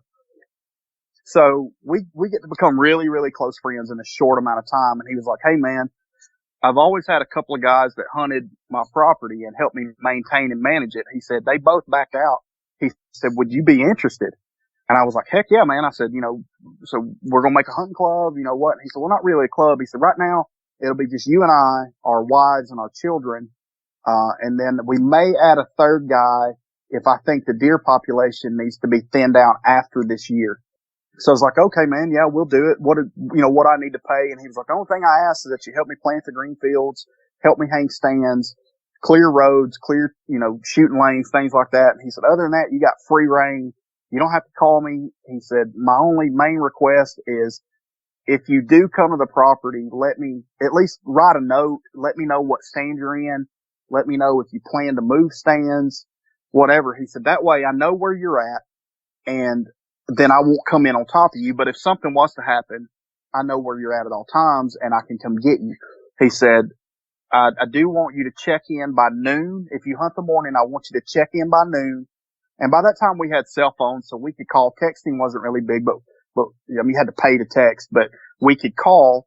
He said, so you can call me or you can come out if you hunt the morning. And he said, if you hunt the night, the only thing I ask is that you be out of the woods 30 minutes after dark. If you kill something, then call me and I'll come help you. He said, but most days you're hunting, I will be hunting too. So that would have been 2009. That year, 2009, I hunted every day. My job allowed me to do so. I'm not going to say what I did because it may put 2 and 2 together for people, but I had freedom in my job. I could get up, I could hunt in the morning, I could go into the office, I could be gone by 2 o'clock, in the stand by 2:20, and hunt till dark. And killed a lot of deer that year, man. No real rack bucks, but we thinned out a lot of does, which we needed to do.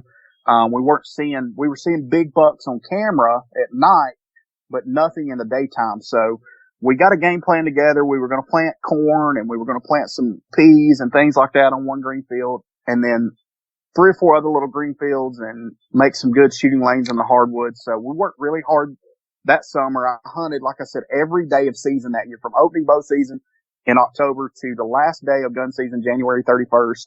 I hunted every day, if not morning and night, at least one or the other. Didn't see anything out of the ordinary. Didn't see a coyote. Didn't see a bobcat. Saw a couple of yard dogs from people that lives in the vicinity, but nothing that spooked me in any kind of way. So the next spring, we are down in the river bottom, which coincidentally, Scott, the guy who helped us, there's a pasture in the river bottom. He rented that pasture or owned it. I can't remember. I think he rented it, and he had cattle in there. And you would go down this long rocky road, and it was a hill going down, but Mike's wife, we'll call her Stephanie. Stephanie ran that road a lot. They were really into fitness and staying in shape. And I'm not that way. If you see me running, you better start running too, because something's chasing me. That's just the way I am. I don't run, but I could easily walk that hill and, might get a little winded, but nothing bad. But it was about a mile long. So we drove down there, went through the pasture, and went to the river bottoms. And there was a pine thicket, and there was a spot to plant a green field, probably 60 or 80 yards wide. And then you hit or circle. It wasn't really a circle. It's kind of an oval, but then you hit a pine thicket for 100 yards, and then you were at the river bottom. Well, we were down there one day looking at the river, and we were talking about bow fishing that summer, because the river will get low and it will create natural sandbanks in the middle. And like you will have a 15 or 20 yard, maybe 30, 40 yard pool of water that's knee deep, and then a big sandbar in the middle, and then another one on down when the sandbar ends. And what happens is when the river gets low in the summertime, those fish get stuck in there, and we would bow fish. So it was easy pickings, and it helped us sharpen our bow skills for bow season. So we're down there one day, and I see this paw print, and it's just one. It's on a sandbar or sandbank right in the middle of the river. And I'm going to be conservative and say it was about the size of a softball. It was really probably 10 inches in a circle, from one side to the next. It was big. And I understand that when you step in sand, you leave an impression in the sand, and it could have spaced out. There was an evidence of a paw print. You could see it, and then you could see like little claw marks, but that was it. And there's a legend where we're at, and I'm not going to call the name of the creature, but it's a Bigfoot type body with a cat-like head. And if anybody's from this area, they'll know exactly what I'm talking about. And this legend has floated around for years. Like, my son has heard it, and not for me. Some of his friends have heard it, and I've never talked about it, but it's just a pretty common folklore around here. I guess it's folklore. I don't know. And Mike says, it's probably just the so-and-so creature. And I was like, buddy, if you knew what I knew growing up, you wouldn't joke about things like that. And I didn't say it, but that's what I'm thinking in my mind.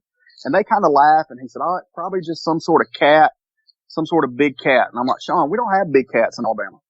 We have bobcats, but that's, that would be a big bobcat. And he was like, well, I've heard tales of there being a mountain lion and a panther, and, I don't even know if panthers really exist, but there's tales of some sort of big cat around there that people have quote unquote seen. I don't know. I've never seen it. And I said, well, either way, man, we need to keep an eye out for it. And he's like, you're right.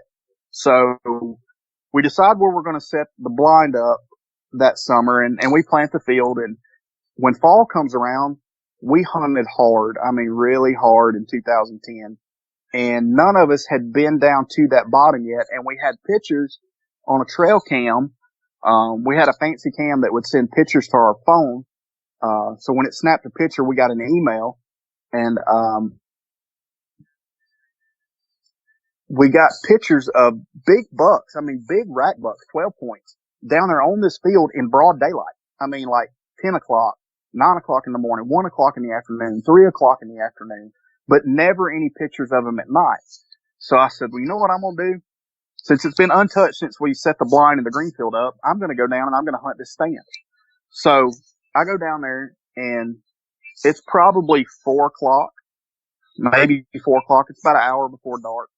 And, it's cold. I'm sitting in a blind, like a ground blind. I've got a chair. I've got a heater. I've got my pack with my snacks and my TP just in case Mother Nature hits, and, my rifle.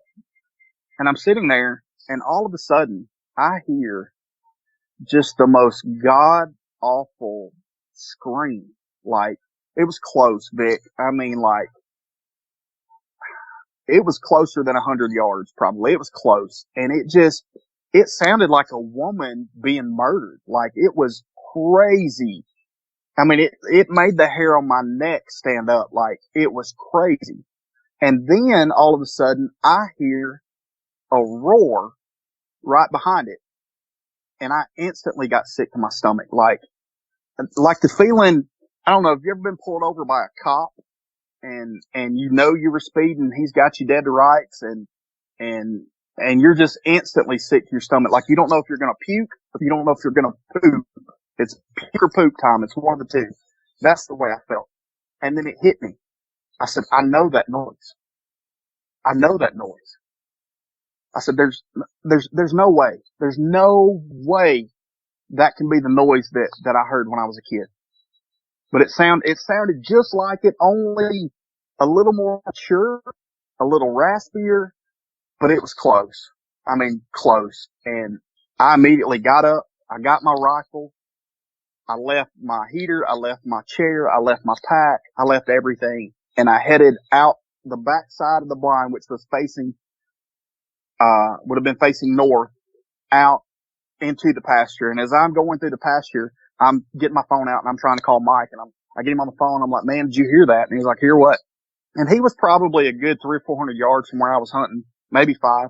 He's back up the hill on top of the mountain. And I said, did you hear that? And he was like, what? And I said, did you hear that howl, that roar? And he was like, I heard what sounded like a coyote, but it sounded like it was far off. And I said, well, it wasn't far off. It was where I'm at. And it wasn't no freaking coyote.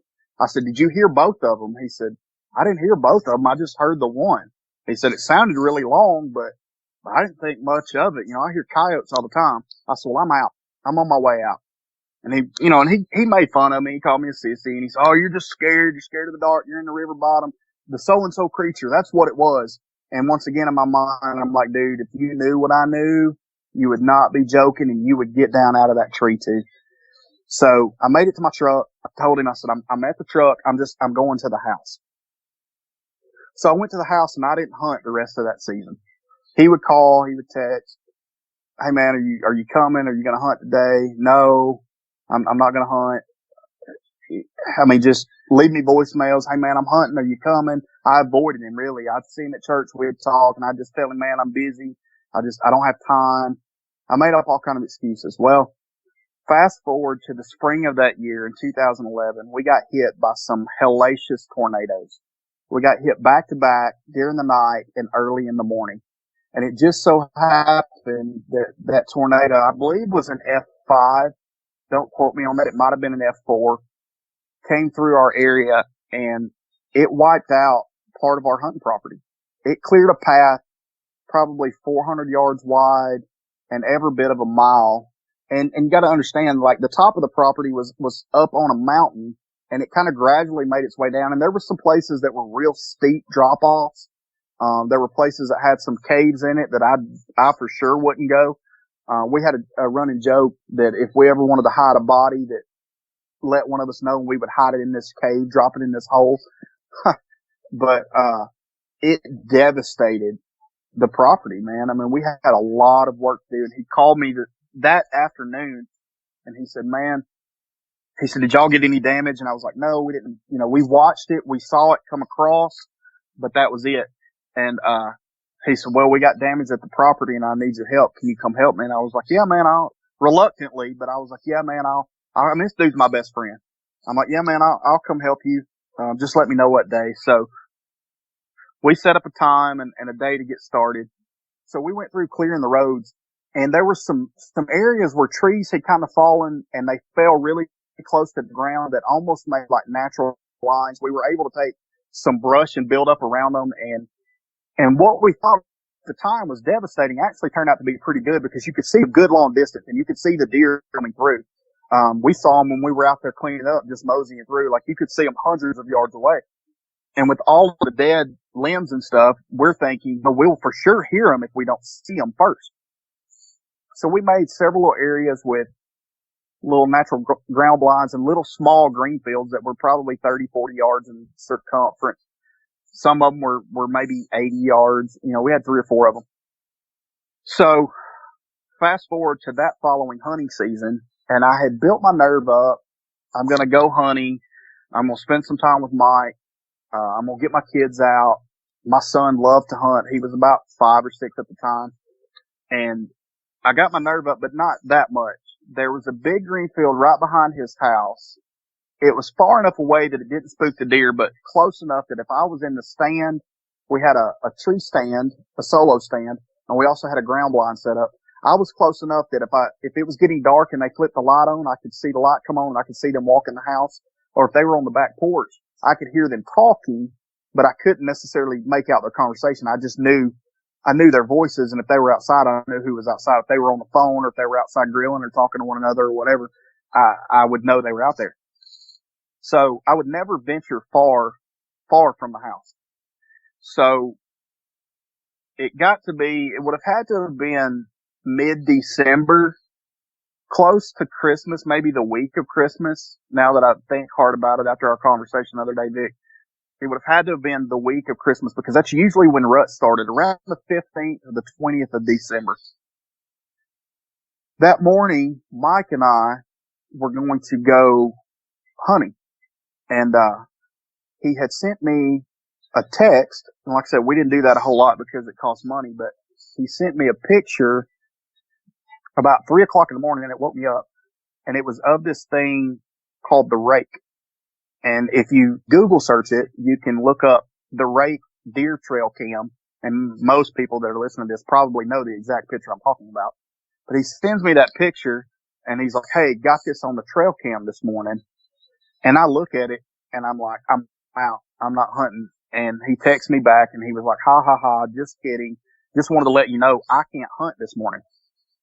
And he said, "Stephanie's been sick through the night, and I can't go. And then we've got some errands to run." He said, "So you're on your own. Just shoot me a text or call me whenever you get here, and let me know what stand you're going to." And I immediately responded back. I was like, "I'm not going." And he was like, "You're not going?" I said, "Nope, I'm not going to go." And he was like, "Oh, don't let that picture scare you, blah, blah, blah."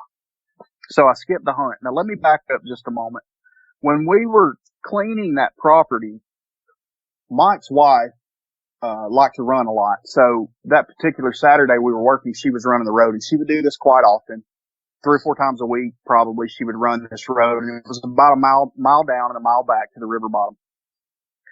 And she shoots, typically carries a gun. I can't remember if she had a gun or not. She had this holster that would strap to her leg. I remember, sitting here thinking about it, it's like, why would she be running with a gun? That would be hard to do. But knowing her, she probably was. Mike always carries. I always carry. And Stephanie comes running up to where we're at. And she said, "The strangest thing just happened to me." And we're like, "What's going on?" And she said, "I was just chased by coyotes." And our ears kind of perk up, and we're like, "Okay, what were they doing?" And she said, "Well, I would run." And she said, "I could hear them kind of yipping and carrying on in the background." And she said, "It got my attention, and I stopped, and then it stopped." And then she said, "One darted across in front of me, and then another one darted across in front of me. They're probably 40, 50 yards up.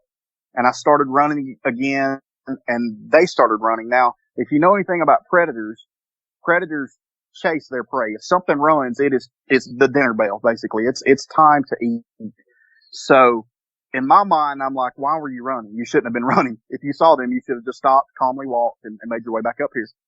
And she said, "Yeah, I would stop, they would stop, I would start, they would start, I would stop, they would kind of dart in front of me and across." And Mike was like, "They're flanking you." And I'm thinking the same thing. And she said, "What do you mean flanking me?" And he said, "They were stalking you. They were hunting you. You were running. They saw you as prey. They're trying to distract you. And the ones behind were the ones that would attack." And she was like, surely not. And he's like, I'm telling you, that's what they were doing. And she said, well, one of them, she said, it was really, really pretty. She said, I saw a black one. And at that moment, like, it made me sick to my stomach. Like, I'm having flashbacks to when I was a kid. You know, black coyotes are just not common. I mean, I'm not saying that it doesn't happen, but it's not common. And I'm thinking back to that noise from the fall or the wintertime before, you know, the hunting season before. And Mike was like, yeah, I've seen it a couple times too. And he said, I never thought much about it. He said, at first I thought it was a German Shepherd. And then I saw it with several other just normal looking coyotes. And he said, I just thought it was a black coyote. And like, I'm freaking out at this moment, you know. And she said, well, the really weird thing was one time when I stopped, it was almost like they were laughing. She said it sounded like hyenas, like you would hear a hyena laughing. And I'm like, okay, that doesn't make sense to me, but maybe they just yip. I don't know. Maybe when they're yipping it and all of them at once, it sounds like they're laughing. But I looked at her, I said, Stephanie, I'm going to tell you this. Never, ever run that road again. And she said, well, I run that road all the time. And Mike was like, I run it too. And I said, y'all, you do not need to do it. At least don't do it alone and don't do it without a weapon. And, they could tell like my body language. I'm starting to sweat. I'm panicked. They can tell I'm panicked and they're like, what's wrong? And I'm like, nothing. I'm just telling you right now, if they were flanking you, just like Mike said, if they were flanking you, they were hunting you. And I said, was the black one bigger than the rest of them? She said, oh yeah, it was a lot bigger. And I said, okay, I'm telling you. And I knew, Vic, at that moment, I knew. I don't know how or why I knew, but I knew. So we finished cleaning up. That was summertime. Now back to the wintertime when Mike sends me that picture. If you look it up, like I said, if you Google search Rake deer trail cam, and I sent you a picture of it the other night. He sends me that picture and he texts and he's like, got this on the camera this morning. And I'm freaking out a little bit, but it's like, oh, that's fake. And, he's like, no, seriously. He said, I can't go. Stephanie's been up sick all night and we've got some errands to run this morning. He said, we may take her to the doctor. I don't know yet. But I can't hunt the morning hunt. Are you still coming? And I'm sitting there looking at that picture and in my mind, I'm like, and I'm thinking about the summer. I'm thinking about the winter before. I'm starting to think about when I was a kid. I'm like, no, I'm not going to go. And like I said, I had built my courage up to hunt, but it was always close to the house. It wasn't far, you know. But I was dead set on I wasn't going to go that morning. So I get up, I mill around the house and I'm sitting there thinking about it and I'm like, man, you're being a wimp. There's nothing out there. It's just coincidence, that picture. And the picture didn't really spook me. Like I'm pretty sure that picture was fake. Or at that time, I'm pretty sure it was fake. But I just kept dwelling on her running.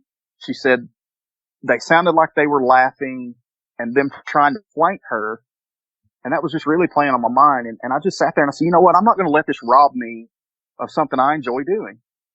I said, so man up, suck it up, Buttercup, get your stuff and go to the woods.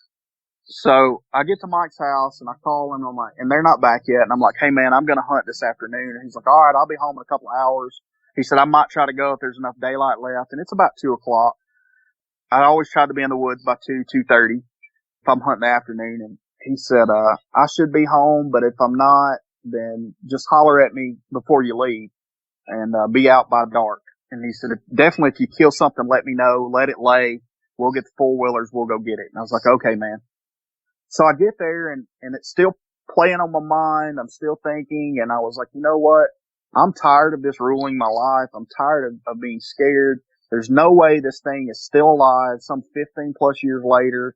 I'm going somewhere different. I'm not hunting close to the house. So I walk past the first green field and I come up on some of those natural areas that the trees from the tornado had made. And I said, I'm going to hunt here. I said, it's far out. It's several hundred yards away from the house, but it's still close enough to the house that if something happened, I could scream or I could yell or call and they could be here within just a moment or two. You know, within 5 minutes, they could be where I'm at. So I'm sitting there and it's a pretty good afternoon. I hadn't really seen any deer at that point, but it was kind of warm. You know, it's probably a 50-degree day there, and like I said, it was rut, and we had been seeing bucks on camera, and I said, so I'm gonna hunt. I'm gonna do this. So I'm sitting there, and about 4 o'clock, the deer around there, you could set your watch to them around the house. Like by 4 p.m., if not a few minutes before, at 4 p.m., the deer are creeping up on the fields. I mean, they're there. If you wanted to kill it, like I could take you every day of the year, because Mike has even told me that right there, even summertime, he sees deer right there on the green field behind the house. We could set our watch by 4 o'clock every day. There's deer on the field. So sure enough, 4 o'clock, I know it's getting that time. I look up and there's 4 does on the field. And we each tried to kill 5 a year. I had already killed about 7. My son had killed a couple. We had a lot of meat in the freezer. So I was dead set on not shooting a doe, but at the same time, I did want to shoot a deer, but it's like, no, I'm not going to shoot a doe. I'm going to wait. We've had some buck activity in the area. It's rut. I'll see a buck, I'm sure. If not on the green field, I'll see him out in the opening where the trees have fallen. So I'm sitting there and I'm looking at these deer through my scope, and about 80 yards away, and this part of it gets tough to me. About 80 yards away, I see this movement.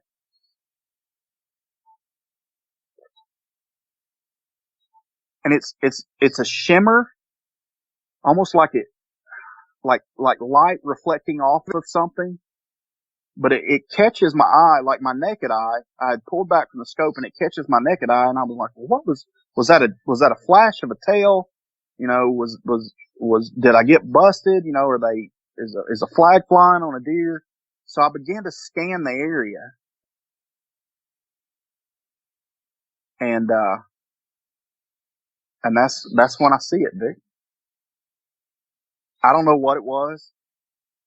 I know I would rather see 1,000 dogmen than this. I'm looking at the picture that Sean had sent me that night before. Only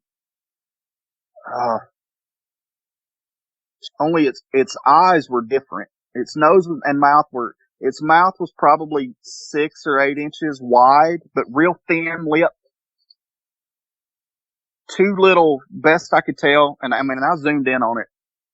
2 little nostrils, but its eyes were massive. And, its skin was white, and it was clear, like you could see through it almost. Like I would, from what I remember of it and from what I saw, I would think if you were up close to it, you could probably see the bones in its skin, maybe at least its veins, if it has veins, possibly its organs. I mean, it just looked really like transparent, translucent. And at first I thought, this is a ghost. Am I seeing a ghost?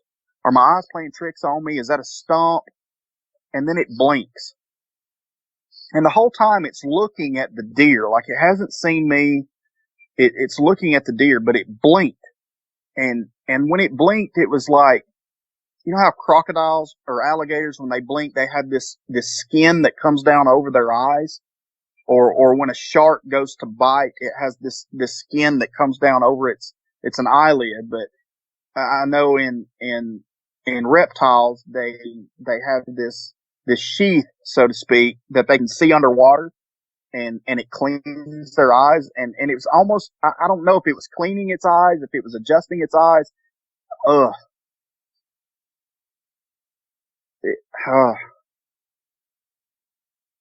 It was the nastiest, disgusting, most menacing looking thing I had ever seen in my life. Real thin. Its arms and legs, it looked almost like a bug or like a praying mantis, but man-sized. It had 4 limbs. I don't know if they were arms and legs, but it was standing on all 4, and it's bent like it's on its hands or it's on its feet, and it's got these knobby elbows, joints, and the way it's shaped, like its elbows or its joints or its knees, whatever it was, are kind of high up in the air, and its body is kind of arched below its legs or arms, and its head's kind of sticking up in the air, and I'm just like, I can't figure it out. It's like, am I tripping? Am I imagining this? I look away, I look back. By this time, it had moved just a little bit, and I caught movement, and its legs moved like a bug.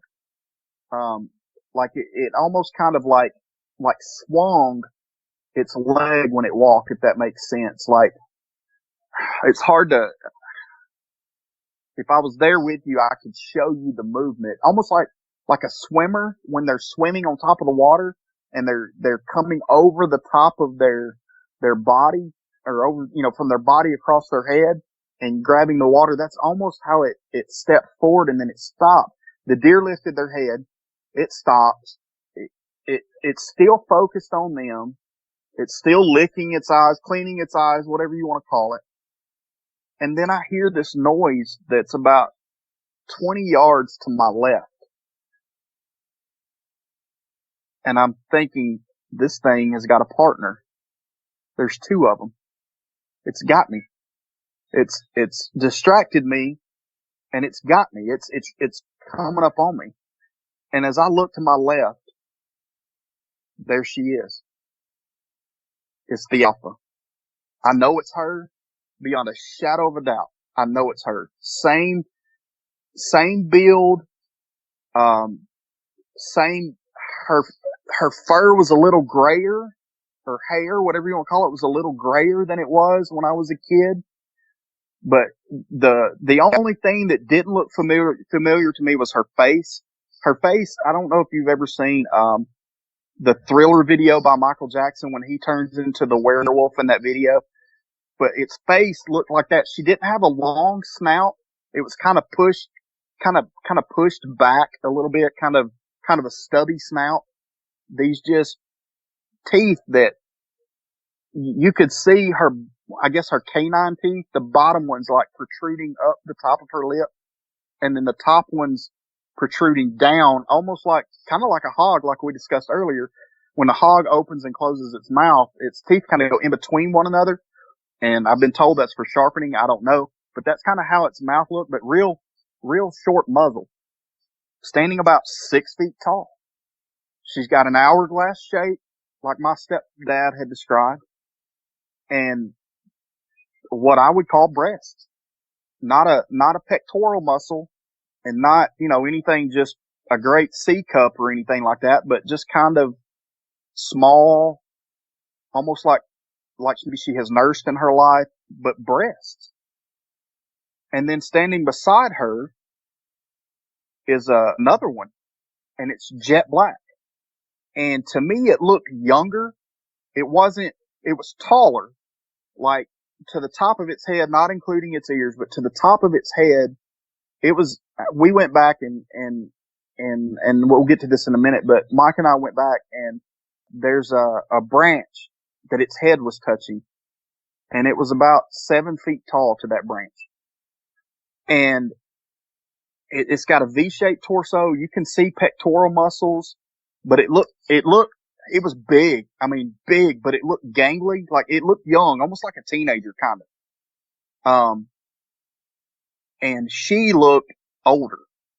The male, and it was a male, I couldn't see his feet. I could see from about his knees up, and they were shaped like a dog. I don't know if that's backwards or what. I've heard people describe it as backward bent legs. I don't know that they're backwards. I think that they're facing the right way. They're just the way the knee or whatever is structured. It doesn't bend like ours does. But anyway, I could see from about the knee up.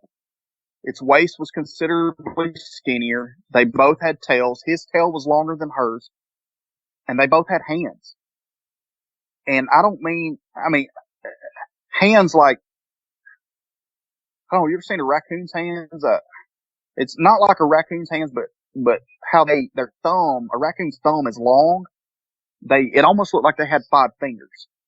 It was not a thumb. It was that fifth digit where a human's thumb would be, was just as long as the other four fingers.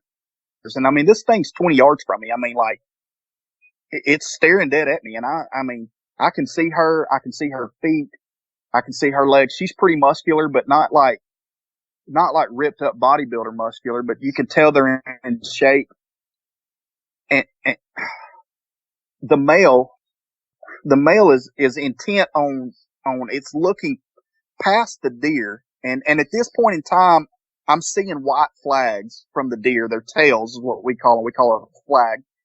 They're blowing, they're jumping, they're hopping, they're gone. And I lock eyes with female, and I lock eyes with the male, and her eyes were almost cat-like. Both of their eyes were like, they were yellow, amber colored, like if you took and held a beer up to the sun and got the sunlight through a beer in a glass bottle, that's what color their eyes are. I've still got my gun on whatever this white thing is, and I look down my scope, and as I look down my scope, I'm looking through one eye at them, trying to see what's going on. She turns away from me and looks back at the white thing. I look at it, and it cocks its head like it sees me. And it's gut check moment for me. It's like, do I shoot it or do I shoot them? I've got 5 rounds. I can maybe, in a bolt action 270, maybe shoot one and it scare both of them off, turn and shoot the white thing as I reload, or shoot, reload, and shoot the white thing, or maybe just shoot one of them and scare all of them off. I don't know. This is going through my head, so I immediately turn my gun to the alpha, and I know it's her, Vic, and she knows it's me. And she's looking at me so like, she's got almost a puzzled look, like you see somebody you knew as a child, and then you see them when you get older, and it's like, hey, don't I know you? But she also looks extremely ticked off. And as I point my gun to her, she raises her right hand and she folds 4 of the fingers, leaving one finger like she's going to point up. And she points at me, and she nods her head no. Like she knew what a gun was. I mean, I don't know. I don't know how I mean, I know what my stepdad tells me. I know what I witnessed with my jacket, but I don't know how intelligent these things are. She shakes her head no, and as she does, she scans her finger across the field and points at the white thing. And when she does, it lets out this noise. And I instantly knew the noise. It was the same noise I heard in the river bottom, the woman screaming. It just lets out this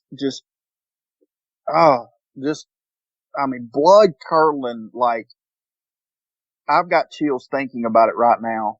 And as she does, as the white thing screams, the male howls. And instantly, the female howls as well. And I recognize it. And the combination is exactly what I heard in the river bottoms that day.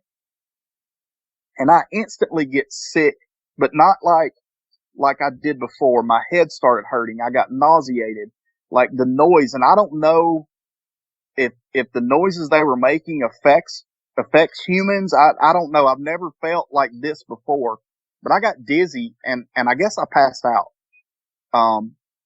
I came to and it was dark.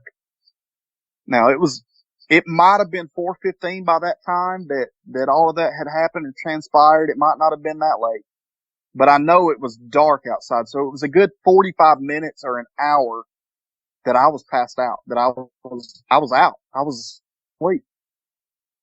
And my phone rings. And I never had my ringer on, but I wear overalls or bibs whenever I go to the woods, and I put my phone in my front pocket so I can feel it vibrate. And it's vibrating, and it wakes me up. And I grab my phone, and at this point, I don't realize it's dark yet. I'm thinking, God, what an awful dream. I answer my phone, and Mike is like, hey, man, you okay? And I'm like, yeah, I'm fine. What's up? And he said, brother, it's dark. And it's past dark, like 45 minutes past dark. Are you sure you're okay? I was like, yeah, man, I'm fine. And he said, well, I was getting worried. He said, I was about to jump on the four-wheeler and head that way. And he said, I thought I would call first thinking maybe you shot something. I didn't hear a gunshot, but we hadn't been home but maybe an hour and a half, 2 hours. And it was too late for me to go out. And I thought maybe you had killed something or possibly had moved stands or whatever. And he said, I just wanted to check on you. Where are you at? And I said, well, I'm back here behind the house. I'm in the natural blinds. And I said, I'm on my way. And he said, well, you need me to come get you? And I was like, no, man, I fell asleep. I'm good. And I hang up the phone real quick. So I get up and I grab my pack and I grab my gun and I feel something wet and my pants are soaked, like soaking wet. And I drink a lot of water when I'm in the woods. I drink a lot of water anyway, but I urinated on myself. I don't know why. I don't know. At this point, I'm so just disoriented and confused, Vic. I'm not 100% sure if I was dreaming or what had happened. So I start out, and as I start out, I see flashlights and Mike and Stephanie are on their way and I'm headed out and man, I don't know. I'm several hundred yards from the house and I'm booking it. I'm trying not to run. I'm trying not to be spooked. I'm trying to tell myself you were dreaming. I definitely didn't want them to see that my pants were wet. And I walked past them. And as I walked past them, they were like, man, you all right? And I was like, I'm good. I'm going to the house. And they were like, you sure? I was like, I'm good, man. I'll talk to you later. So I jump in the truck and I go to the house. Now I always change outside, like in my garage whenever I get home. I'm real big on not taking my hunting clothes in the house. Just different. I guess it could get smells on it from the garage too, but I'm real funny about that. I've got bags I put them in and, I wear scent lock stuff. And so I strip down, but the unusual thing is normally I have a base layer or some sort of Under Armour or something like that on when it's cool. And it wasn't really cold that day, but I figured it would get cold when it dipped down. So I was wearing my Under Armour and I just stripped completely naked. Now I've got a 6-year-old son at this time. I've got a 3-year-old baby girl. And I walk in the house and I just left my clothes laying in the garage. I walk in the house butt naked and my wife's like, what are you doing? And I was like, what do you mean? What am I doing? She said, what are you doing? I was like, I'm going to take a shower. And she was like, why are you naked? And I said, well, it was a hard day. I sweated a whole lot. I tracked some deer and I was just real sweaty. I didn't want to bring that in the house. And I just stripped down out there. I'm going to take a shower. So I went and took a shower and I immediately went to sleep. Well, it turns out Mike had called me several times throughout the night. I didn't answer it. I heard it a couple times, but I didn't roll over. And as I was asleep that night, I had this dream. And in my dream, I am in the same spot I was in hunting, the same blind, the same scenario, 4 deer on the field. It's 4:00. I see this white thing, the 2 dogmen, for lack of better words, Alpha, and I don't know if it's her pup or her mate or what. They show up. I turn my gun. She raises her finger, shakes her head, and points. And as she does, she says, and she doesn't move her mouth. It's almost like, I don't know if she's communicating telepathically with me in my dream. I mean, it's a dream. You know what I'm saying? I don't know what it means. If anybody does, I'll take some clarification. She says, we are not your enemy. That thing is. She said, that is what killed your cattle so many years ago. That is what has killed the deer and the cattle on this property for years. And she said, we hunt those. She said, I have tracked you your entire life. If I had wanted to kill you, I could have. And she said, there's been times that I have wanted to because you are the man's pup. I don't know what that means, but she said, you were the man's pup and he killed my pup as well as my mother and my father, is the way she said it. And she said, I wanted my revenge, but I knew it wouldn't be good to be like the man. And I woke up. And when I woke up, it was daylight. I look at my phone. I've got several missed calls and several messages from Mike. I call him back whenever I got up about 7:38, and he says, "Man, why are you not answering your phone?" I was like, "Man, I got home. I was so tired." I said, "I fell asleep in the woods, and then I was just dead tired, man. When you called me earlier that morning, I didn't ever go back to sleep, and I fell asleep in the woods there at the end of the hunt, and I got home and I just crashed." He said, "Well, man, I thought you said you didn't kill anything." And I said, "I didn't. I killed a lot of time, but I didn't kill anything." And he said, "Well, the green field is destroyed." I said, "What do you mean?" He said, "Well, this morning I got up early and was going to go hunt that blind that you were in." And he said, "When the sun came up, I saw that the ground was just tore up. I mean, just all over it." And like I said, we may have a few hogs around here. I don't know, but I've heard tales of it. But he said, "I don't know if it was hogs or if the coyotes killed something."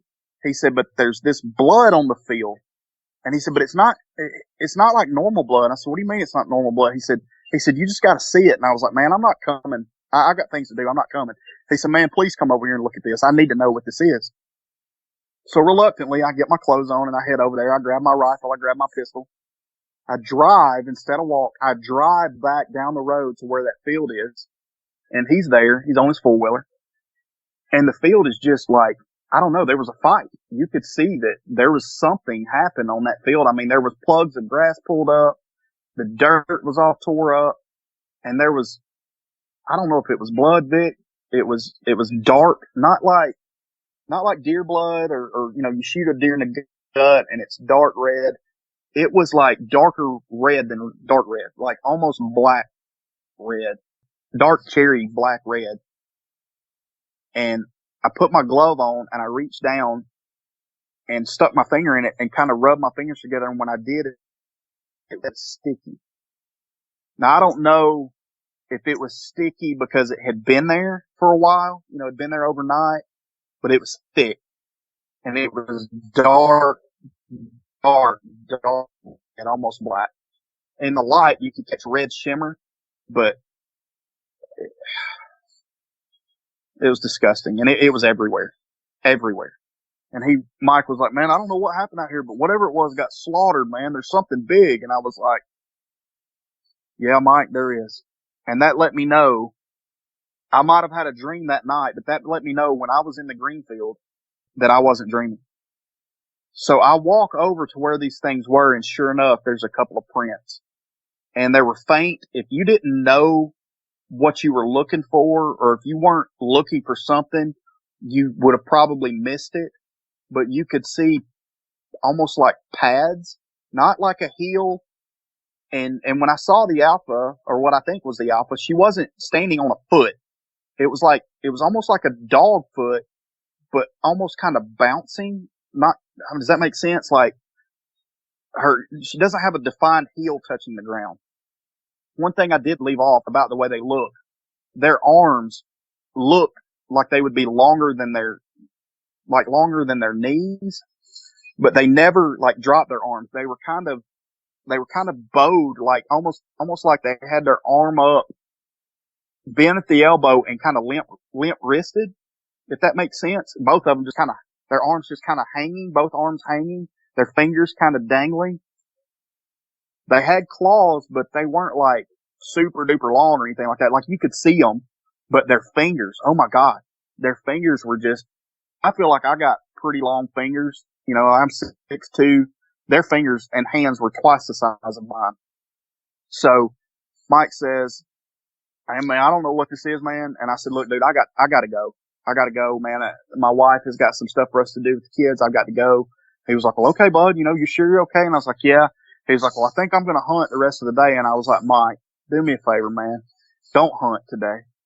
And he was like, "Man, it's prime rut time. Why wouldn't I hunt today?" I was like, "Mike, please, man, please just," I said, "I had a bad dream last night." And I lied. I told him, I said, "It involved you and something happened." And I said, "If you don't mind, man."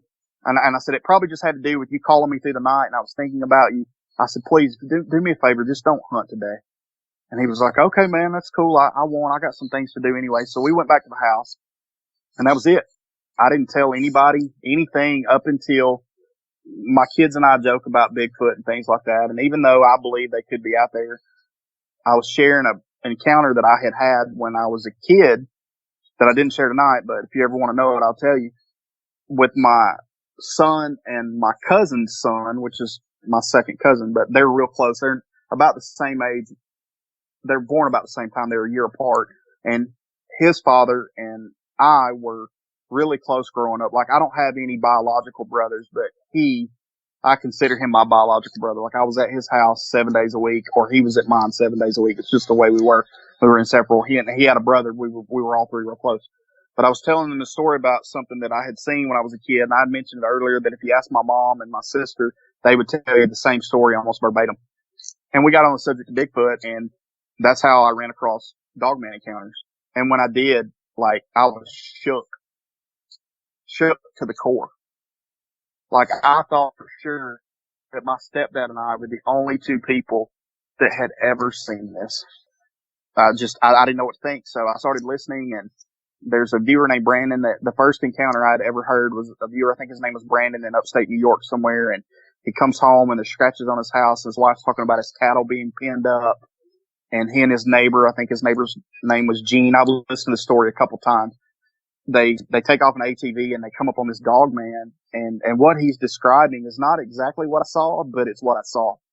This thing has the same pointy ears, the same smile or grin. I mean, I knew instantly. And then there's a story. It was like 3 hours of Dogman tales, and I'm laying in the bed at midnight listening to this. I shouldn't have, because it had me all like paranoid. I couldn't sleep, had to work the next day. 3 hours of Dogman tales, and there's a lady that she describes a goose gun. I don't know if that brings remembrance to you or not, Vic, but she's talking about that and seeing them, and it just really just kind of brought all of that back to me. Here we are 10 years later.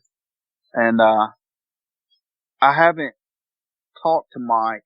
Like, we kept in touch over the years since 2011, but I haven't talked to him in at least a year. He and Stephanie have gone through a divorce, and, I didn't want to go back to the property anymore. He couldn't understand.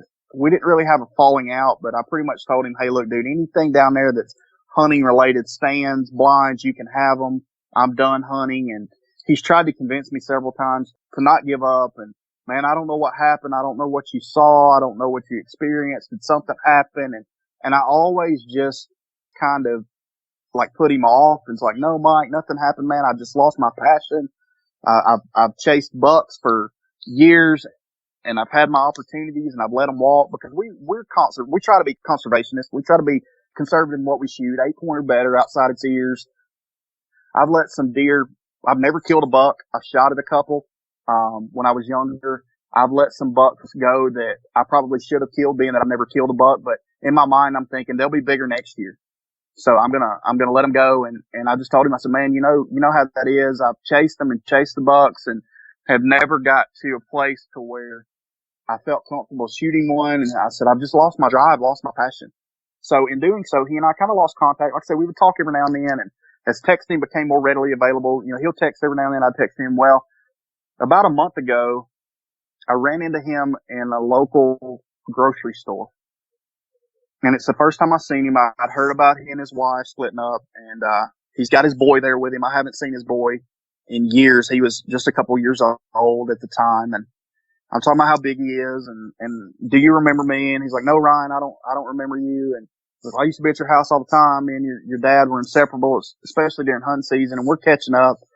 And he's like, man, he said, I need you to come back and hunt with me. He said, I can't get anybody that will do what I ask as far as coming out at the right time and doing the things I want to do.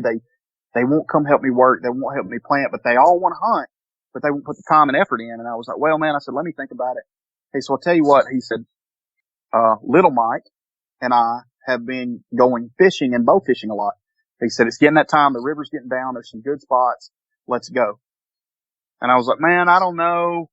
I'll think about it. And my son's there, and he's like, Dad, I want to go.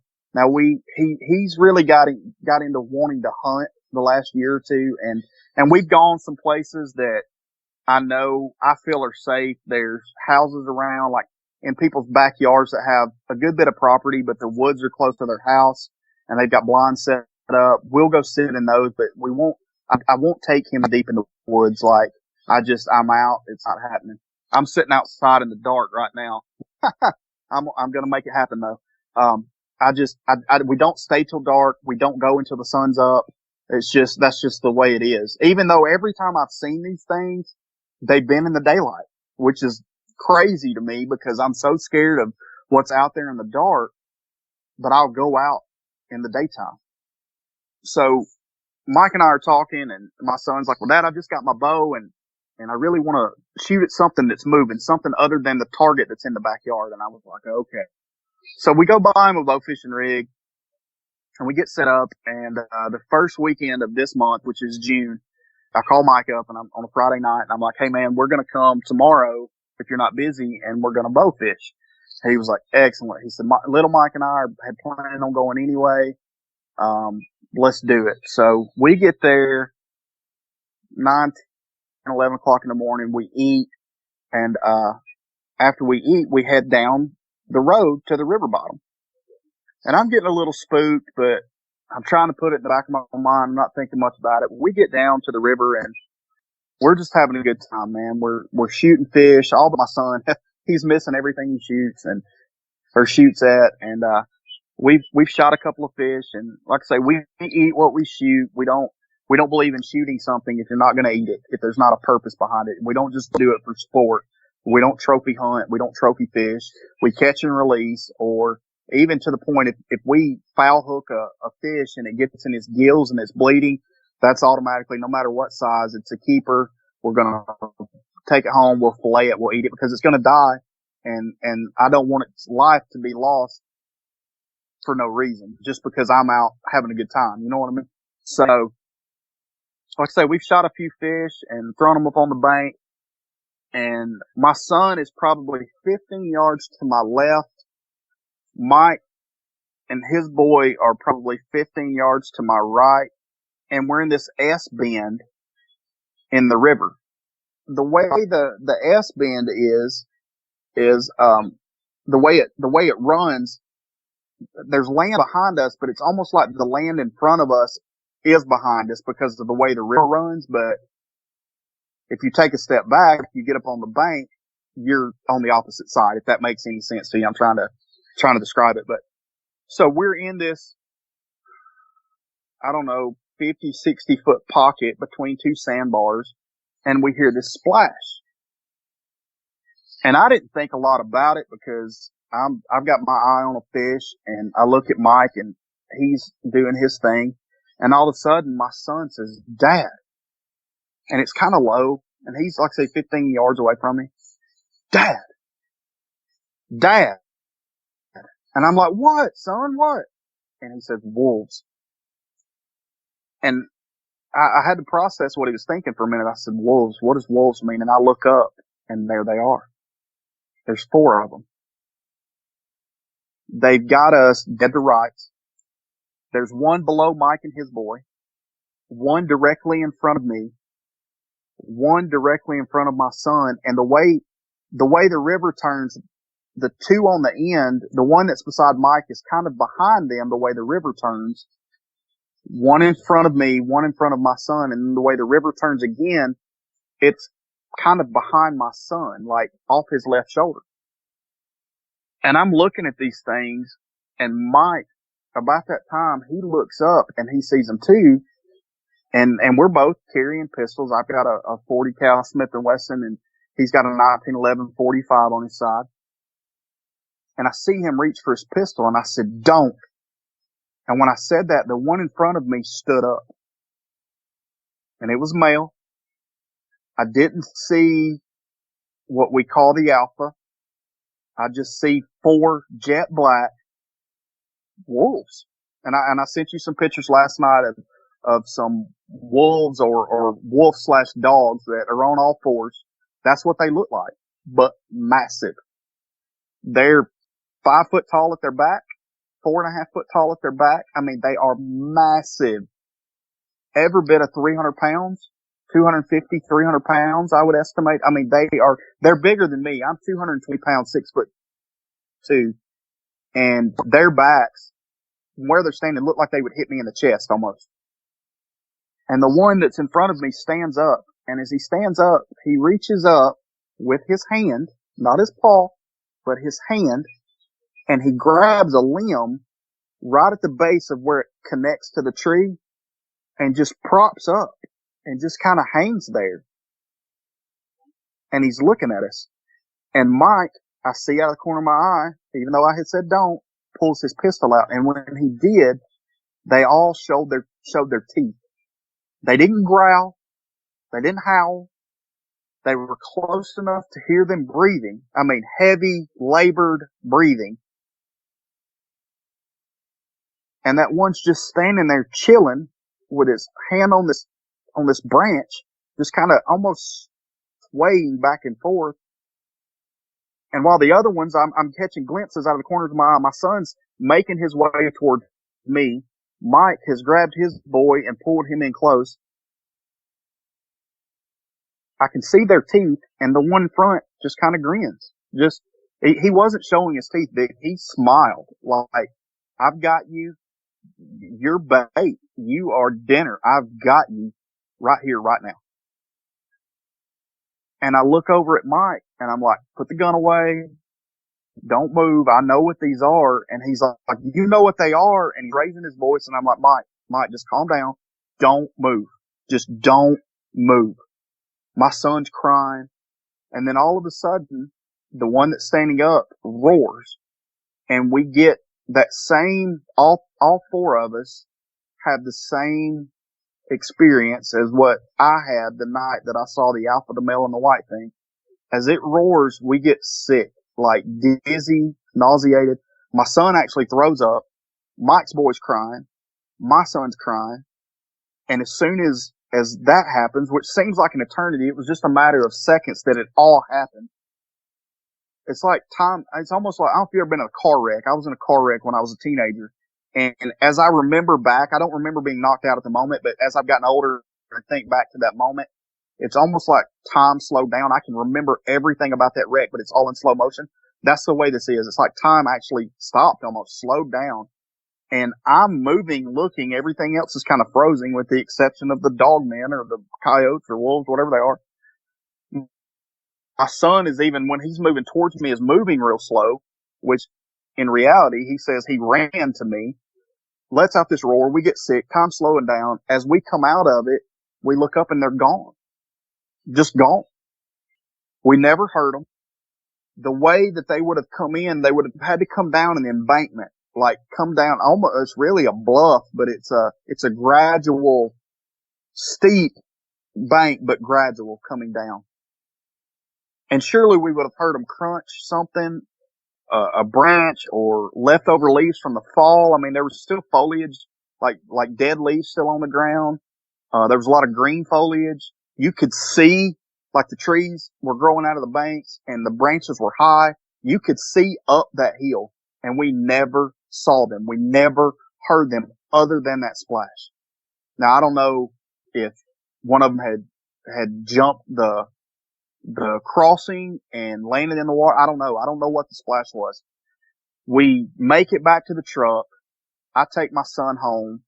I tell Mike on the way, like, he won't even talk about it. His son's crying. My son's crying.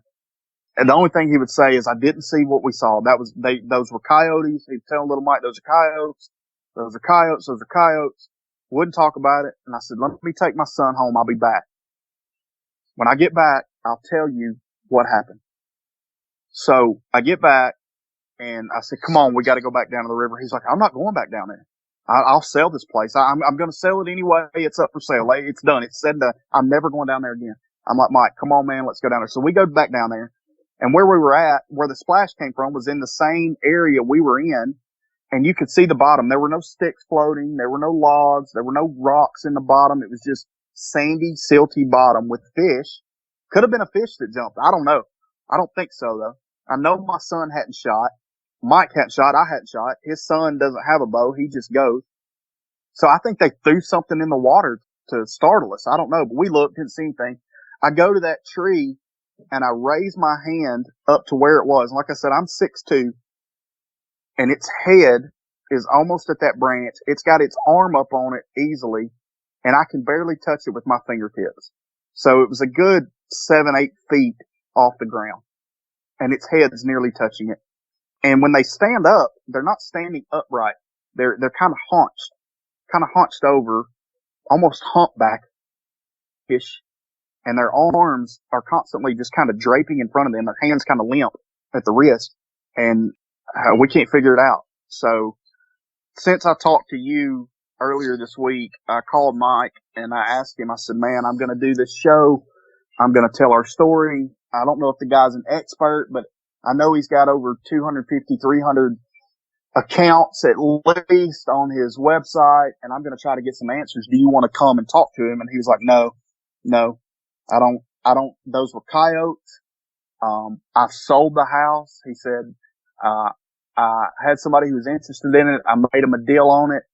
I sold them, and Mike's pretty wealthy. He and his dad have a construction business, and they build subdivisions, and they make a lot of money doing it too. I mean, they have money, and he's been thinking about moving to the lake anyway.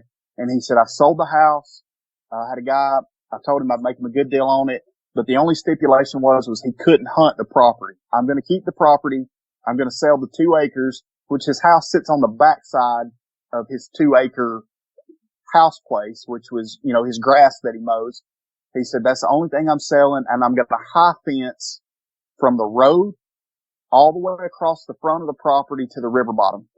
And I said, high fence? He said, yep. He said, I've got the money. I'm going to do it. And you're talking probably 100 acres, Vic, of fence, And he said the couple's an older couple. They don't have any children. They don't have any grandchildren. They really love the property. He said, I had to drop the price because I told him that he couldn't hunt it. If he wanted to shoot deer that are in the yard, he's welcome to do that, but there is no going onto the property outside of the 2 or so acres where the fence line is. You cannot go on it. He said, he's got security cameras up and stuff around his house. He said, I've gone and bought extra deer cameras. I'm going to put them out in strategic places. And he said, just keep an eye out. He said, but I know what I saw. It was coyotes only. And I said, well, Mike, if it was coyotes only, why are you so paranoid? And he said, well, I'm not paranoid. He said, I just don't want nobody hunting my property. I said, Mike, you can deny it all you want, brother, but I'm telling you, I know what it was. I dealt with him when I was a kid, and I told him the story, and he's shook, like he's white. And he's like, well, why are they on my property? I said, well, if you think about it, Mike, your property joins ours. It's separated by the road. So I said, wolves, I've done some reading up on wolves and things like that, and they can travel in a day. They can travel up to 30 miles looking for food. I said, it's a 10-mile drive from my house to yours. From the property as the crow flies, I can be on your property in 5 minutes or less and at your house in at least that, if not 8 to 10 minutes. I said, so why wouldn't they be here? I said, I think it's just their territory. I think they travel back and forth. And, I told him the story about what happened that night and whenever I passed out or whatever. And I said, maybe they don't go back to Pop's side of the property because of him shooting them. I don't know. I said, but there's a good food source here. There's deer here. And I said, if that white thing is what they hunt, there is obviously presence of that around. I don't know, Mike. I don't have the answer. I said, but I can try to get them. I can try to help you. And he's just like, man, I don't even care. I just got an agreement with the guy. I'm going to close on the house in a month. In the meantime, I'm taking some work off. Me and Dad, we're going to put the fence up. We're going to get it along the property line where the roads are, and there'll be gates and nobody can go in or out. There'll be cameras at the gates. I'll know. I'll get signaled if something comes. So he's pretty shook. He won't talk about it. He told me he never wanted to talk about it again. I said, well, what about little Mike? He said, I told him they were wolves and that it was just propped up stretching on the tree, and he's over it. He hadn't said another word about it. And I said, well, what about Stephanie? Is he going to tell Stephanie? He said, I told Stephanie that it was just coyotes and they were just really big. And the only way that little Mike would process it was that they were wolves. And that's what he thinks. He just doesn't ever want to go down there again. And we're not going to. We'll find somewhere else to hunt. And he said, I just want to make sure that nobody else is on that property unless they're there on their own free will. And I said, well, did you tell the man and woman that's buying the house? He said, nope. He said, I just told them you're not allowed to hunt my property. And if you are hunting on my property, you will be slapped with a no trespassing agreement. And he said that'll be the end of it. So that's my story, Vic. I don't know what you think. I don't know if I'm crazy. Um, my son's had a rough time sleeping lately since that encounter, since that happened. He doesn't go through the house at night unless he flips on a light. We've got a big screened-in porch and French doors, and you can see outside. He won't go in the living room where that's at. I won't look out the window, and I've been this way for years. If I go through the living room, I may not turn the lights on, but I do not look out the door. Like, I will not look to see what's outside. My wife knows a little bit about it. I think she believes us, and really the only reason she believes us is because my son.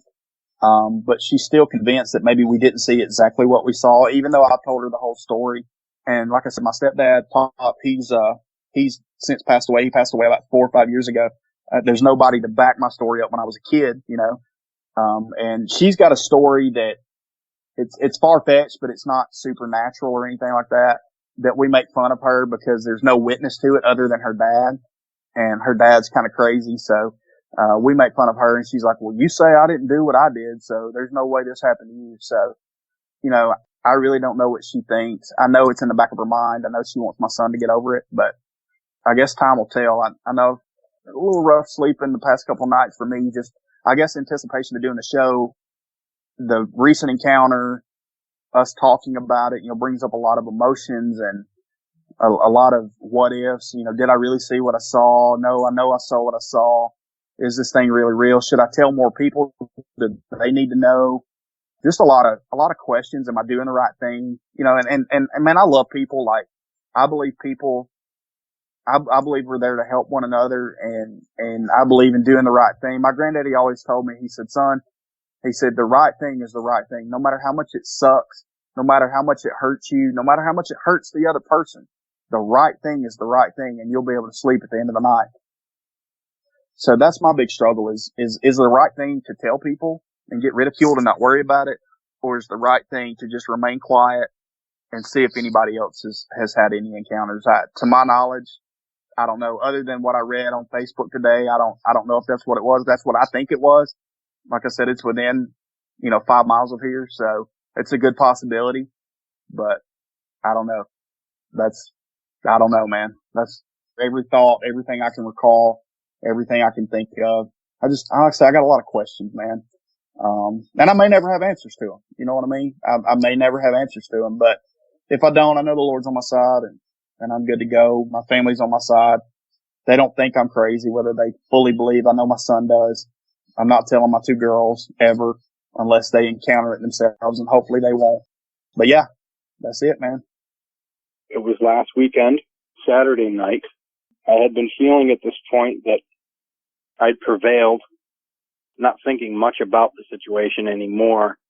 It had been a matter of months, and what I've gained from you and what I've gained from everyone in the comments on such a positive note, and if I may mention Stargazer, she is very, very supportive, and she has also helped me out quite a bit. Very, very frequent flyer with Dogman encounters, and I just feel that she really deserves some type of notification because she has been very supportive with everyone, and I know that myself as well as other people are very grateful for her level of support outside of yours. So starting with that, it was last Saturday, and I had actually been sitting around the house. I wasn't really doing too much. I had just went out. I have 3 cattle left, and they're almost like family pets at this point. I went out, saw them, and talked to them for a little bit like I normally do, fed them, went around and checked them out. Everything's good. Started coming back inside. I get in, and it's time for bed. Had dinner, had some nice venison steaks, Brussels sprouts, corn on the cob, green beans. I like my vegetables, and I like my venison. So we get in, and it's dark by now. And I'm just putting my daughter, Gianna, call her Gia, just putting her to bed. And She's taking a little bit longer than she normally does. Nothing out of the ordinary. Sometimes that happens. So I'm singing to her and I'm rocking her back and forth, letting my wife do the dishes and get dinner cleaned up, and I'm upstairs with my daughter. I get her to bed. We both meet up in our bedroom. And we're kind of just watching TV like we normally do before bed, talking about what the plan is for tomorrow, you know, what we're going to get done, what needs to happen. And what I've got is a two-way baby monitor. And this isn't just a vocal type of baby monitor like, you know, I used to have back in the day. What this is a Motorola, and what it is I set this in my daughter's room, which we're on the second floor. My daughter is on the bottom floor, who's at the bottom of the stairs. So through Wi-Fi, how this works is I put this small cell phone looking device next to our bed. It shows a screen on the front. It's in color. It has noise, and it has video. It reflects exactly live what's going on in my daughter's room. Noise, color, video. And if any noise is made, anything is happening in there, I'll know immediately. So we're just going to bed, and I hear what sounds like some type of feedback on the radio, on the two-way camera. And I look over real quick, and I kind of see her rolling around. And I said, okay, well, I better not go back to sleep. She's probably going to be up in a little bit. This is about 2 o'clock in the morning now, 1 o'clock in the morning. She's probably going to be up in a little bit. I'll have to give her either another bottle, which normally if I give her her oatmeal bottle, she'll go right back to sleep because she's got some teeth now and she's eating whole foods. You know, I give her little mush carrots or whatever it is, but I'm thinking to myself, I better not go back to sleep because I think that I'm going to have to go down there. And my wife did the dishes and got everything cleaned up, and she cooked dinner. All I did was put my daughter to bed, so I'm going to be the one to have to get up here. So I kind of lay down and roll over. I'm all snuggled up, and I hear some type of, it sounds like cards falling over, I guess you could say. If you were to have a penny taped on the end of a normal playing card and they were lined up like dominoes and you had 5 or 7 of them in a row and you were to touch the first one, how they would fall over and how the penny would hit the ground or the table would be what the noise was making. And I'm, okay, well, what is that? Some type of feedback. And I look over at the screen on the monitor for my daughter's room, and I look at my daughter, and the first thing I catch in my eye is these 2 amber-colored eyes and these hairy ears and the snout. This is a Dogman. This is right outside my daughter's window. Her bed is directly in front of this window, which is downstairs, an entire flight of stairs down, an entire floor down. I look at this camera. Through the camera, I see this Dogman in the window. I go nuts. I'm scared out of my mind. My heart's pounding. I grab my pistol. I get out of the bed. Immediately my wife wakes up.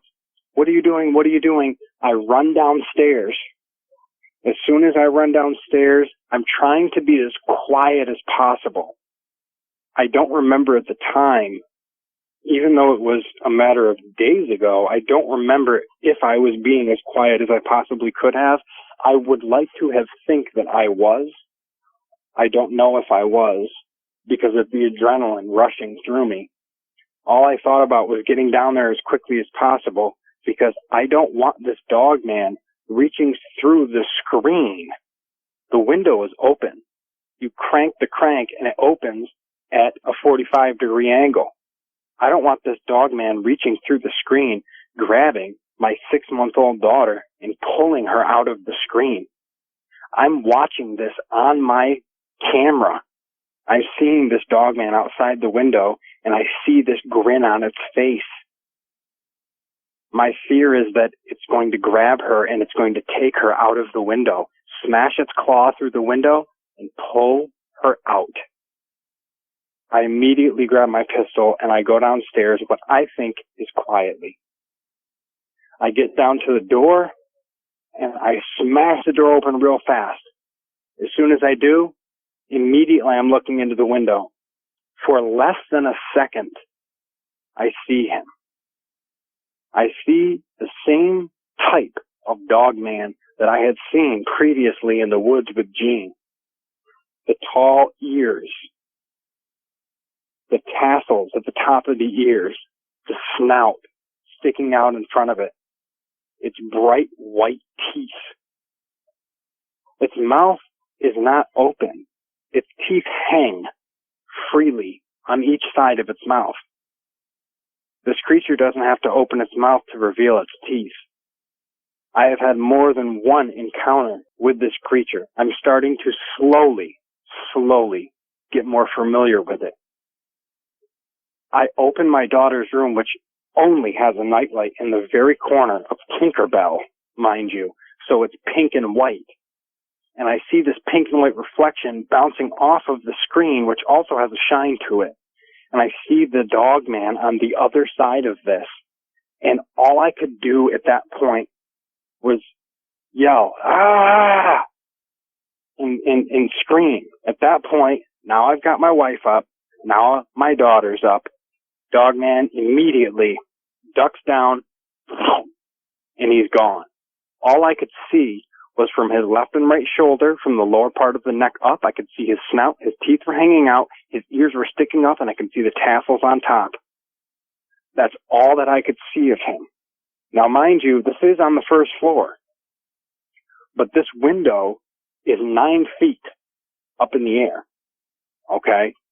This is not a window that's on a lower portion of the house. I measured it. If you were to have looked through the window as this Dogman was, you would have to be 8.5 to 9 foot tall at your shoulders, which was exactly where he was. So I'm going to assume that he was 9, almost 10 foot to the top of his ears. So at this point, I see him drop out of the picture. He's gone. I have my pistol pointed at him. He disappears. I run over, I grab my daughter, I come back upstairs. Now she's crying because the door, when I kicked it, swung open, it bounced off of my foot, and if you ever know what those little L brackets are with the big screw in the bottom that you put on the back side of the door so that when the door comes all the way open, if you got kids over there opening the door, the lock or the door knob itself doesn't go into your drywall. That way you don't need to continue to fix your drywall if the door is open and the knob goes into the wall. So it bounces off of this little button, this little L bracket with rubber on it, back to me. I hit it with my arm, it bounces off, comes back, and I guard my arm with it again. I go in, I grab my daughter, and I go back upstairs. At this point, my wife's saying, "What is it that's going on? What are you doing? Why do you have your pistol? Is this happening again?" And I said to her, "I'm not going to lie to you. I just saw what I saw last time when Gene and I were in the woods." She got very upset. She was very scared. I was very scared. I didn't know how to approach this. This is my second time dealing with this creature. I'm not a professional. I don't know the details. I have a lot to learn. I have absolutely no clue what my next move is. I don't know. So we have a discussion on how it is that we think we should deal with this.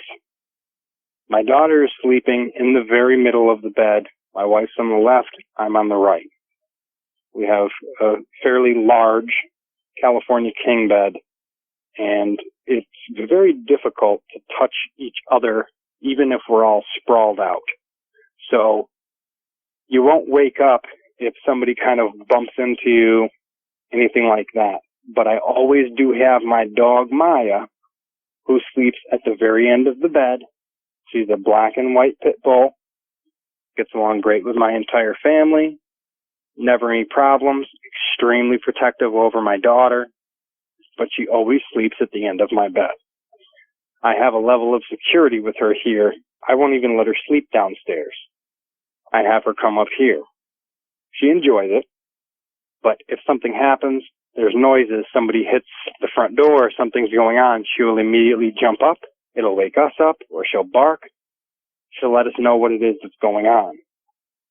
At this time, because I only saw this Dogman through the screen that was on my daughter's baby cam, she wasn't able to see that. So I had to do what I had to do to move forward. I only was aware of that as I looked onto the screen.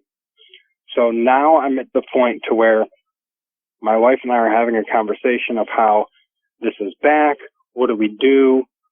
At this point, we know we're not calling the police. We know how that was dealt with the first time. The police came by, they belittled it, and all of a sudden they sent over this group of individuals who's paid by some form of the government that doesn't have any name, and they claim that they dealt with it. Well, I thought that they did, Vic. I did. Because it had been a matter of months, and I hadn't seen anything, no issues, no worries. I'd actually gone back into the woods. I'm in the woods at dusk. I'm in the woods in the early morning. I've moved forward, and I've been able to gain that back over a matter of months. And now I see this Dogman looking and staring at my daughter, 6 months old, on the lower floor, through the window at 2 o'clock in the morning, and I'm watching it on the baby cam. That's a very scary, scary thing. At this point, we have our discussion, and I say, we're not going to involve the police again. We know how that goes. We're not going to call other people and ask around like we did last time. We're not doing that. What I'm going to do is take some preventative measures and be able to ensure that I'm on top of things to be able to protect this place and be able to actually be on top of what it is that is going on, because last time I was completely not in control and I was basically manhandled when it came to what it is that I needed to do. I didn't know what it was that I needed to do. I had no clue. So I'm thinking to myself, my wife and I have had the discussion. I'm going to stay on top of this. I'm going to be alert. We're both going to be aware. The cameras are all on outside the house. Everything's going to be fine. The day goes by. I don't go to work, obviously. The next evening comes. I do hay that whole day. We don't really discuss it too much. But I end up finishing, I'd say, 7 to 9 wagons. And basically what happens is I don't have anybody that stands into the wagon and waits for the bale to be thrown and then stacks the wagon. You know, you're only going to fit maybe a couple dozen more. Listen, I got one guy, me, driving the tractor. It's baling them. It's throwing them into the back. It is what it is. Then I get it back. Then I have a couple guys take it out. They throw it on the elevator. It throws it up through a hole that's about 3 foot wide and about 4 foot tall in the top of my barn. And that's the hay mow. That's where I've got somebody at the bottom loading up the elevator, throwing the hay on, and I've got 2 guys in the top of the mow who are stacking it nicely. So I get that done. We finish up for the day, and my buddy tells me, hey, I got to go back home. I got a couple things I need to do. I said, fine. He goes, you going to be okay finishing this last wagon? I said, yeah, man, absolutely. So he leaves. I go inside and I said, well, I got the rest of the night to finish this. It's about 7 o'clock. I got to go in and grab something to eat. So I go inside, and what I've been doing lately is cooking some squirrel in the pressure cooker. The bone falls right off. I've been making a stew with it. It's phenomenal. So I was very excited about that. That's what kind of drew me away from finishing the full day's job and going in and eating, because normally you're not getting me to do anything else, not even use the restroom until I'm done with my job. But I'm telling you, this pressure cooked squirrel stew, Vic, I wanted it and I wanted it now. So I went in and I had my dinner. I go inside and I kind of hang out for a little bit. Now I'm thinking to myself, all right, well, there'll be a little bit to do in the morning, but I can finish this hay later on in the morning. And I sit down with my old lady and we're watching a movie, hanging out. And it's about 9 now, and it's starting to get dark. It's been starting to get dark. And I said, you know what? I got to go out and I got to finish this. There's about 67 bales left. I can knock this out real quick. I'm going to go out and I'm going to go finish it right now. So I had a couple cold beers and I went out to go finish it. Now the barn is about 150 yards away from the house. It's an older barn. So I'm going to walk out there, and I got the wagon right in front of it. I got the elevator pointed right in front of it, and I got the elevator pointed up into the top of the mow so I can get that loaded up. And what I'm thinking is I've only got 60, 70 bales left. I'm going to chuck them all up there. Then I'm going to get up there, and then I'll organize them. Then you get them stacked. That's how you do it if you're with one person. So I get out to the barn, and I'm about to get this hay stacked, and I hear some type of rustling around. Now, as I go into the barn, originally how the barn had been was there was one rail on top of this sliding door, and there was one rail on the bottom. And basically, you couldn't get over it into the barn with the tractors, the four-wheelers, or whatever it was without hitting that rail, that bar at the bottom where the wheel was at the bottom of the door, to be able to slide it all the way over to get in and get access to that barn, because it would bend that every single time, and then the door would get stuck. So what I did was I removed that bar. Now I've got the complete door hanging from this one bar, this one rail that's on the top, and it's got two wheels on it, one on the front top side left of the door, one on the front top side right of the door, and it hangs on that rail, and that's how you slide it left and right. So I go to grab the door and I slide it to the right, open it all the way, and at that point I hear some type of scuffling around in the back, but it's on the top. I'm thinking to myself, all right, there's raccoons in here again, man. So I got my pistol, and I'm thinking, perfect. I'll be able to pop one of these guys because they're a nuisance animal. And I said, I'm going to come over in the corner here, and I'm going to wait. So I come over in the corner a little bit. As soon as I do, the middle area of the barn where the cattle, if it's really, really bad outside, I bring them all the way under the barn where the ground is kind of halfway dug out underneath, and they have almost like horse stalls that I put them in. And I step over that, and it creaks really loud, and then that noise stops. So I wait, and I look up, and I think this is going to be another animal that I'm going to eliminate because it's a nuisance animal. Now, this is an old barn. It was built a very long time ago. I would not be able to accurately give you a year, anything like that. But basically, when you look through the pieces of wood, they're anywhere from a 1/4 inch to a 1/2 inch apart. So as the sun is setting, this is at the end of the evening, you can see light shining through this barn through these pieces of wood that make the barn up. And I sit for a little bit and I wait. And then all of a sudden I hear the rustling in the corner up top in the further corner of me, which is about 25, 35 feet away, directly above me, directly in front of me, 35 feet or so. I hear it, and this sounds much louder than I would expect any small creature to be. And I hear boom, boom, boom, boom. And as I'm hearing this sound all of my senses are heightened.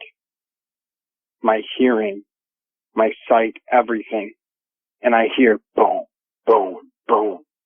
And I'm looking up at probably a 70-degree angle in front of me.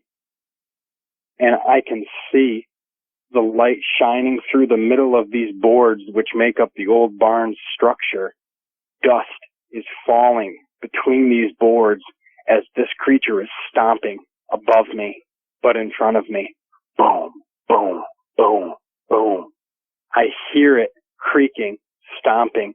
This is an extremely heavy being, whatever this is. I have no clue what this is. I can hear breathing like a smoker or someone that's out of shape. Boom, boom, boom. It's getting dark. There's light shining through between these planks, and I can see the dust falling above me, and the dust is falling closer and closer and closer to me, and I can hear what almost sounds like some type of a horse, just that type of noise. And I crouch down real low, real close together in the corner, and I take the safety off, and I've got this thing pointed at the ceiling, and I'm waiting, and I'm waiting. And as I look through the crack, I can see part of the shadow and part of what I think I can see. I think I can see these. Have you ever seen the bottom of like a dog's foot? How it's like a broken up pattern of what looks like very dry skin? That's what it looked like. Just very broken up type of cracked skin. And immediately, what I'm thinking is, Dogman, I unload. This is not like me. I unload this pistol. Boom, boom, boom, boom, boom, boom, boom, boom, boom. As soon as I get the first two shots off, I don't even think I get the first two shots off, through the floor of the ceiling, which is the roof of where I am on the first floor, this thing immediately retreats. Boom, boom, boom, boom, boom, boom, boom, boom, boom. And I hear it running over into the corner. And it stops. My heart's pounding. I can hear it beating into my ears. And I said, I'm not doing this again. There is absolutely no way that I'm dealing with this again. I turned around and I immediately load another clip and I come up the ladder. Now I reach up on top of me and I'm pulling hard. My body is shaking. I'm pulling up onto this ladder to get through the small hole that puts me on the second floor where the mow is, where I stack the hay, and where this thing is. And I'm thinking to myself, I'm not getting my head ripped off. I've heard stories of how these things reach down and they hide. When you come out of your door, you hear knocks on your door. And then you open your door and you stand out there. They're on the top of your roof, Vic. And they grab you by the top of your head and they rip you up back up on the roof. You're gone. I'm up on the ladder and I can feel the splinters ripping into my fingers as I'm pulling up this ladder. It's about 12 to 15 feet. I get up there. The first thing I do is I put the barrel of that pistol on the very last step of that wooden ladder, which is on the bottom of the floor to where the mow is up there, and I point it. I slowly push my head over the top, and I look, and as soon as I do, I didn't even get to get a shot off. What I see is a Dogman, what I know is a Dogman, crouched down in the corner. Through the area where the hay comes in, it's a small window, which is about maybe 4 foot by 3 foot or so, or vice versa. It's where you put the elevator so that you can get the hay bales, the normal, not the squared, not the round hay bales. You don't throw them up there. The square hay bales from the wagon onto the elevator, up into the mow, and you have a guy or two stack them. I see this thing grab around the corner. He reaches onto the edge of the window. He looks back at me, and I see this, and at that point, he waited for a second. And I'm thinking to myself, and I say he because I'm going to share later how I know it's a he. I'm up to the very top of this ladder, which is the bottom of the mow, which is the top of this floor, the second floor where this hay goes.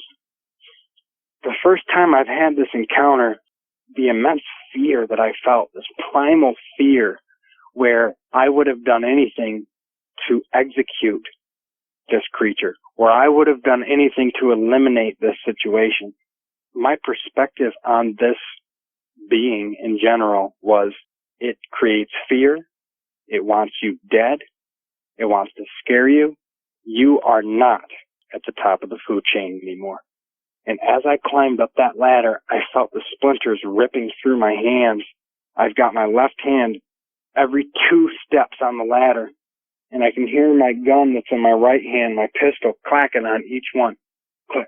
Reach up again on the left, reach up again on the right. Click. And I get all the way up to the top, and I see this thing crouched down in the corner. It's pulled away from the corner now. It's about to jump out the window. I'm in awe. We're face to face again. The same dark hair. Completely jacked muscles. Big, long arms. He is much further away than he needs to be from this window for his arms to reach. His fingers, all 5 of them, he has no thumbs, are wrapped around the edge of this window. He's ready to pull himself out. His ears are laid all the way back. I'm used to seeing them straight up from the first encounter. What this creature emitted emotionally to me was an intense amount of pain and sadness. I felt like I had just killed one of my family members and I had done nothing. Imagine you coming in and ruining a surprise party for your family. Imagining yourself in a situation where somebody had waited their whole life to save up money for a special car that was their dad's favorite. And you went up to him and you go, hey, so-and-so just got you this car. I know he's going to surprise you in a little bit, but that's what's going on. Or when you'd be in a situation to where you've stolen or lied or cheated to somebody that truly cares about you. You've hurt somebody on an immense level. That is the emotion that I got when I've got this gun pointed straight at its head. I could have pulled the trigger. I'm not saying that this would have eliminated this Dogman. I had him dead to rights, right through the front of my pistol to the back. 40 caliber, Vic. I had it right on his eyeball socket. He knew it. I got the most upset sadness. I felt there was no light, no love, no objects, no nothing in this world. Nothing existed that was positive anymore. Nothing was worth anything. Every ounce of energy on an emotional basis that you've spent pushing forward to be the best version of yourself has meant nothing. You're nothing. What you've worked for is nothing. You have done nothing. You as an energy are nothing. And I couldn't pull the trigger, Vic. He looked so sad, the way he portrayed his emotions to me. And I feel at this point, this is how they communicate. Through not telepathy, but almost an emotional level of telepathy. Feelings, emotions, that's how they communicate. I couldn't do it. I felt like I was hurting someone that I've loved my entire life, and I couldn't squeeze the trigger. He got away. He took off. I sat there for about 20 minutes. Part of me wanted to make sure that I could hear him leave, and I could. Landed on the ground. I heard him bipedally take off. And it's almost dark at this point. But there's still some light from the sunset.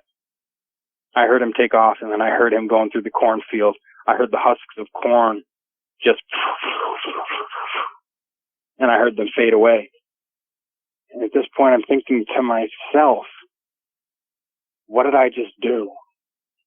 I just gave him a freebie. He just tricked me.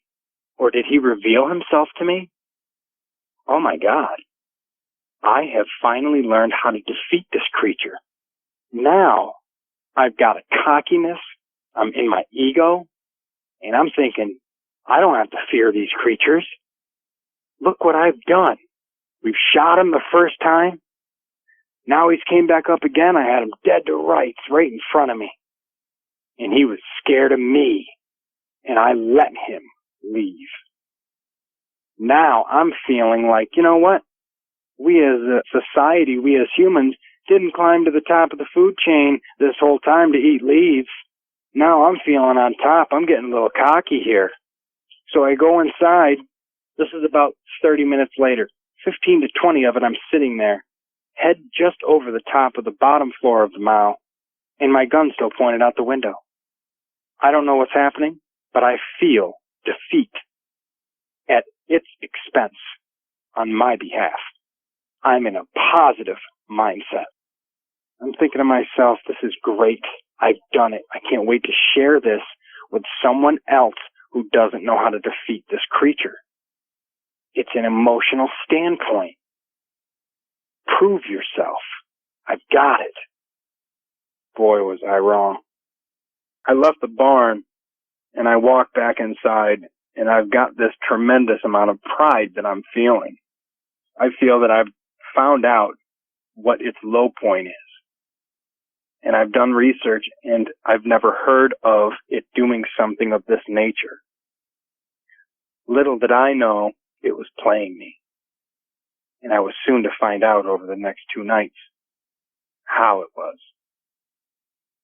I let it take advantage of me, by it letting me think I was taking advantage of it. This is an extremely intelligent being we're dealing with here. There is not a normal level of animalistic type of thinking this creature has studied or been aware of or been around or at some point had a part in human emotions like a professor. It's scary. I went back in the house.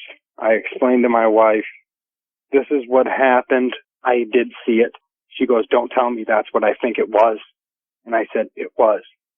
It was on the top of the hay mow. She said, I heard all the shots. What is going on?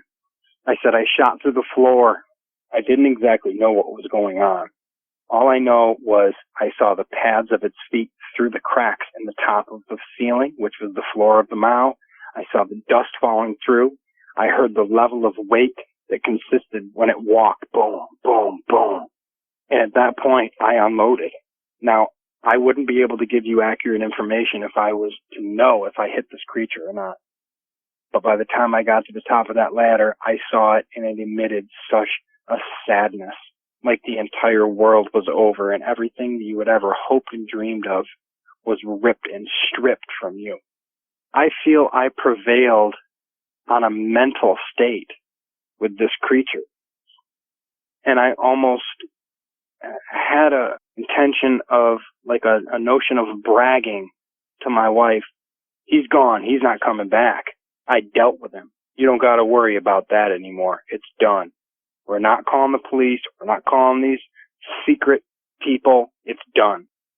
So we discussed it for a little bit. And to be honest, I didn't want to have too much of a discussion. So we discussed it on a very short basis. And we lay down to go to bed. Now, at this point, my daughter's upstairs with me. She's sleeping again between my wife and I. It's about 1:30 in the morning, and I jump up. My dog immediately shoots up, boom, and she sleeps under the covers near my feet, so I can't see her. All I can see is the cover pop up, boom, and it's about 2 foot tall, so I know she's up on her front legs with her back legs down, and I can see a sheet, a blanket in front of me, left, right, and she's looking around. And I'm like, here we go again. What's going on? At that point, I hear something banging around. It sounds like the storm cellar door. And I remember I was moving wood down through the storm cellar door earlier that day. And immediately a level of fear came over me, and I thought, I didn't lock the storm cellar door. Now I'm scared. I lost all that ego, all that pride, all that cockiness is gone. It's 1:30 in the morning. My daughter's to my right. My wife's to my far right. My dog is to my far bottom of my feet. And she is awake, aware, and on point. And I know that I didn't lock that storm cellar door. So I get up immediately. I grab my pistol again, and I slowly walk down the stairs. I wake up my wife. She said, "What's going on? What are you doing?" And I said, Stop talking. She's trying to have a discussion with me. What are you doing? What's going on? And at that point, with adrenaline, with the situation I'm in, her not knowing what's going on and me knowing that I left an opening to my house for this animal to get in, I don't speak to my wife this way. I have a very large amount of respect for her. If anybody wears the pants, I'm going to be honest with you, it's her. But at this point, I looked at her and I said, "You need to shut up. Stop speaking." And she looked at me sideways a little bit, but she did, because I don't ever talk to her that way. It was very rude. But in the heat of the moment, I didn't know how else to get her to stop, because if I would have said, "Can you please just stop talking?" she would have said, "No, I don't think so. What exactly is going on here?" And I couldn't have that because I was trying to listen. So I was a little bit rude unintentionally, and I also apologized for that afterwards. Sincerely apologized. And she does understand the nature of the situation, that things happened the way that they did. No hard feelings. It is what it is. So I grab my pistol. I go downstairs. I see her. I look back as I walk out the door. There's stairs that go down to the left, about 15 stairs. There's a 2x6 foot area, 3x6 foot area where it's the bottom. And then you take another left. There's about another 12 stairs down to the first floor. When I get to the doorway, I look back at her, and she shakes her head, and she grabs my daughter and puts her on top of her stomach, face down. Now they're face to face, stomach to stomach. My daughter's hands are over each side of her face on her shoulders, and I see both of them together, and immediately I'm thinking to myself, something is in my house. Let's make an executive decision and think about, has there ever been anyone as a human being in your house? No. Do you have any enemies? No. What have you done recently that you're familiar with to the extent of where you would think that it would be something that you could plausibly put into that theory? Dogman. My heart is racing. I can hear the heartbeat in my ears. I look at my wife and my daughter. Daughter's sleeping. My wife's awake holding her. And I'm looking in her eyes from 20 feet away at the end of the door, about to go downstairs, thinking, she's giving me that look like, listen, you're that guy. You're him. You need to do this. We don't have time to call police. We don't have time to call mom and dad. I'm 31 years old. I'm a grown man, Vic. It's time to handle this. This is family business. Get it done. I hear rummaging around downstairs. I start to go down the steps very slowly. And I mean very slowly. As I'm slowly stepping down the stairs, I've reinforced these stairs, but I can hear them creaking. You know, that and every time I step on one, I stop hearing this. And it sounds like somebody is shaking some, I want to say almost shaking cereal. That's what it sounds like. And I'm like, what the hell is this? So I go down a little bit further, and another creak. I wait. It takes about almost 3 minutes for me to hear this sound again of this rustling around downstairs. I get down to the first floor. I look around. I don't see anything. I don't hear anything. I wait. I've got my gun in front of me. I always leave my basement door open because we've got the basement, the first floor, the second floor. And I've got decks off of the bedrooms on the third floor, which is the top floor. So I like to leave everything open so, you know, heat rises and cold air sinks. I like to keep the fan where I work out downstairs, which is a concrete type of finished basement where I put a lot of extra freezers, fridges, and there's an old cistern that's down there And for those of you that don't know what a cistern is, basically about a century ago, a cistern would be a maybe 10 by 10 or 8 by 8 or 6 by 6, blocked in concrete and cemented in area about 6 foot tall that would hold the water for your house. That's where you would get your water from. So basically what I did was I knocked a 2.5 to 3.5 foot doorway out of that small square. And now that we get our water from a well, what I did was I knocked that out. I put about 2 to 3 inches of number 2 runner crush at the bottom, which is about 2 to 3 inch small square rocks, about 2 to 3 inches, maybe 4 deep. And I put the water softener on top of that. I put a filtration system. It removes all the impurities, things like that. It's all the way over in the corner when you walk down the stairs into the basement, all the way forward. That wall is in front of me. And that's on the other side of that wall is where I have all those things for the water. So I sit there for a little bit, and I sit at the top of the stairs, and I'm listening. And I don't hear anything. And then I hear, if anyone's familiar with what it sounds like for a car to pull in a driveway that's a stone driveway, or someone walking on a stone driveway, that's what it sounded like. And immediately I knew there's only a small area in this basement that has stone. And I knew that something was in that corner on the other side of that wall.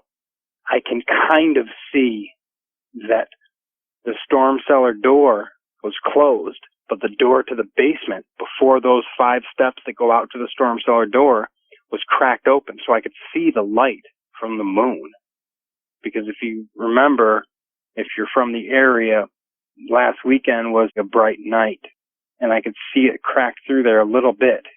And as I get down there, again, I didn't know how to handle myself, and I knew that something was in there, and I knew that this was some type of a creature other than a human being. And immediately what my thoughts go to is Dogman. So I kind of come around the bottom of the stairs a little bit, and I try to look over the top, and what I think I see is this thing, this hairy thing, crouched down with its arms almost flat on the ground, crouched right down to the ground, and its nose almost down to the ground. And I'm like, okay, I know what I'm seeing right now. I know this outline. And I screamed again. Ah!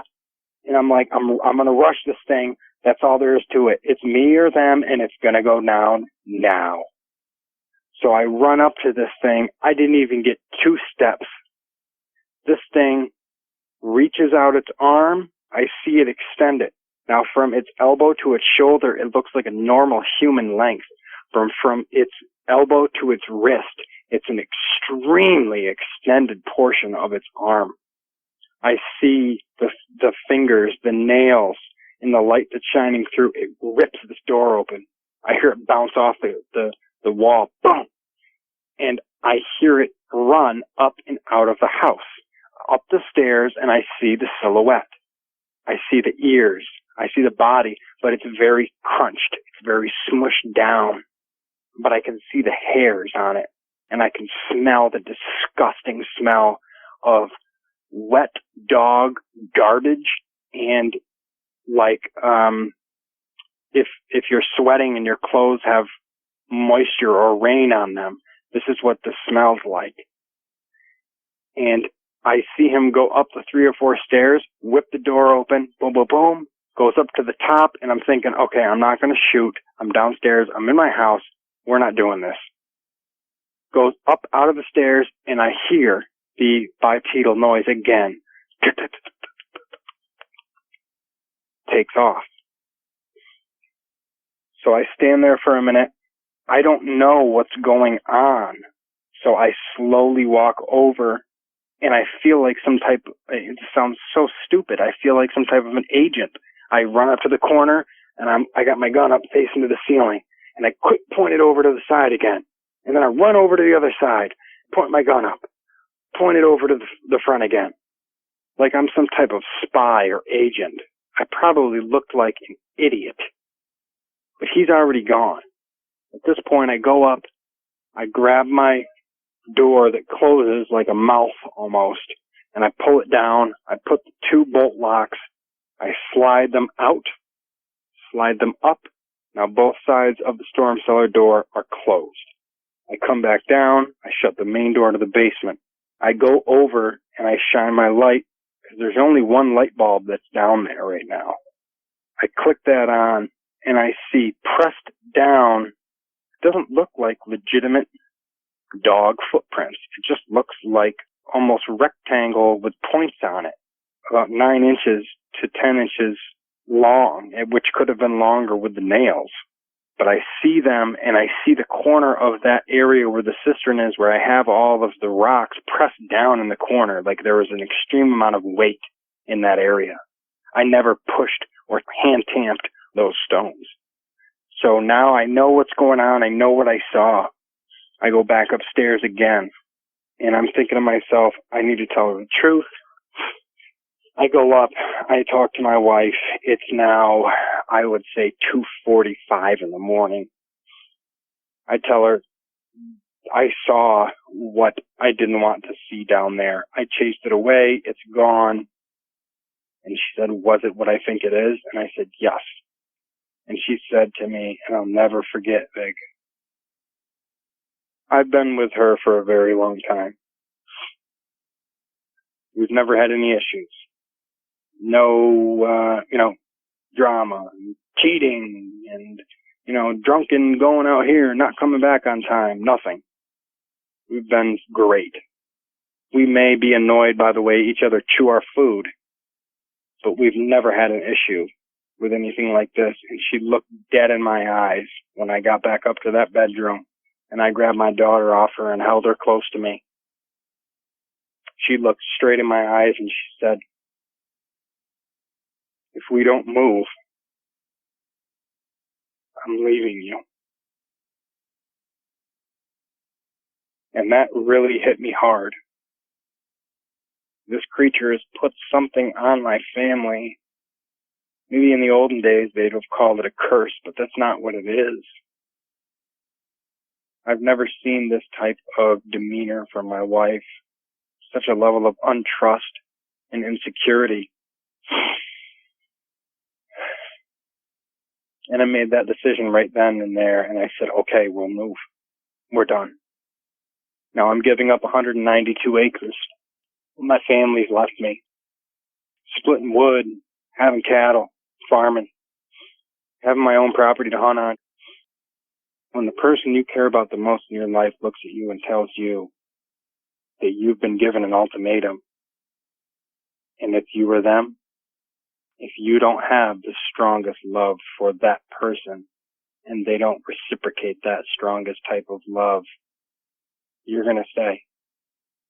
And I couldn't. So I made the choice right then and there. And I said, that's fine. Give me a week. We talked a little bit about it, went to bed.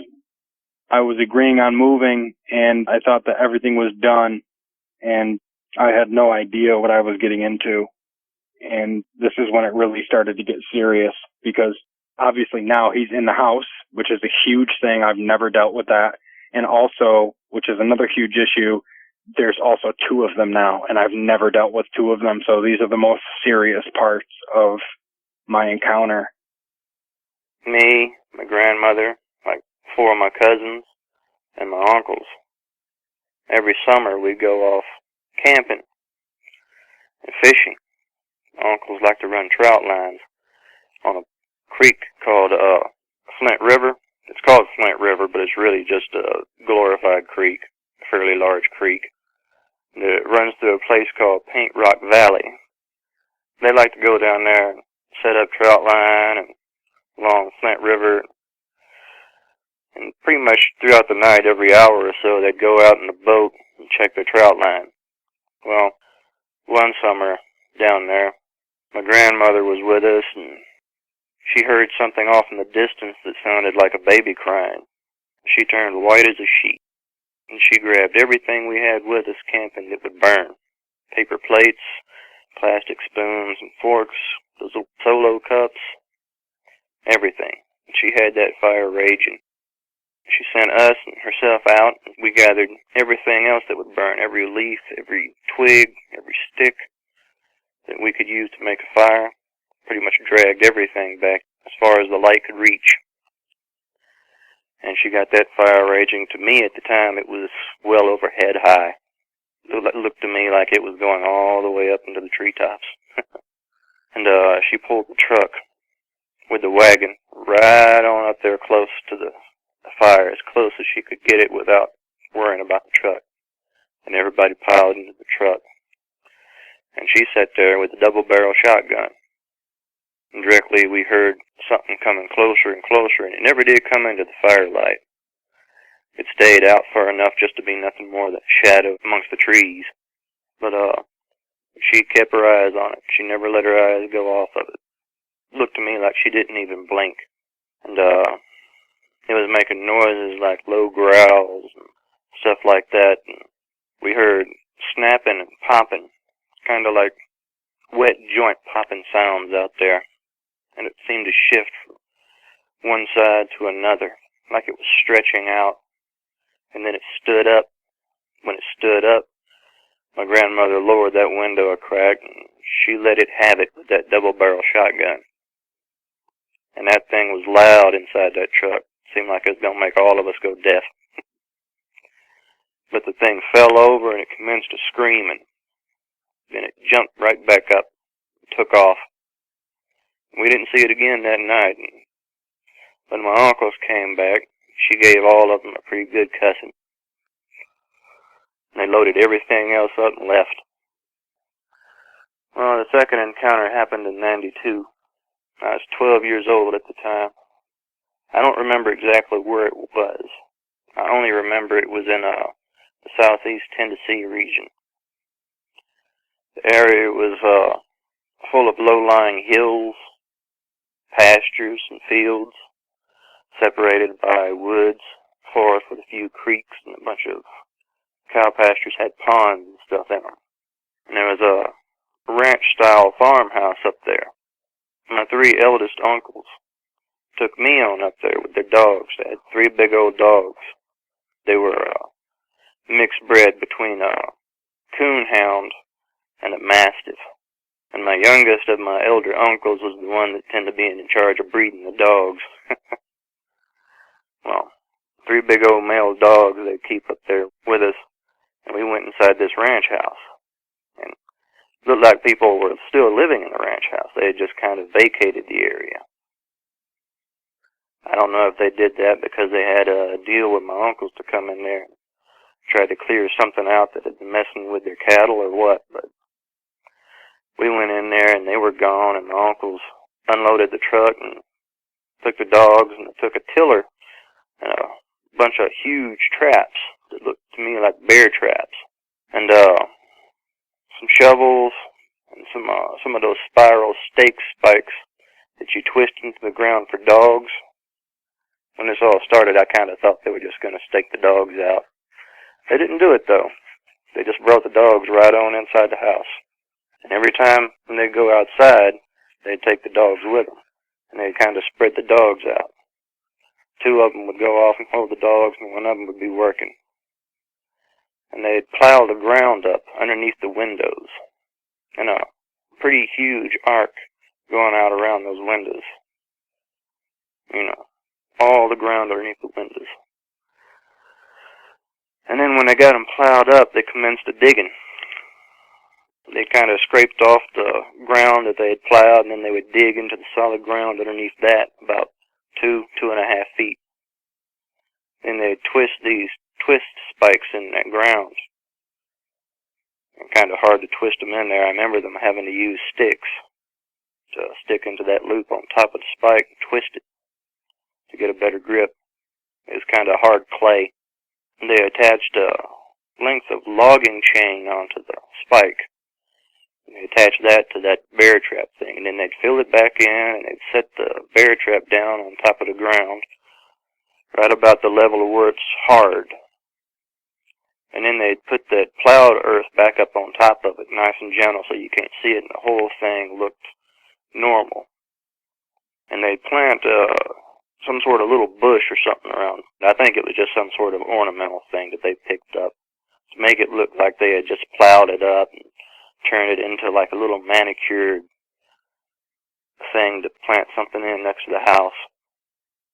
Anyway, between those plants, they would always stick a bear trap. And they'd put a bear trap right there, directly underneath the window. And they'd do the same thing to all those bear traps. They would be attached to spikes that are twisted down into that hard clay, into that hard ground, and buried just underneath the ground to where you can't see them. They never did stake the dogs out. Every time the dogs would start acting up, they'd quit work, and they'd bring the dogs inside, and they'd come inside too. And every time they did that, they'd always stick me in the bathroom. This house had a bathroom towards the middle of it. And they had the window blocked off. The tiny little window that's up towards the top of the wall in the bathroom. They kept it blocked off with a trash bag and duct tape. Make sure nothing could see in. Then every time the dogs would stop growling or something at the wall, then they'd go back outside with the dogs, look around the house, make sure the dogs didn't act up. If the dogs acted up again, they'd bring them inside. If the dogs didn't act up, they would go ahead and continue working until they got all the windows done up the way they wanted them. Then they'd come inside with the dogs, and they'd only go outside with the dogs, let the dogs use the bathroom, then it's right back inside the house.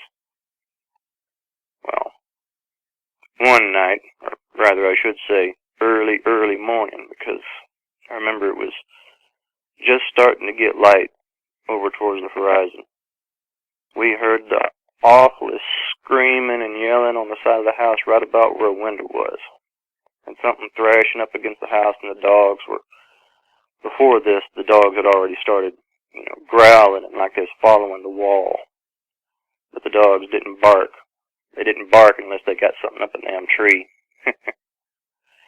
But, we heard that awful screaming and squalling sound outside. It sounded like whatever was real high-pitched, like shattered glass high-pitched. I always think back to it and think it's a wonder that the windows never did bust out. But they didn't take the dogs out with them this time. This time they went outside with pump shotguns. Several loads, reloads. And I heard them just a-blasting away. Sound like they were going 2 shotguns at a time. Then another one would take over while they reloaded. They just kept blasting away. To me, it felt like this went on for like 10 minutes. And then it stopped. Screaming stopped like halfway through. But after they stopped shooting, they brought me on out there, and it was getting a bit more light. And they made sure to show me what they had killed out there. It was one of these dogmen. They always seemed to believe that to make something feel more real so you weren't too afraid of it, you had to see it dead. That's what they did. They showed it to me, and they let me go up there and touch it and examine it. Let me pull its lips back and get a real good close look at its teeth and its claws. I like to say what's on its hands, but they look kind of like somebody had taken a dog or a wolf's paw and blowed it up to huge proportions and then stretched all the toes out to become fingers. And it actually had 5 fingers, which is something you wouldn't expect from something that blowed up from a dog's paw. But it had the rough, what looked like chapped skin. The broken type pattern that you see on the pads of a dog. You ever take your dog's foot up and look at it? It doesn't really have fingerprints. It's got a kind of a broken pattern to the skin.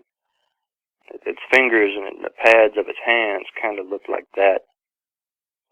And it had these long fingernails that were real thick and strong, and pointed like claws. And they were they must have been like an inch or so long, maybe longer, coming out of the fingers. And they were retractable. I remember that. I remember going up there and looking at them and thinking they were like a cat's. They were retractable. They kind of moved a little bit, not all the way, but a little bit inside and outside of the finger, the way a cat's does. When I saw this, I kind of asked my uncles if that thing was some sort of cat. They told me, nope. Look at the head, boy. Does that look like a cat's head to you? Got up there and did a real close look at the head, and it looked like a giant freaking dog. Just looked like somebody had taken a huge dog's head, stuck it there. They didn't shoot the head. They seemed to be concentrating on the body and the legs and the big parts of the arms. And they pretty much made this thing's body look like hamburger. There were a few dimes scattered about.